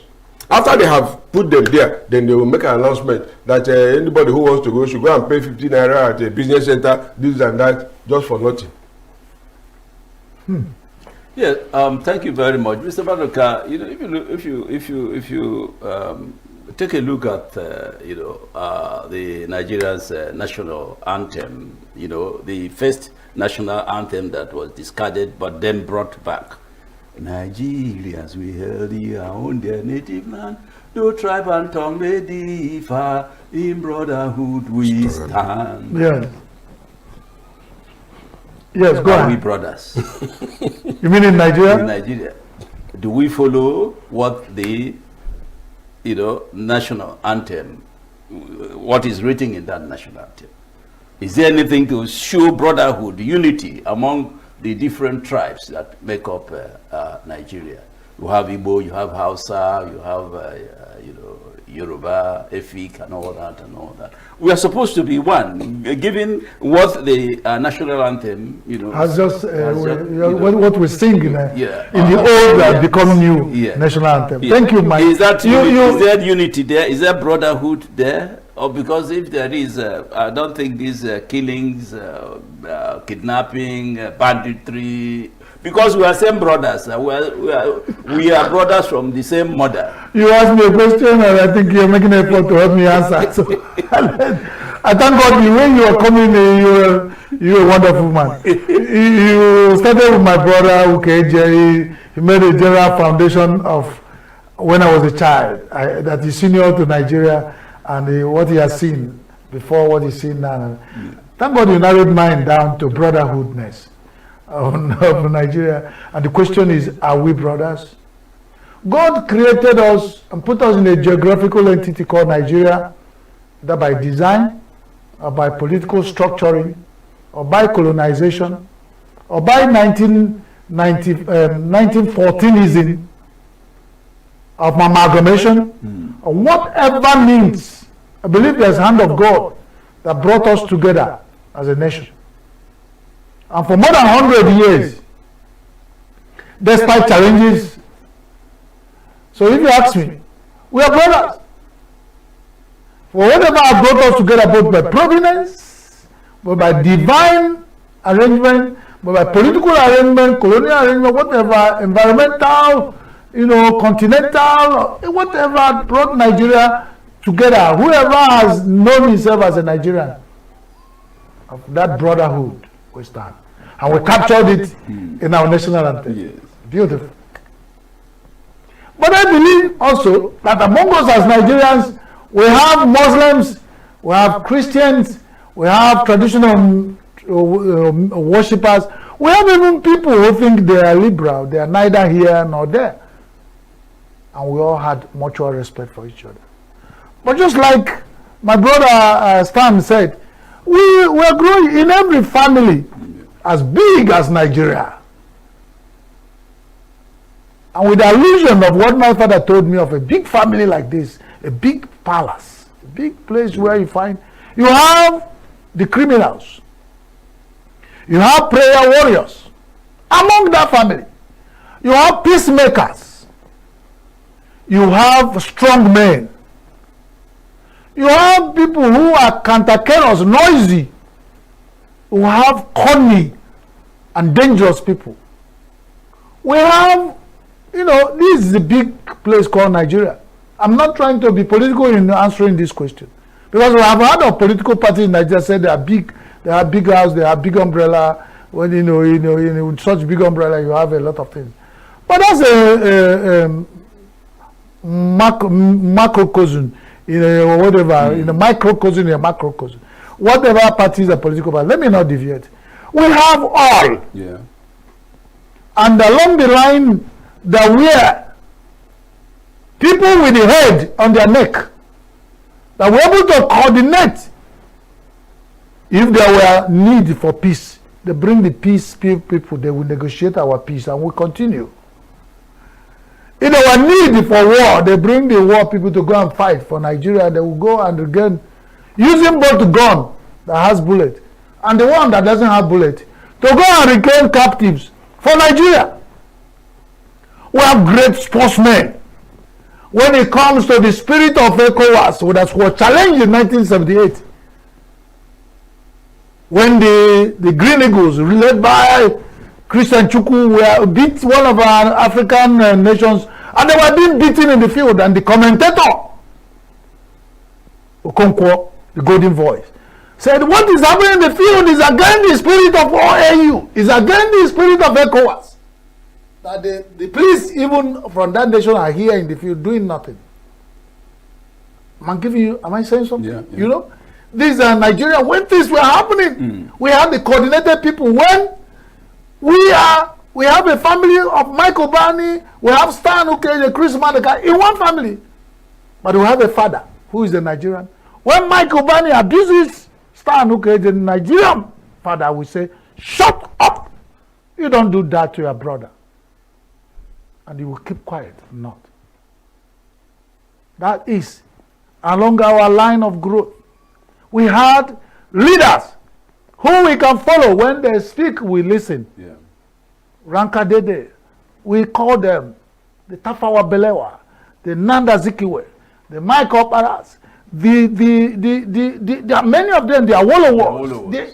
When we start calling the Michael Nahoros, then people that we are proud as today when we read their history, we say, do such people pass through this nation? But they were there when we are Nigeria. The brotherhood, we sang with emotion.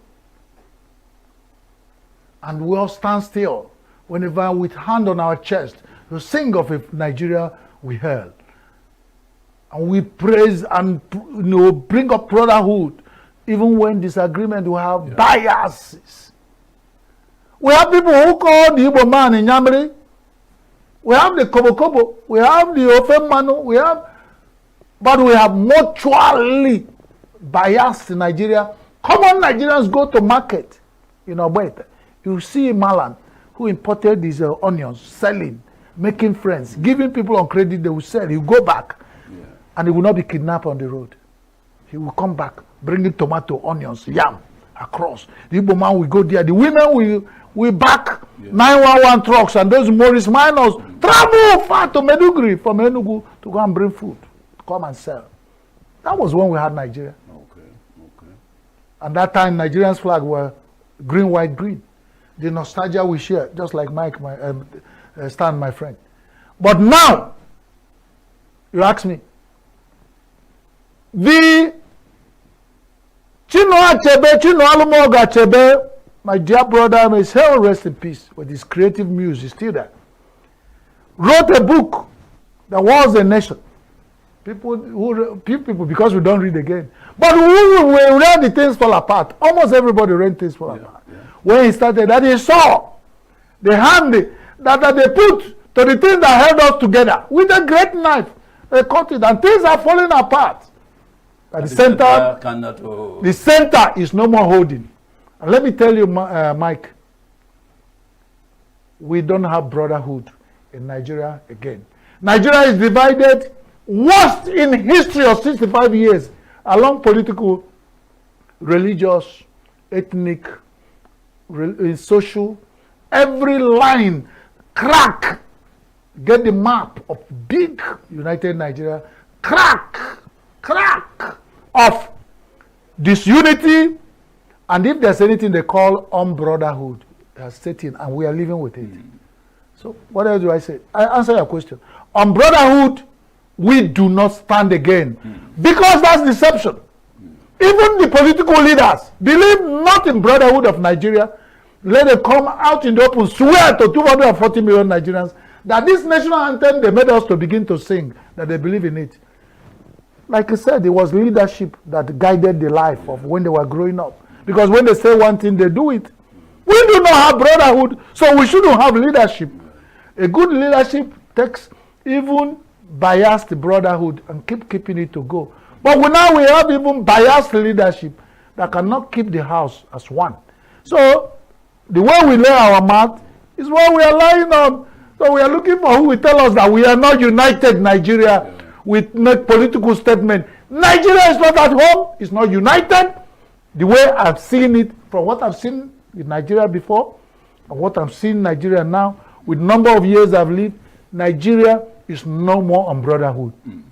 I think that if Nigeria is united, like our forebears, anticipated, development would have been more spread. Well, if you talk about economic development, if you talk about political development, if you talk about infrastructural development, and because that unity is not there, that's why perhaps things are falling apart, and the center can no longer. You are hold, yeah. Dr. Ukeje, what do you think?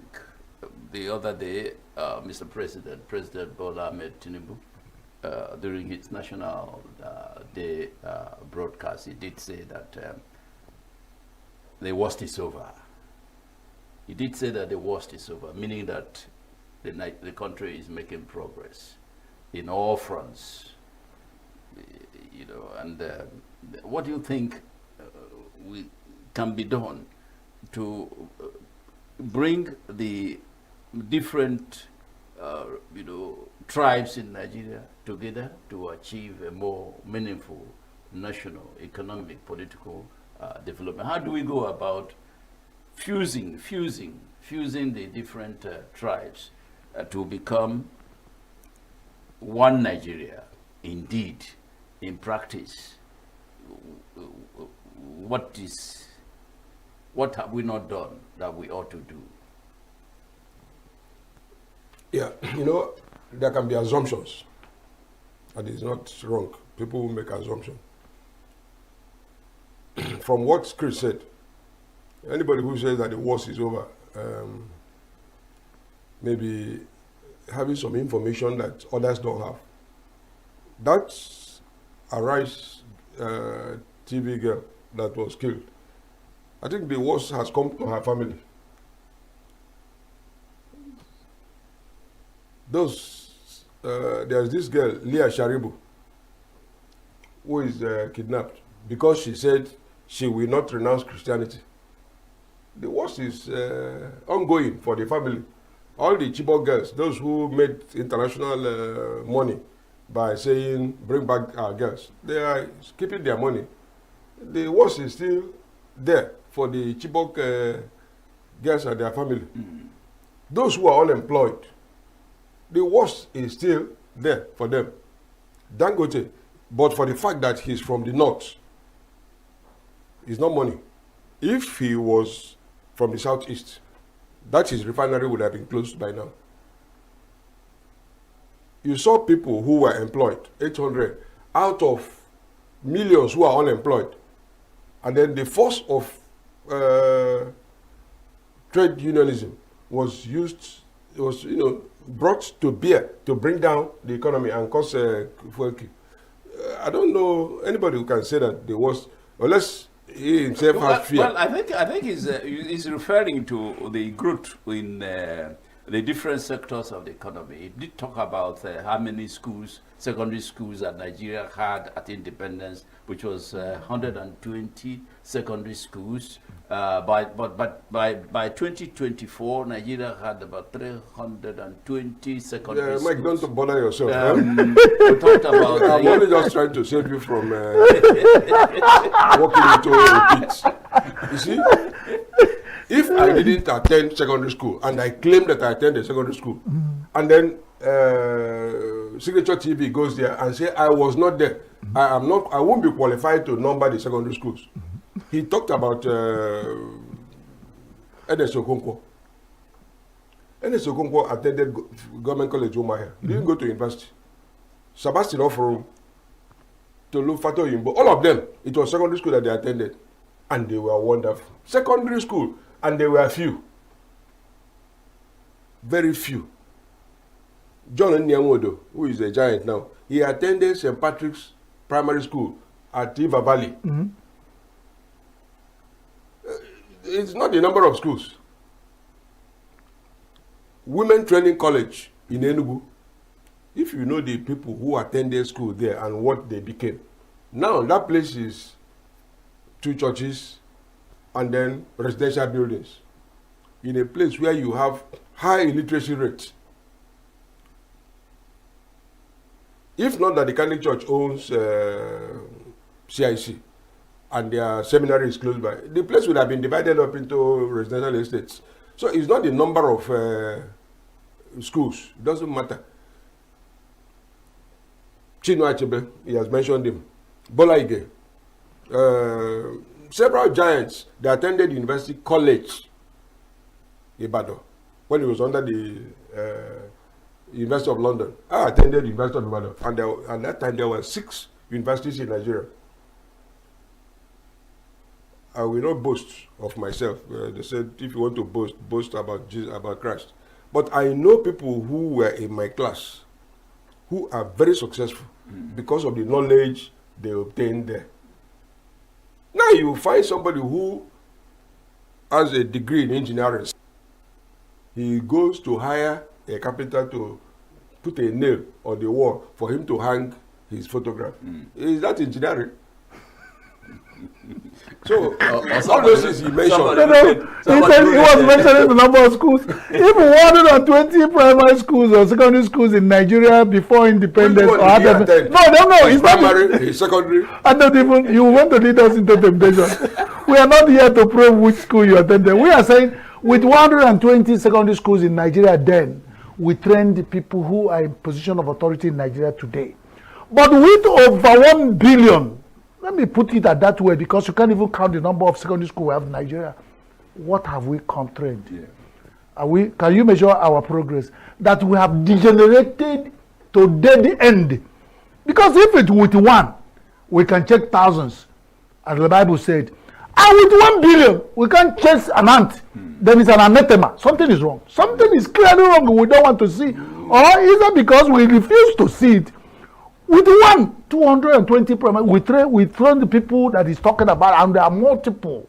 And Nigeria picked independence and brought development to a point. Yeah. Then when we started having people that are presently in government, attending the same schools, multiple of schools, even universities. Yeah. Let's not go back. Let me paint a picture. The number of tertiary institutions. Let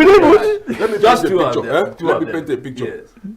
Obasanjo, like him or not, he behaves like a literate person. He writes books. Yeah. He attended Baptist High School, Abeokuta. Yeah. Of course. That was. He clearly said every other thing he attended, he was giving some of myself, poor as I am, in primary 5, I recited Mark Antony's speech at Caesar's funeral. I was taught it in primary school. I'm sure that now, if you go to universities, people go to general studies department. Which to general hear about studies? Julius They're Caesar. literary studies. Go to literary studies. What is the hope? This, there's a, I'm only just giving you an image. Eh? One young officer, he was a second lieutenant before the war, from Anambra State, Aniebo. After the war, he wrote an excellent book. He called it The Anonymity of Sacrifice. Anonymity of Sacrifice. The commander of the Biafran army, Alexander Madebo, he only attended secondary school. If you read his account of the war, you will know that there was education and there is education. Oh, okay. So we have education then. We have schooling. People just go to school. Do they really go? We'll still find a name for it. The president also about the drop in inflation and the increase in the foreign reserves. And looking at if you say the inflation has dropped, if you say Nigeria has more money in the foreign reserve, is it reflecting on the standard of living? That's my own thing. You are asking a question, yes. And you're asking the right person because he's a development economist. I think he will only be the person who answers that. When you have a drop in inflation, the expectation is that food prices will, drop. When you have an increase in foreign reserves, the expectation also is that, you are living. We Nigerians should live big because we have money stashed there. But what do we see in the country? We see suffering all over the land. Does it really make sense? Chris and Mike and your listeners. You see, I read an article this morning by Dr. Abraham Wankwo. He was a former DG of, but he was a foundational economist at the University of Nigeria, Nsukka. He called it fake nation builders. Yes. It's like a poem. Fake nation builders. So those statistics, let us say now that you increase you are a landlord, if you're a landlord, and you increase the rent for a room in your house to 6 million, you have driven away the poor who are there. Nobody comes to take the house. You reduce it to 500,000. You have reduced price, but who can come? My first car, which I bought in 1982, I bought it for 5,595 naira, and it included 1 year comprehensive insurance. The price of Prado Jeep, if it is 40 million and it is reduced to 35 million, I still cannot go there. So those statistics does not reflect welfare. It just talked about statistics. Inflation, what it means is the rate of change in prices. It doesn't mean it is negative. If something was 50 naira today and it has increased by 20%, it's still increasing. It is not decreasing. In the United States, in the UK, if anything happens that makes inflation 2 digits will include 10 points, there will be war. The Federal Reserve of the United States, when many people have been left, go to any side. Let me ask you, is there any need to be happy? I'm still talking about happiness. Okay. Look at that. Nigerians have naturally been rated in documented evidences are the most happiest people on earth. Yes. But your question is, do we still retain that quality? Have we lost it? Yeah. We lost Nigerians that quality of happiness long time ago, not too long, when the issue of insecurity entered Nigeria. Nigerians are resilient people. If we are talking about, like me and our development economy is talking about, fake nation builders with fake data giving us hope, we're talking about it because Nigerians are hopeful and prayerful people. We are highly religious. Our happiness was lost. In Nigeria, when insecurity, banditry were made business. When even in your hardship and hunger situation and your resilience, with your prayerfulness and the hope for a greater Nigeria, that you can't step out of your house and go to a neighbor's house to sit down like we sat here talking about Nigeria's 65 years independence. You can't go to the neighbor's joint. You can't go to meeting point in the village square where you sit down over maybe a bottle of ebeteshe, local gin, or a small mold of a calabash of palm wine, and people will hold a half drop and speak for hours, recounting when days were good, giving ourselves hope that we're better. You can't stay. Because the next minute, people will come. If they are not in their Kodo, it will be in their Kama. If they are not in their Kama, it will be Boko Haram, unknown government. It will not many names of banditry. Baptism are names government recognize. If they are not even there, they've called them government actors and non-government actors. Even government actors can come. Tension on the road. You can't pass the road. If you manage to buy fuel at an average of 1,000 naira, between here and the next bus stop, you pass 5 checkpoints. They will ask you for owner's permit. They will ask you for tinted grass. They will ask you for custom duties of a car you bought in 1982. They will ask you, so our happiness has been so much tampered with by both seen and unseen forces. And the leaders know it. What is our concern is that if we are passing through this together, we won't be complaining. Our leaders cocoon themselves in Abuja with high salaries, and they are mulling the idea of increasing it. We are told it escaped, and they've not come out to refute, that one person in National Assembly earns an average of 29 million in a month. With this fake, that's as according to what Stan is explaining, what can that person buy? So he's happy. Nigerian happiness has been graded.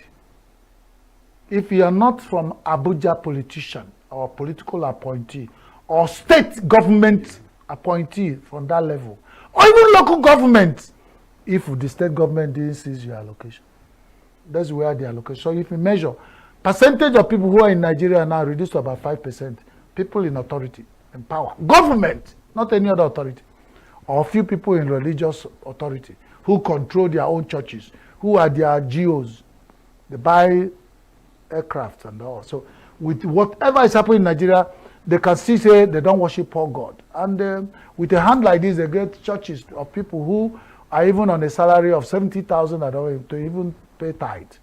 And they go on. I'm not going anywhere. And I'm saying, you're asking me about Nigerian happiness, just like our brotherhood. When we had brotherhood, and we sing it with happiness, that was happiness. And you can see it even in our faces when we sing.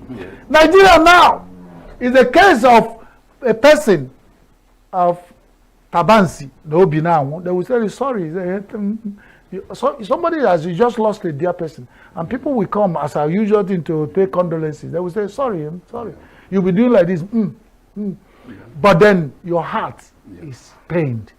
Nigerians are going through pain in their heart. Only few of our Nigerian leaders are happy. And it is dangerous. You know how dangerous it can be? I agree with you. You are driving on the road, you just hum. For somebody who is walking aimlessly, hopelessly, you manage to put fuel, you hum, you are Takumbo car, pop, the man will turn and scatter the windscreen of your car. So tension and issues. We are really giving the explanations you have given. We are really in a very tight and bad situation. 65 years ongoing, and there is very little to show for it. Our prayer, you did say that Nigerians we are prayerful, very prayerful. I think that we should continue to pray for good leaders, so that we'll be like countries, like Malaysia, Sweden, Singapore, and some of us have visited some of these countries, and we do know that they don't have as much resources, mineral resources, physical resources, material resources that Nigeria, is endowed with. Yet we have not made any progress. Let's continue to pray that God will give us good leaders, so that in the next 65 years, we'll still be here to talk about if we are still around there, we'll still be here to talk about the happiness of Nigeria and brotherhood. Made that is progress. But you know,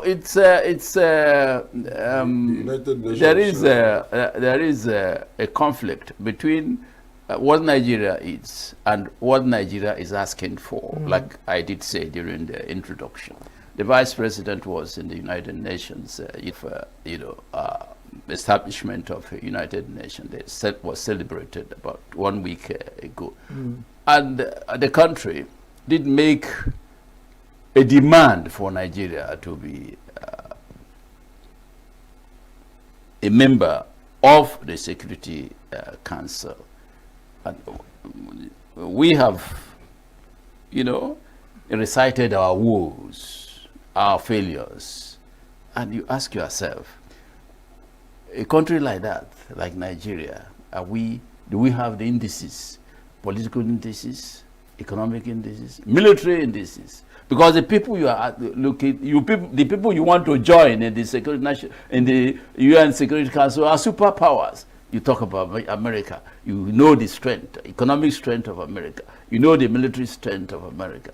Some people may say, "Oh, you are trying to denigrate your country, Nigeria. That we deserve it because Nigeria has a population of 250 million people. That our population can speak for us. Our population can take us to anywhere, any club, any organization."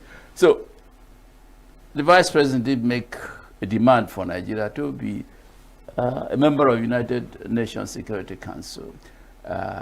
Is it a yes or no answer? So that it's not. I mean, let us examine. Do we have time for that? Let's try. Let's try and look at what it. He Are we was qualified? asking for is that Nigeria should be a permanent member. But in Igbo speak, we say that Abawo Dikis, Abaya Banab. Oye na abro dike and Abawo is. No. So we don't have the capacity to say that we stand for this and then people will listen. Look at small Ukraine.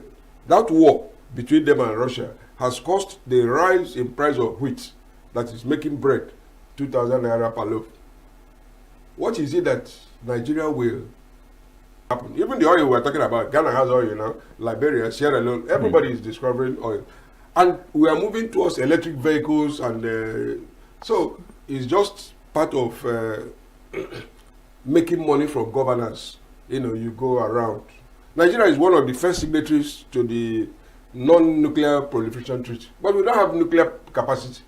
So it's part of the misgovernance. You go about talking about things that doesn't concern you. Israel did not sign that treaty, but it's a nuclear power. Japan did not sign it, but Japan is a nuclear power. Not Korea. Now you can go ahead and tell us more. So it's a waste of time, but it is what Chris said: the happiness of some and the sadness of others. There is a management theory called Maslow's theory. Many people are looking for basic needs. Those at the top are looking for being president, so that they and their wife can be distributing money or food. If the president's wife is distributing food, is that the character of a superpower that will have a capacity to annul? They will say sharing bread and akara on the streets. Mr. Baduga, what are we bringing to the table? Assuming that let me start like Stan said, with a proverb of bone and silence. And you can't have water in your mouth and you're blowing a fire to rekindle a fire. You must sort yourself out first. The nuclear, the powers you mentioned, the mega powers of the world, have gotten to a level. What they want to do now is to be president and senate, and they are not looking for crumbs. They are not contesting again for local government. We have not gotten to local government, and we want to be senate and president. Is it not a go to a go? with courtesy of Mike Ejaga, I go to Agoyebwa. That's how the journey is. You must count one before two. If you get your people happy and they can eat, if you say 3 square is overfeeding, give us 2. If Nigerians can eat twice on average, 240 million on average can eat twice, if they can go to school, if they can go, and the people, we have schools where children are playing with technical things and they have some silhouetted or demonstrated idea of nuclear, you know, something you can show. You come to address world power, and you said we can even generate, we can dismantle AK-47 and remount it again. They say, hey, did you manufacture it? No, but you can dismantle it and remount it. Like some terrorists have been showing us with their communities and the visual videos going around. We can do that. If you are moving as a president, you have 240 vehicles. Half of them are security, because you are not even safe in your own country. You want to go and be member of Security Council? Permanent member. We know the security of your Senate. You bought them SUVs, anti-bomb cars, at 640 million per one person. If a governor is moving, you would think the whole nation will fall. If a Senate member is moving, so these are security. These are what we take to Security Council. Is it not? I am not sure that the television that our people are using in Aso Rock, that has enough technical thing that are not set to monitor what our president is doing, how he sleep and wake up. I am not sure. We don't have nothing. Yeah. And we are going for Security Council meeting. You ask me, what do we bring there? Yeah. Tribalism, sentimentalism, nepotism, and corruption. But I don't think in the history of Security Council of the United Nations that we have had it. So these are not needed. We know where are needed. If you want to go and cover up histories, stop history in Nigerian school, stop it, dismantle it, write it your own way to suit you. That's where you need all those things. Not in Security Council. We don't have the qualification, because if we do, we'll be the first. So some of us that are loud-mouthed, it will be worse that we're promoting, hey, let's go. But for me, you have to convince me that we have before. I agree with you totally, Mr. Maduka. A country that still imports toothpick, imports all consumables, handkerchief, biscuits, all consumables. And you are talking about joining, becoming a permanent member of the Security Council. We should talk about something that, will make Nigeria. Just tell them to come and help us. That they've been helping us with the AIDS and all. And that's where you go to Security Council. Say, Security Council, come and help us to wipe banditry and terrorism. When we can breathe, we can remember to be member, because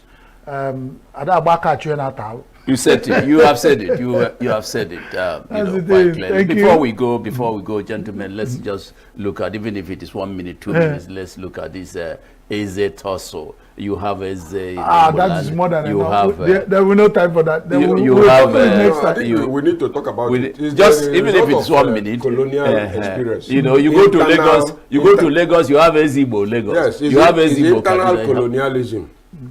If you go to Agwata area, people who take title, that also title, they answer Eze. Eze. That is people who have achieved. This one you are calling Eze now is certificated one, the one that was imported from the north, which was legislated in 1976. They call it Common Local Government System, decreeing that every town should have an Eze or a chief. But he talked about corruption. There are companies that don't allow their workers to come to Nigeria because they will be corrupted. The managing director of Anamco, a German, he killed himself because of corruption. And it was corruption that he inherited in Nigeria. So, unfortunately, gentlemen, our time is up. We can't continue with this. Our time is up. Let's leave this discussion. Because it's a sensitive thing. Let's leave it for another program. It's been an exciting moment for our viewers and for those of us that are here. I want to thank our viewers for keeping faith with us, and let's make it another day. My name is Mike Obani. Keep watching Signature Television. Thank you very much. Thank you.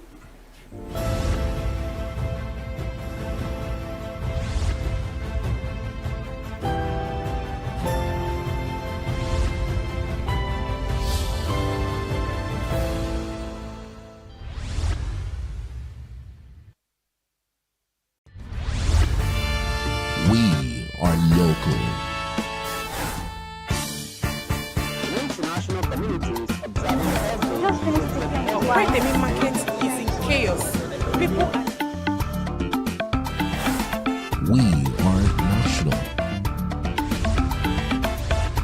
Those in support of this motion as amended, say aye. Aye. We have taken the move by default. We are international. Israeli airstrikes. Donald Trump left us the worst unemployment.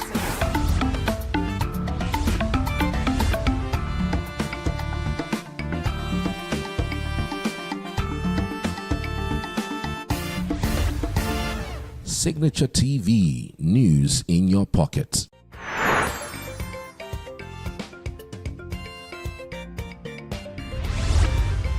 Signature TV, news in your pocket.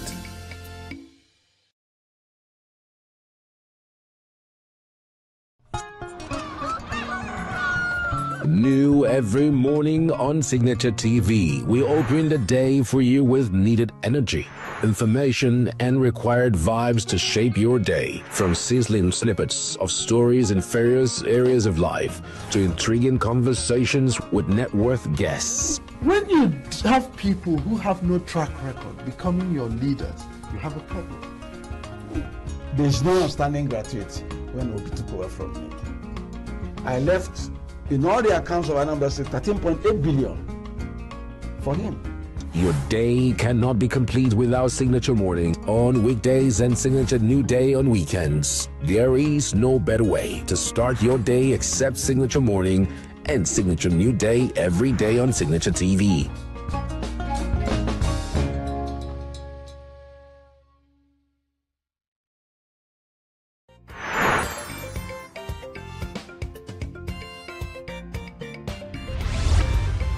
Signature TV, news in your pocket.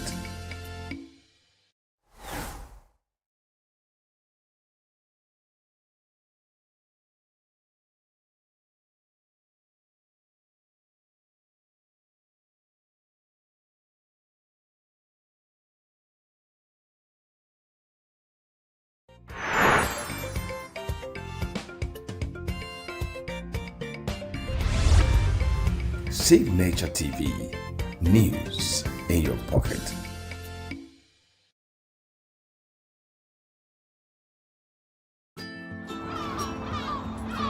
Bright and early as the day breaks, as the newspaper headlines trail the stories that shape the day. We at Signature TV trail the headlines that trail the day. We interrogate the headlines. We analyze the stories that make the headlines. Why is overrated, and they even overrated themselves, and when you go see it, they are insensitive of some Nigerian children who have never had what they call CBT. With passion and emotion, we drive the conversation to change a narrative. Let nobody be deceived by Nigerian high level of performing in agriculture export.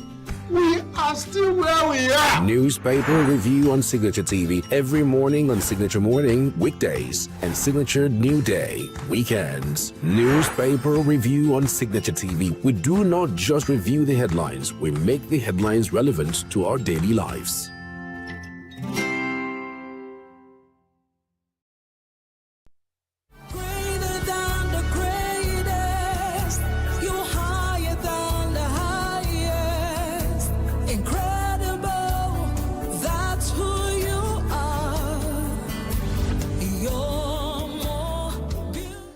Hello, God bless you. How are you doing today? I am so glad to have you on the program Gospel Lounge today. This is the day the Lord has made. You will rejoice and be glad in it. I gladly welcome you to the program today. Each day we see is a privilege that God has given unto us, and we owe him all the praise and the glory. So join us. Let's just sing a song and give God all the praise that he deserves. It's a very simple song and everybody can sing it. Thank you, Lord. Oh, thank you, Lord. Thank you, Lord, for everything you have done. Oh, we say. Get plugged into the heartbeat of entertainment on The Hub, your ultimate show on eVibes. From trending stories and social media drama to top charting music, must-watch movies and exciting moments from the world of arts, we've got it all. Join us for unmissable conversations with your favorite entertainment personalities, plus fun segments every week. So I should try harder. So Okay, I don't know that one. outfit of the day. Oh, I don't do that. That's some Gen Z stuff. Oh, now you say it's a Gen Z stuff. It's everything you love about entertainment, served fresh every week at 1 p.m. with weekend repeats just in case you missed it. The Hub's on eVibes, where the vibes never stop. Only on Signature TV.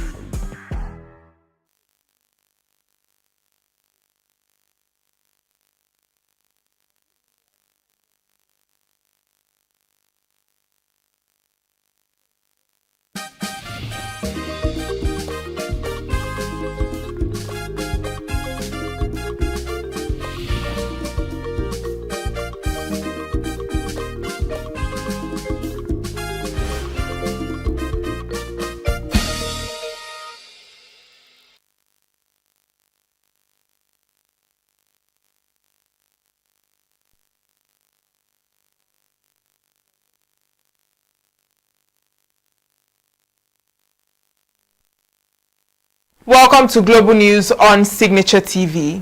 I am Uchenna Chimdi Oluoha. In the headlines, FG increases allowances for civil servants. Military inaugurates court-martial for alleged coup plotters.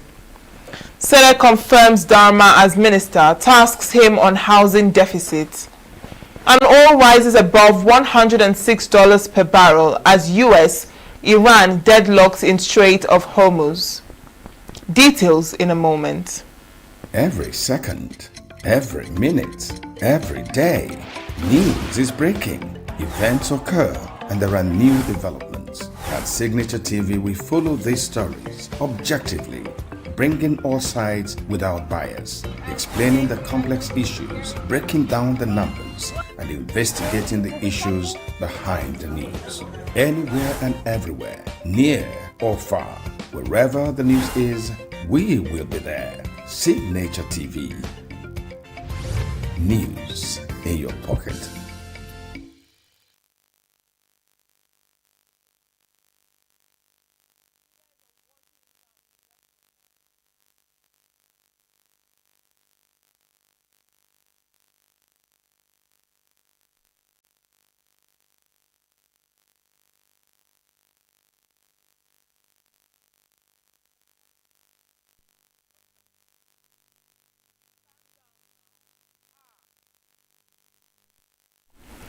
The federal government has approved an increase in peculiar allowances and other welfare benefits for civil servants. How much?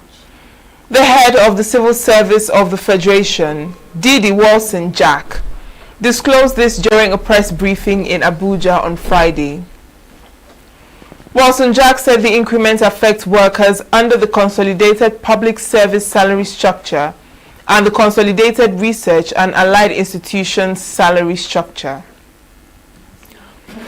They said the allowances, which have been structured to reflect across all grade levels, leading to better earnings for senior and junior officers, is targeted at ensuring a broad-based impact across all cadres of the civil service. She further disclosed that the federal government has approved a review of some key allowances for civil servants, including duty tour allowance, ESTA code, and book allowance. She also announced the approval of 100% DTA, which is for civil servants attending approved training programs, irrespective of whether travel is involved or not, saying that even those based in Abuja and attending training within the FCT will be entitled to it. Apart from salary-related adjustments, the federal government has also introduced an exit benefit scheme for retiring civil servants under the contributory pension scheme, which provides 100% of a retiree's full emoluments as an exit package, in addition to their pension with effect from January 1st, 2026. In a similar development, Governor Seyi Makinde of Oyo State has announced a 10,000 naira monthly transportation support fund for civil servants in the state to cushion the impact of the rising costs of living. Makinde said this will run for an initial period of 3 months with effect from March 2026. According to him, the move is part of the Oyo government's response to ENUGU. The court-martial constituted by the Defense Headquarters was inaugurated on Friday behind closed doors at the Scorpion Mess, Asokoro, Abuja. Journalists, including accredited defense correspondents, who had received prior invitations,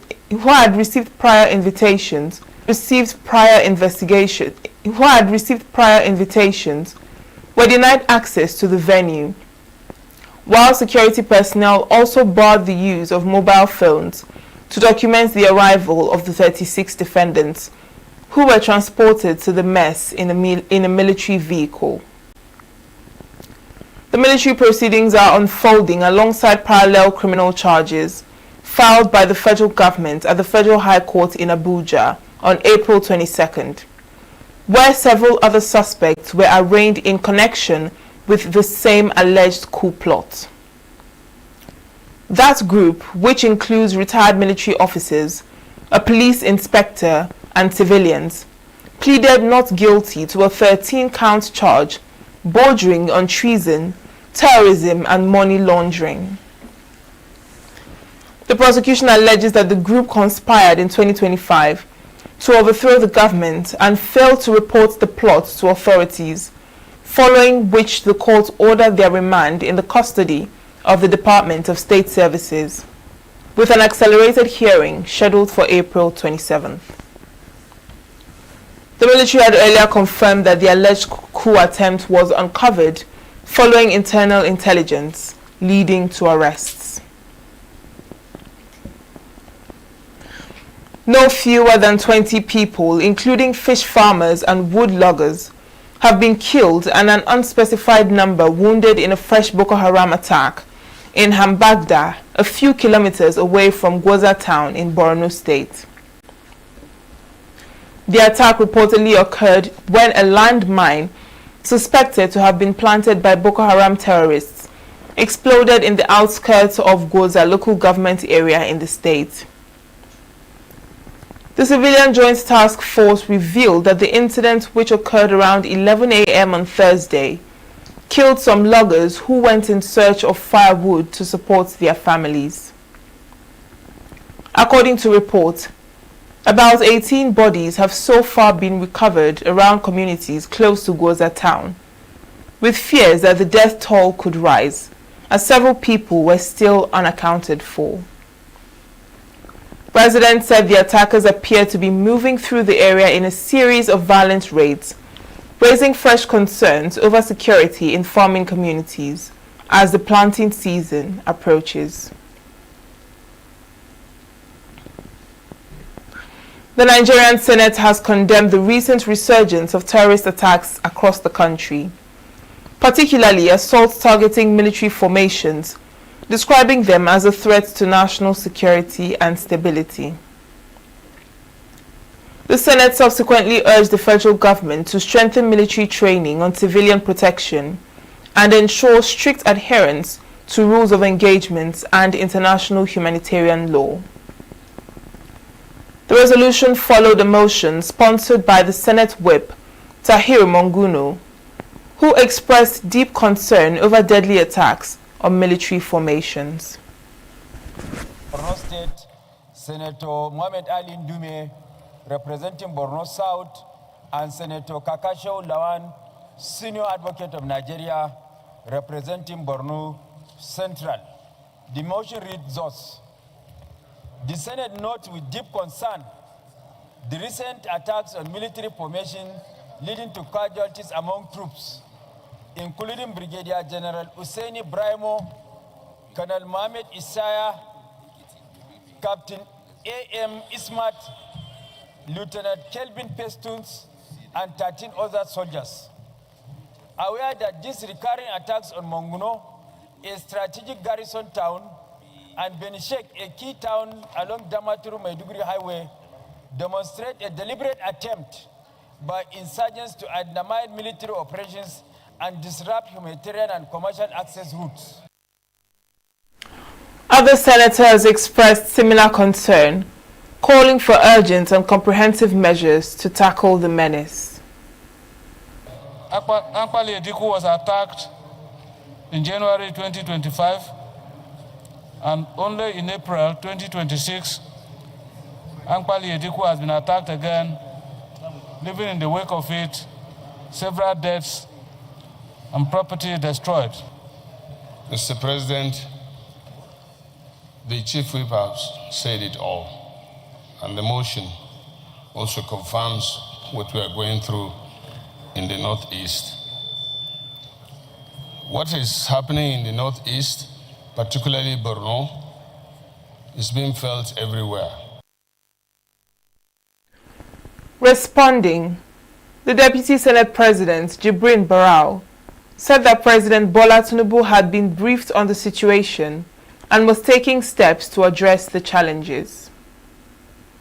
We, the leadership here, that the President and Commander-in-Chief is doing very, very well, working very hard to deal with this matter, even though it's a matter that has global dimension.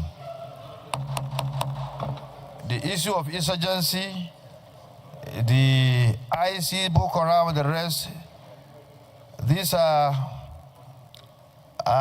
insurgents that wreak havoc on people of several countries in West Africa. The lawmakers later observed a minute of silence in honor of the fallen soldiers and affected civilians. The Senate has confirmed the nomination of Dr. Mutafa Rabi Dharma as a minister following his screening. The confirmation followed a motion moved by the Senate leader, Opeyemi Bamidele, urging lawmakers to consider the request of President Bola Ahmed Tinubu in line with Section 147, subsection 2 of the 1999 Constitution, as amended. The lawmakers, however, raised key concerns on housing delivery, financing, and broader governance issues, with Senator Tahir Monguno drilling the nominee on plans to bridge the housing gap and curb rural-urban migration, while Senator Adams Oshomole focused on the use of pension funds to provide affordable housing and strengthen mortgage systems. Pension scheme ought to be the foundation for robust, sustainable mortgage system for working people, where a poor man can borrow because he's expected to work between 35 and 40 years. He should be able to finish paying for the house by the time he retires. If he has nothing else, he will have a house to retire to. What contribution will you give to ensure that we overcome these serious challenges, particularly in the Northwest? My candid advice is harmonize all of these programs and then work with the contributory pension workers pension housing contributory program and make sure that how these are disposed of. Responding, Dr. Dharma pledged to promote affordable housing through innovative financing models and stronger institutional collaboration. He also assured lawmakers of efforts to reposition the housing sector, drawing from reforms implemented during his tenure at PTDF. You see, one of the very important things that I will start to do when I get into the office is first to improve my skill and the skill of the people I work with, improve upon their leadership ability, and the third thing is correlation with other organizations and government. So before I even go to FEC, for example, to state why are these people not housed, I will have to have correlation, I will have to have understanding with the people, and then I will know my points. If I make my suggestion and they are not listening to me, then definitely we may take it to the president, and the president will. Senate President Godswill Akpabio congratulated the new minister and urged him to justify the confidence placed in him by delivering on his mandate and meeting the expectations of Nigerians. The House of Representatives has called on the federal government to develop a comprehensive framework for the repatriation, rehabilitation and reintegration of trafficked Nigerian girls returning from Mali and other West African countries. This follows renewed concern over rising cases of human trafficking involving Nigerian girls and young women subjected to sexual exploitation and forced labor abroad. The motion was sponsored by Tolulope Akonde Sadipe, who stressed the urgency of coordinated government action to address the trend. Recognize that effective repatriation and reintegration requires a multi-agency approach involving medical and psychosocial support, vocational empowerment, and sustainable reintegration programs to prevent re-trafficking. Hence, the need to assess the effectiveness of ongoing repatriation, rehabilitation, and reintegration programs for rescued victims. Concerned that despite Nigeria's international commitments under the Palermo Protocol, the Convention of the Rights of the Child, and the African Charter on the Rights and Welfare of the Child, coordination gaps, inadequate funding, and bureaucratic delays continue to hinder the timely rescue and repatriation of trafficked Nigerian citizens.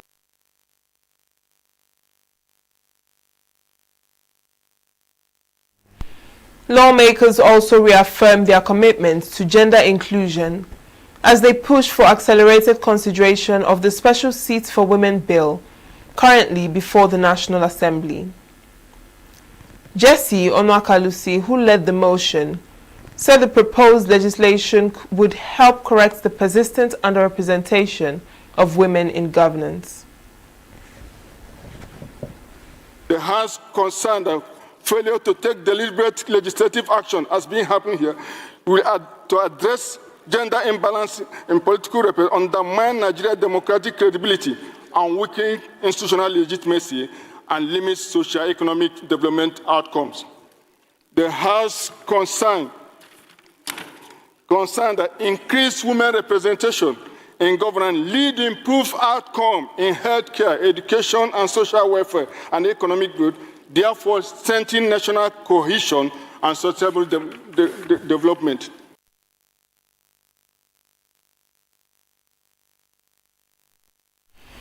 The House further moved to provide legislative backing for the establishment of the Department of State Research and Development within the Department of State Services, as well as the creation of the National Institute of Public Health and Infectious Diseases. The bill was sponsored by the Speaker and supported by Francis Wave and Amobi Oga, who highlighted their importance to national security and public health advancement. The House Committee on Public Petitions also presented 12 reports, including a petition by Bash Ali seeking parliamentary intervention over the proposed Guinness World Boxing Championship fight in Africa, as well as allegations of sabotage and impunity within the National Sports Commission. A high court in Lokoja, Kogi State was awarded 1 billion naira in damages against Senator Natasha Akpoti-Uduaghan in a defamation suit filed by former Kogi Governor Yahaya Bello. The court held that based on the preponderance of evidence or balance of probabilities, judgment was entered in favor of the claimant. Justice A.S. Ibrahim, while delivering his judgment, held that upon the conclusion of the suit, the two issues formulated for determination were resolved in favor of the claimant. The counsel to the defendant, Johnson Usman, a senior advocate of Nigeria, had challenged the jurisdiction of the court, saying the suit was an abuse of court process, which was countered by Friday Eba, counsel to Bello, who noted that none of the cases before the FCT High Court was against the person of Alhaji Yahaya Bello. The Court of Appeal had earlier dismissed an appeal by Akpoti-Uduaghan for lacking in merit and affirmed that the Kogi State High Court had jurisdiction to entertain the case. The Federal High Court in Abuja on Friday issued an order of perpetual injunction restraining the Nigerian police force and the Federal Road Safety Corps from imposing or requesting fines from motorists over non-possession of third-party motor insurance. The court, in a judgment delivered by Justice Hawaii Ilwa, held that only a court of competent jurisdiction had the right to sanction erring motorists. The plaintiff, Deji Adeyanju, in the suit he filed through his legal team, led by Marvin Omorogbe, specifically prayed the court to determine whether by virtue of the provisions of Section 17 of the Motor Vehicles Third-Party Insurance Act 1950, the first respondent, IGP, and its officers have the powers to enforce third-party insurance. The trial judge, in her judgment, held that the police and FRSC, who are first and third respondents in the suit, although empowered to enforce the Third-Party Motor Vehicle Insurance Act, however, lack the powers to impose fines and penalties on any motorist in breach of the Act without a court order. Ex-Philippines leader to go on trial over dozens of murders committed when he was mayor and president. And Ukrainian married couple aged 75 killed in Russian attack on Odessa. Details from the international scene. Every second, every minute, every day, news is breaking. Events occur and there are new developments. At Signature TV, we follow these stories objectively, bringing all sides without bias, explaining the complex issues, breaking down the numbers, and investigating the issues behind the news. Anywhere and everywhere, near or far, wherever the news is, we will be there. Signature TV. News in your pocket. A special forces soldier involved in the capture of Venezuelan President Nicolas Maduro was arrested and charged for allegedly betting on that operation, netting him $400,000 in profits. According to an indictment unsealed on Thursday, Master Sergeant Gannon Ken Van Dyke opened an account in late December on Poly Market, one of the best-known prediction markets. He wagered about $32,000 that Maduro would be out by January. His bet was a long shot. But Van Dyke was involved in the planning and execution of Operation Absolute Resolve, prosecutors allege, and had access to classified information before he placed the bet. His winnings, though anonymous, caught the attention of law enforcement almost immediately. Van Dyke, an active duty soldier stationed at Fort Bragg, faces 5 criminal charges for stealing and misusing confidential government information, theft, and fraud. He will make his first court appearance in North Carolina. No attorney has been listed for him on the court docket. Judges at the International Criminal Court on Thursday confirmed charges of crimes against humanity against former Philippine President Rodrigo Duterte for deadly anti-drug crackdowns he allegedly oversaw while in office. A three-judge panel found unanimously that there were substantial grounds to believe that the ex-leader was responsible for dozens of murders, first as mayor of the southern Philippine city of Davao and later when he was president. Duterte, who served as president from 2016 to 2022, was arrested in the Philippines last year and flown to The Hague, where the global court is located. He denies the charges against him.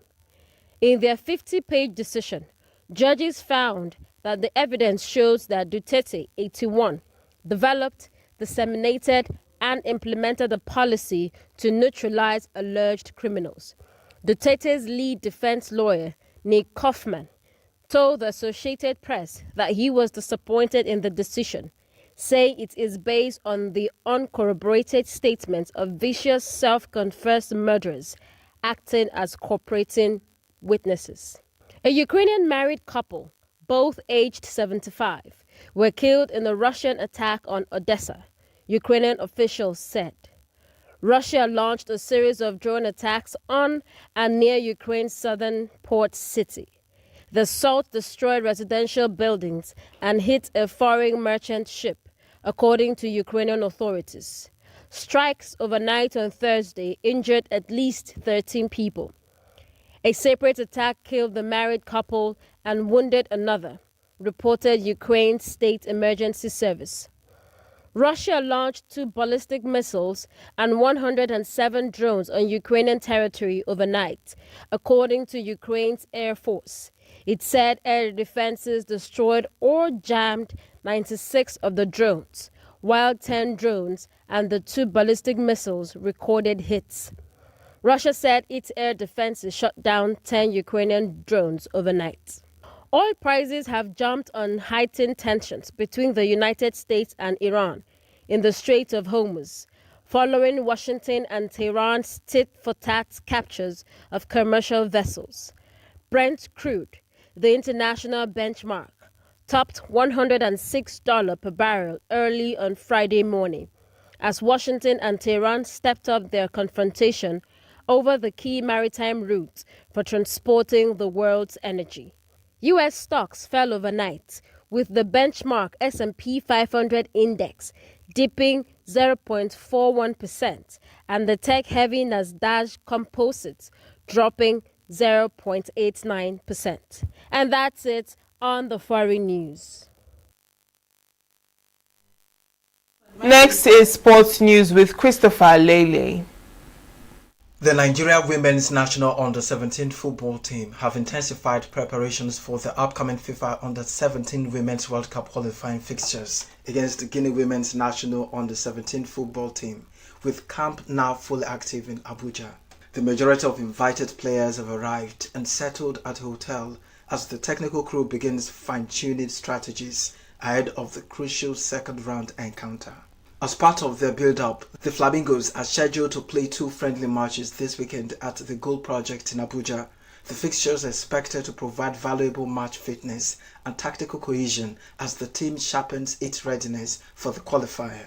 Nigeria's campaign is part of the broader qualification pathway to the 2026 FIFA Under-17 Women's World Cup, scheduled to take place in Morocco from October 17 to November 7, 2026. Czechia returns to the 2026 FIFA World Cup with memories from the days of Czechoslovakia, reaching 2 finals. Now after 2 decades away, the team is back on football's biggest stage and eager to write a new chapter. Czechia secured qualification for the 2026 FIFA World Cup in dramatic style with 2 successive penalty shootout victories over the Republic of Ireland and Denmark in the UEFA playoffs, sealing their long-awaited return to the global finals after a 20-year absence. Drawn in Group A alongside co-hosts Mexico, South Africa and South Korea, Czechia faces a balanced section where discipline, organization and experience could prove decisive. In golf, England's Mimi Rhodes put herself in contention at the Chevron Championship as Nelly Corda took control of the first women's major of the year. American Nelly Corda leads the Chevron Championship, the first women's major of the year, by 2 strokes after posting a sublime 7 under par 65 in the first round. The 2-time major winner, who claimed this title in 2024, looked back to her imperious best in a bogey-free round at Houston's Memorial Park Golf Course. In cricket, New Zealand all-rounder Zoe Bates will retire from international cricket after this year's Women's T20 World Cup, ending an illustrious 20-year career on the world stage. The 38-year-old will be part of the White Ferns 15-member squad for the T20 World Cup taking place from 12 June to 5 July in England, where they will also play 3 ODIs and T20Is against hosts next month. A right-handed opening batter, Bates is the all-time leading run scorer in women's T20 internationals with 4,717 runs, 4th on the ODI charts, while she has also claimed 145 wickets and a round number of catches. The all-rounder was named as Cricket Bible Wisdom's leading female player in the world in 2015 and has twice been the International Cricket Council's Women's ODI Cricketer of the Year in 2013 and 2016. Bates, who was player of the tournament at the 2013 World Cup in India, also represented New Zealand in basketball, including at the 2008 Beijing Olympics. That's sports news on Signature TV. I am Christopher Lele. That's the size of our package. I am Uchenna Chimdi Oluoha. Thanks for watching.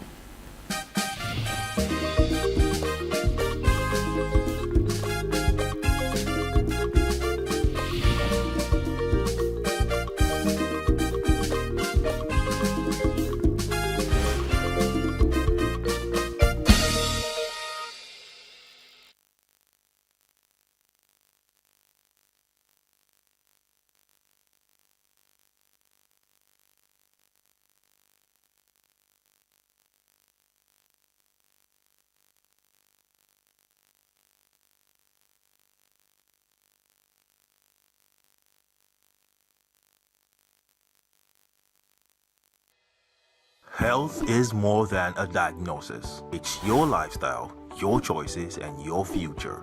Join us on Inside Health, your weekly deep dive into the stories, science, and solutions shaping your well-being. From expert interviews to real-life journeys of healing and hope, we cover it all. One of the complications of cancer management or treatment is they have some of them, at one point in time, you see them having anemia. Okay, so you see them at times being transfused. But at the same time, you come in with the diet. Nutrition, mental health, innovations in medicine, fitness, and everyday wellness. Whether you're managing a condition, staying informed, or just living your best life, Inside Health is your trusted guide. I'm Tigiti Agorum, and I'll be with you every week on Inside Health, only on Signature TV.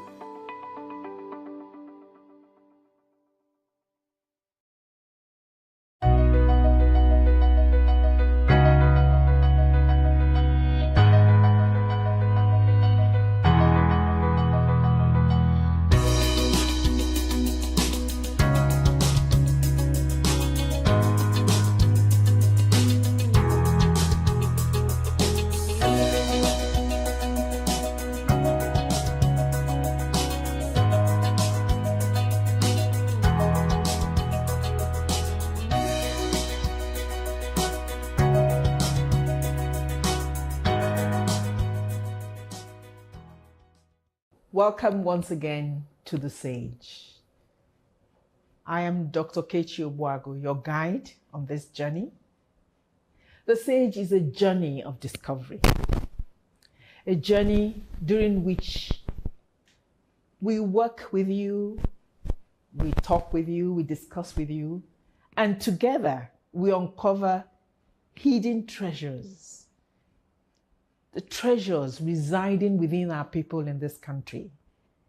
And we are able to share the excitement and the joy of knowing that we're so richly blessed with the people that make up this wonderful country of ours.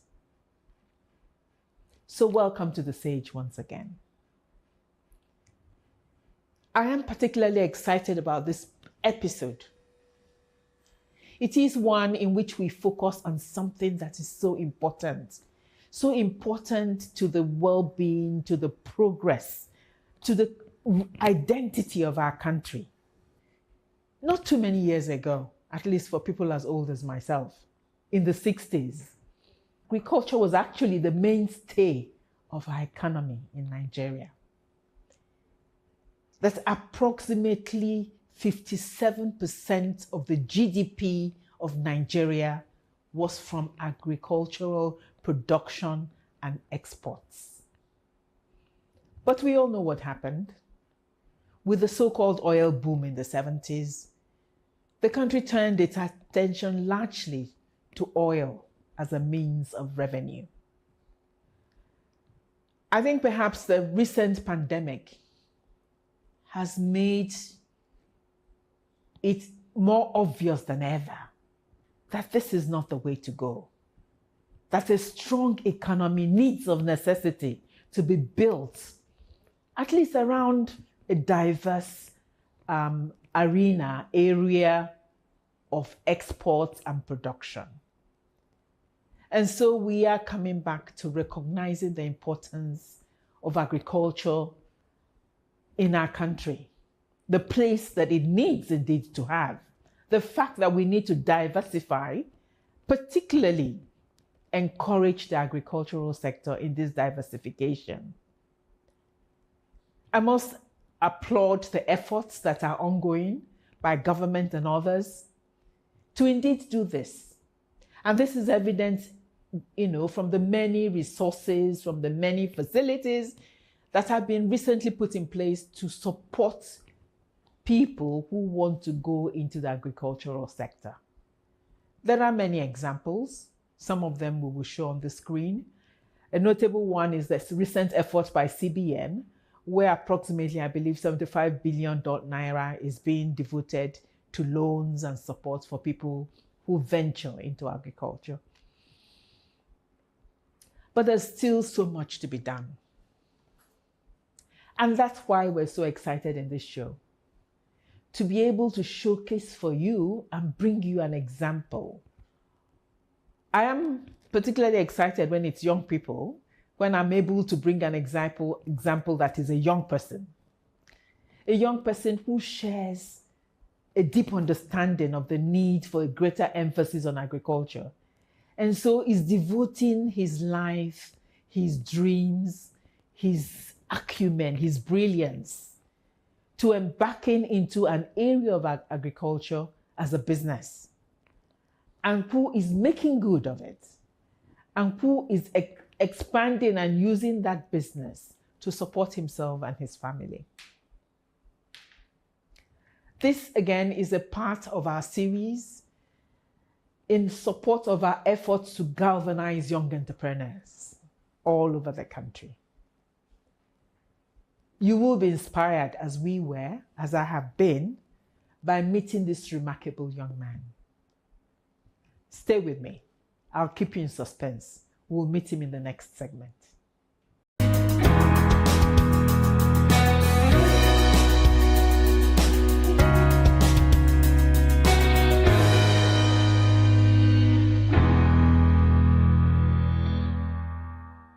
Thank you for staying with us. We promise you it will be well worth it. And I did promise to finally unveil our wonderful package. A young agric entrepreneur, Mr. Eric Ochibo. Eric, you're welcome. You always inspired me. You've inspired me all the time I knew you. But before I ask you to talk a little about yourself, let me just add again to our audience and say that actually this is an area that is ripe in terms of opportunities. Apart from the need of increasing our, as a country, our economic income from agriculture, it's also so important that we should feed ourselves. A country of well over 200 million shouldn't be importing food to any significant extent. We should be able to, given the fact that we have arable land, we have people, we have human resources in plenty, and also given the fact that actually approximately 70% of our people farm, even if many of it is subsistent at the moment, but we have that body of farmers potentially out there. And so it's great to have a young man like you who is able to devote his dreams, his talents, his vision to making farming profitable. And so, Eric, welcome. Thank you very much. Welcome. It's wonderful. Before we delve into your business, tell us a little about yourself. All right. Thank you very much, Ma. I am happy to be here. I grew up in Makurdi, Benue State, central Nigeria. And it is known as the food basket of the nation. Mm-hmm. Predominantly, we are farmers in Benue State. So I grew up met my parents farming. Every plot of land in where we lived was put into producing one crop or the other. So I've been into agriculture right from under my parents, and I've come to understand it as a way of life. But as I kept growing up, approximately some 5 years, 6 years ago, I heard on television, then the present president of African Development Bank, he was then the Minister of Agriculture in Nigeria, Dr. Akiyomi Adesina, is one of the men I look up to very well. And he said something about fish farming, that Nigeria consume approximately 4 million metric tons of fish per annum, but only 800,000 tons are produced locally. It then means that the gap is either met by importation or smuggling, which was a big problem for us in Africa, in Nigeria, and in fact, across Africa as well. So it got me thinking, and I felt, okay, this is an opportunity I think we can make use of. Want to cut down importation, save some forex for Nigeria, create job for ourselves and for other young people, and again, feed ourselves. Because you cannot be world power if you can't really feed yourself. So I got interested in agriculture, especially in fish farming, when I saw that there was an opportunity and there was also a need to be met. Did you study agriculture? No, I didn't study agriculture. What was your area in the university? I studied history and international relations in Kogi State University. It's amazing, at least it's a basis, that allows you to adventure into new areas. Yes. Great. So you decided to go on into fish farming? Yes, so I decided to go into fish farming. After my youth service in 2012, I decided to try agriculture, try fish farming. I never had the basic training, but from what I heard on television, I just felt, okay, get the fish, put in the pond and grow them. So I tried to get information from my peers and people who are little into it. And then they gave me, I was able to gather what I had and ventured into agriculture in 2013, 2014, thereabout. And unfortunately, I invested all my money into it. I made progress, but as time went on, I lost everything. Wow. Now I lost everything, and I lost everything largely because I didn't have basic training. I didn't have some form of business training, then agri training as well. I was very devastated. I felt devastated. I felt like perhaps I should abandon it, but I kept the idea. Hold it there. Yeah. When we come back, Thank you. We'll see whether Eric gave up when he failed. Stay with us.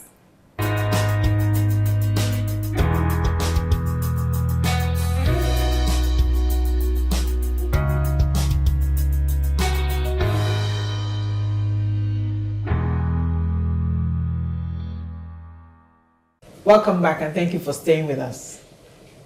So just before we took a break, Eric had started his wonderful fish farming. He failed. Now, don't keep us in suspense. What happened? Did you give up? I actually packaged my idea and kept it in the cooler and dropped it somewhere else. I was looking at how I could make meaning out of life as a young person. I wanted to be self-employed. I wanted to employ people as well, but I didn't know how I was going to go about it. But God is alive. I attended mass one day in Luxterra, and an announcement was made that an organization, Conversations for Change, was looking out for young people to groom, to show them the path in business and get started. I got that information and I was excited. But after mass, I was asking myself, we live in an environment where we hear such things, but they never materialize. So I was challenged. I felt this is one of those political statements we hear in this country, and nothing happens. Perhaps they just elect their family members, their children, and so I was reluctant. That day, the registration was closing at 6 p.m. I started my registration at 5 p.m. Really? Yeah, I started my registration at 5 p.m. And I felt, because I was with a friend, I told her, say what happened in church today. So just give it a try. And I decided to try. So I applied quickly online, less than an hour to the closing time. And I was very surprised when they called me that I was shortlisted for an interview. Wow. I didn't believe that. I felt, really? Okay. I got dressed, got prepared, kept the dates, tried to rehearse. I brought my idea now out of the cooler and tried to clean it up, and I came up with it. And to cut the long story short, I was shortlisted among the 15 persons out of the so many people that applied. For the first time, I had confidence in the system in Nigeria. For the first time, I believed something good would come out without you knowing anybody, or trying to pay your way through, as it is in many fora. But I got the training. I was trained. It was intensive, and I cannot stop thanking God for those opportunities. After that, they were able to arrange IT form of internship for me, where I studied fish farming firsthand, right in the field. And it has not been the same. It was a wonderful idea for me. And after then, I hit the ground running. In fact, from the place where I did the internship, I got a pond where I started immediately. I started with 1,000, then again to 1.5. And shortly before the lockdown, I did a harvest. But I'm expanding now. Okay, that's great news. Now I got my own place somewhere in Kajad Estate in Orozo. I'm about to develop it. At the intro of this program, you mentioned the CBN loan. I've applied for 10 million naira in that loan. Amen tonight. And I'm hoping I'll get it. And if I do get it, I've already secured a place of land where I'll build my ponds, put boreholes, ensure there's water. If I do get it, I intend to really employ a lot of persons and to bridge the gap in fish production in this country. There is money to be made in fish production because the gap is small. Nigeria imports virtually everything, which shouldn't be. Agriculture in Nigeria, according to Akiwumi Adesina, I heard him speaking recently, he said by 2030, agriculture will be worth $1 trillion in Africa.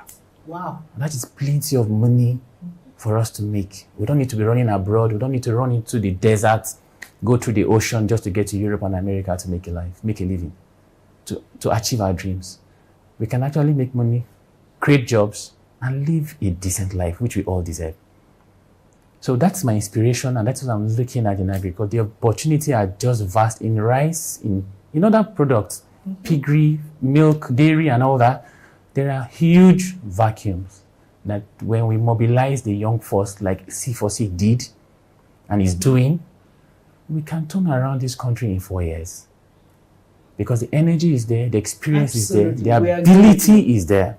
Mm-hmm. Like you mentioned in your introductory aspect of this program, you said 57% GDP was the contribution. And we have the technology now, we have more knowledge now. People are better schooled now than it was in the 60s.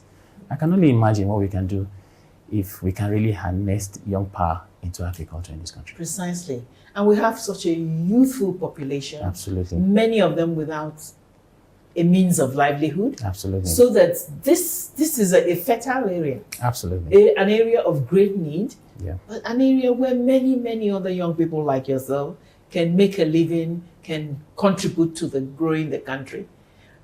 Let me ask, so for at least that first fish pond you now started and so on, were you able to employ, how did you keep it running? Okay, when I started, I was able to employ one person. but as on a permanent basis.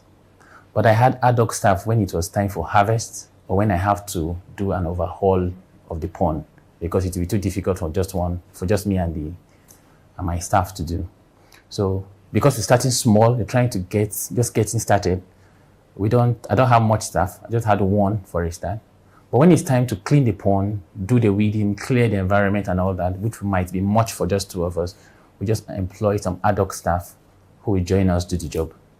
So approximately for the 2 years I have been producing, I've had, I've employed like 8 ad hoc staff during harvest times, especially when I have to do overhaul and cleaning.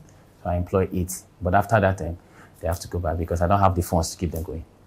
I like that, and I like to emphasize that the fact that when young people do business and it is working like yours is working, absolutely, you actually provide jobs and employment for others, so that it isn't just that Eric Ochibo, is running a successful farming business. It's also that Eric Ochibo is a part of the solution to unemployment and economic empowerment for our people.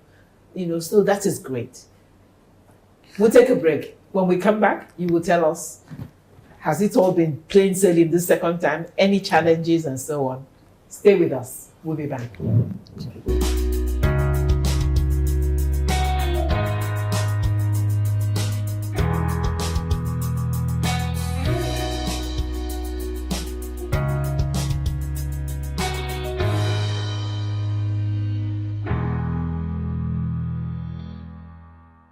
Welcome back.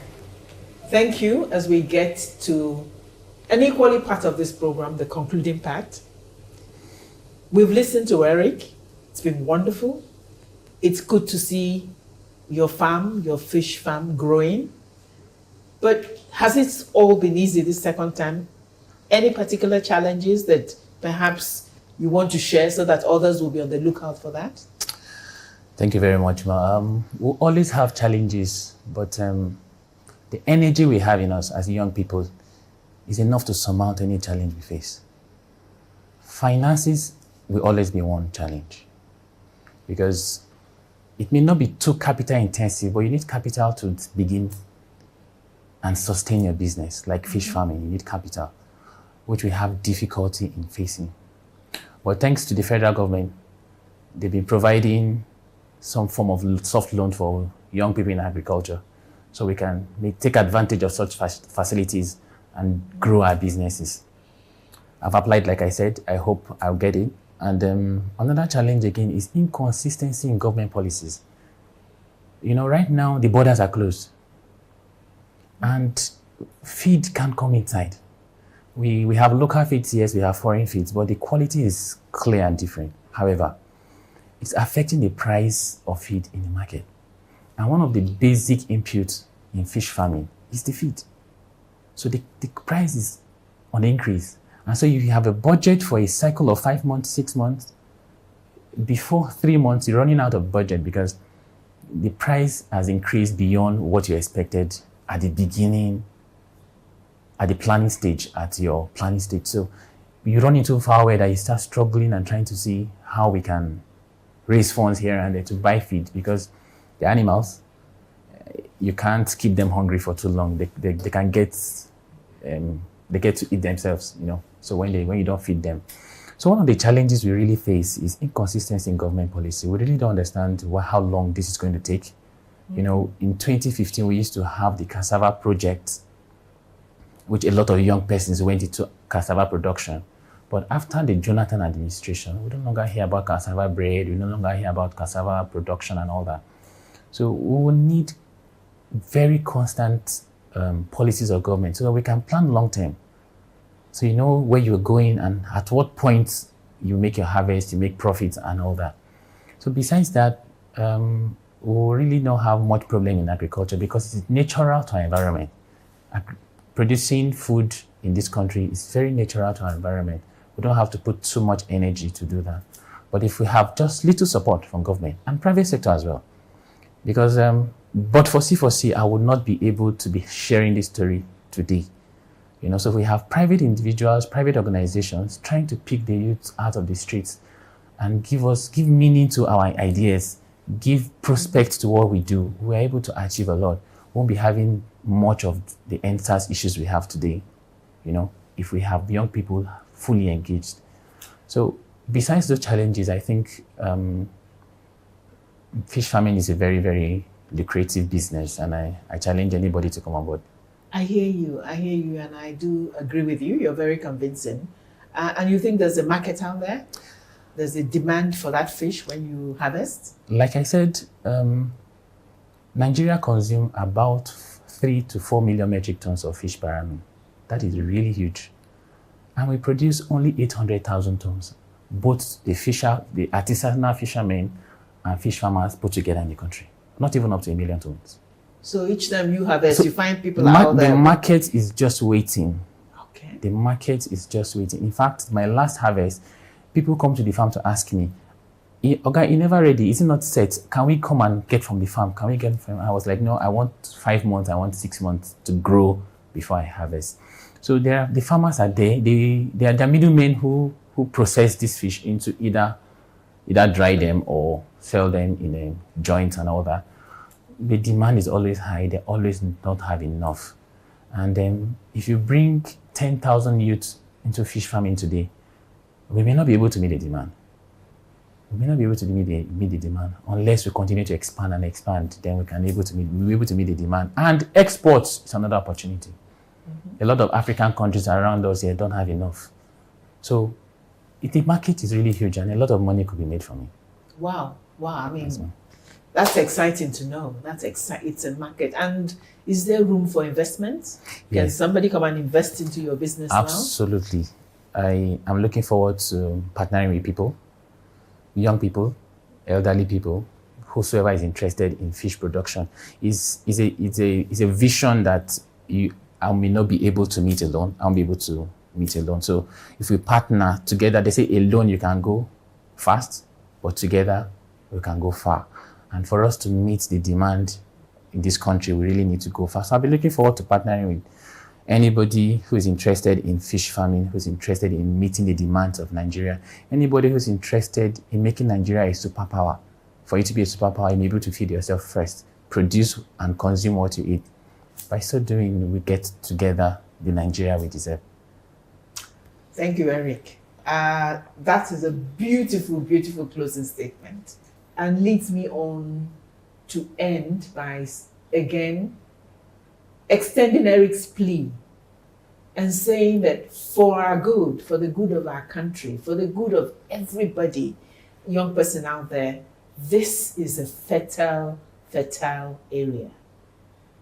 Take the courage, venture into agriculture, increase your economic ability, capacity, empower this country. It is doable. Let us make our country what it can be, the best it can be.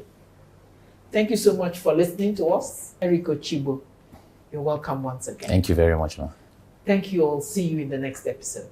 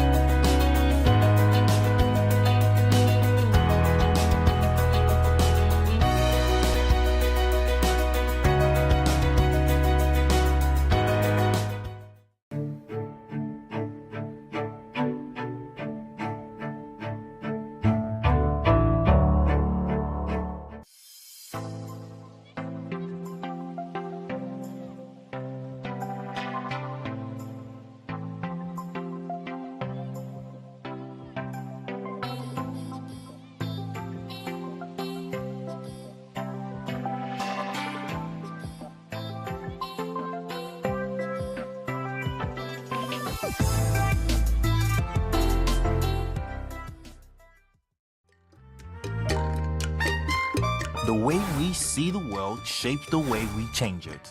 Gender isn't just a checkbox, it's a lens. One that helps us understand the world more deeply and act more fairly. Gender Perspectives, a program for those ready to see more, do more, and be more.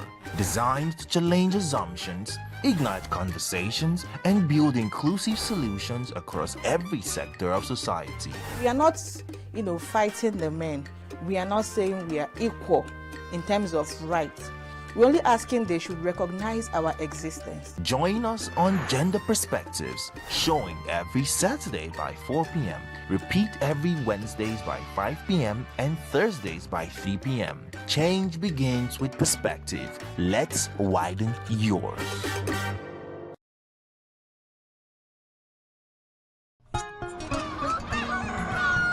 New every morning on Signature TV, we open the day for you with needed energy, information, and required vibes to shape your day. From sizzling snippets of stories in various areas of life to intriguing conversations with net worth guests. When you have people who have no track record becoming your leaders, you have a problem. There's no outstanding gratuity when Obi took over from me. I left in all the accounts of Anambra State 13.8 billion for him. Your day cannot be complete without Signature Morning on weekdays and Signature New Day on weekends. There is no better way to start your day except Signature Morning and Signature New Day every day on Signature TV.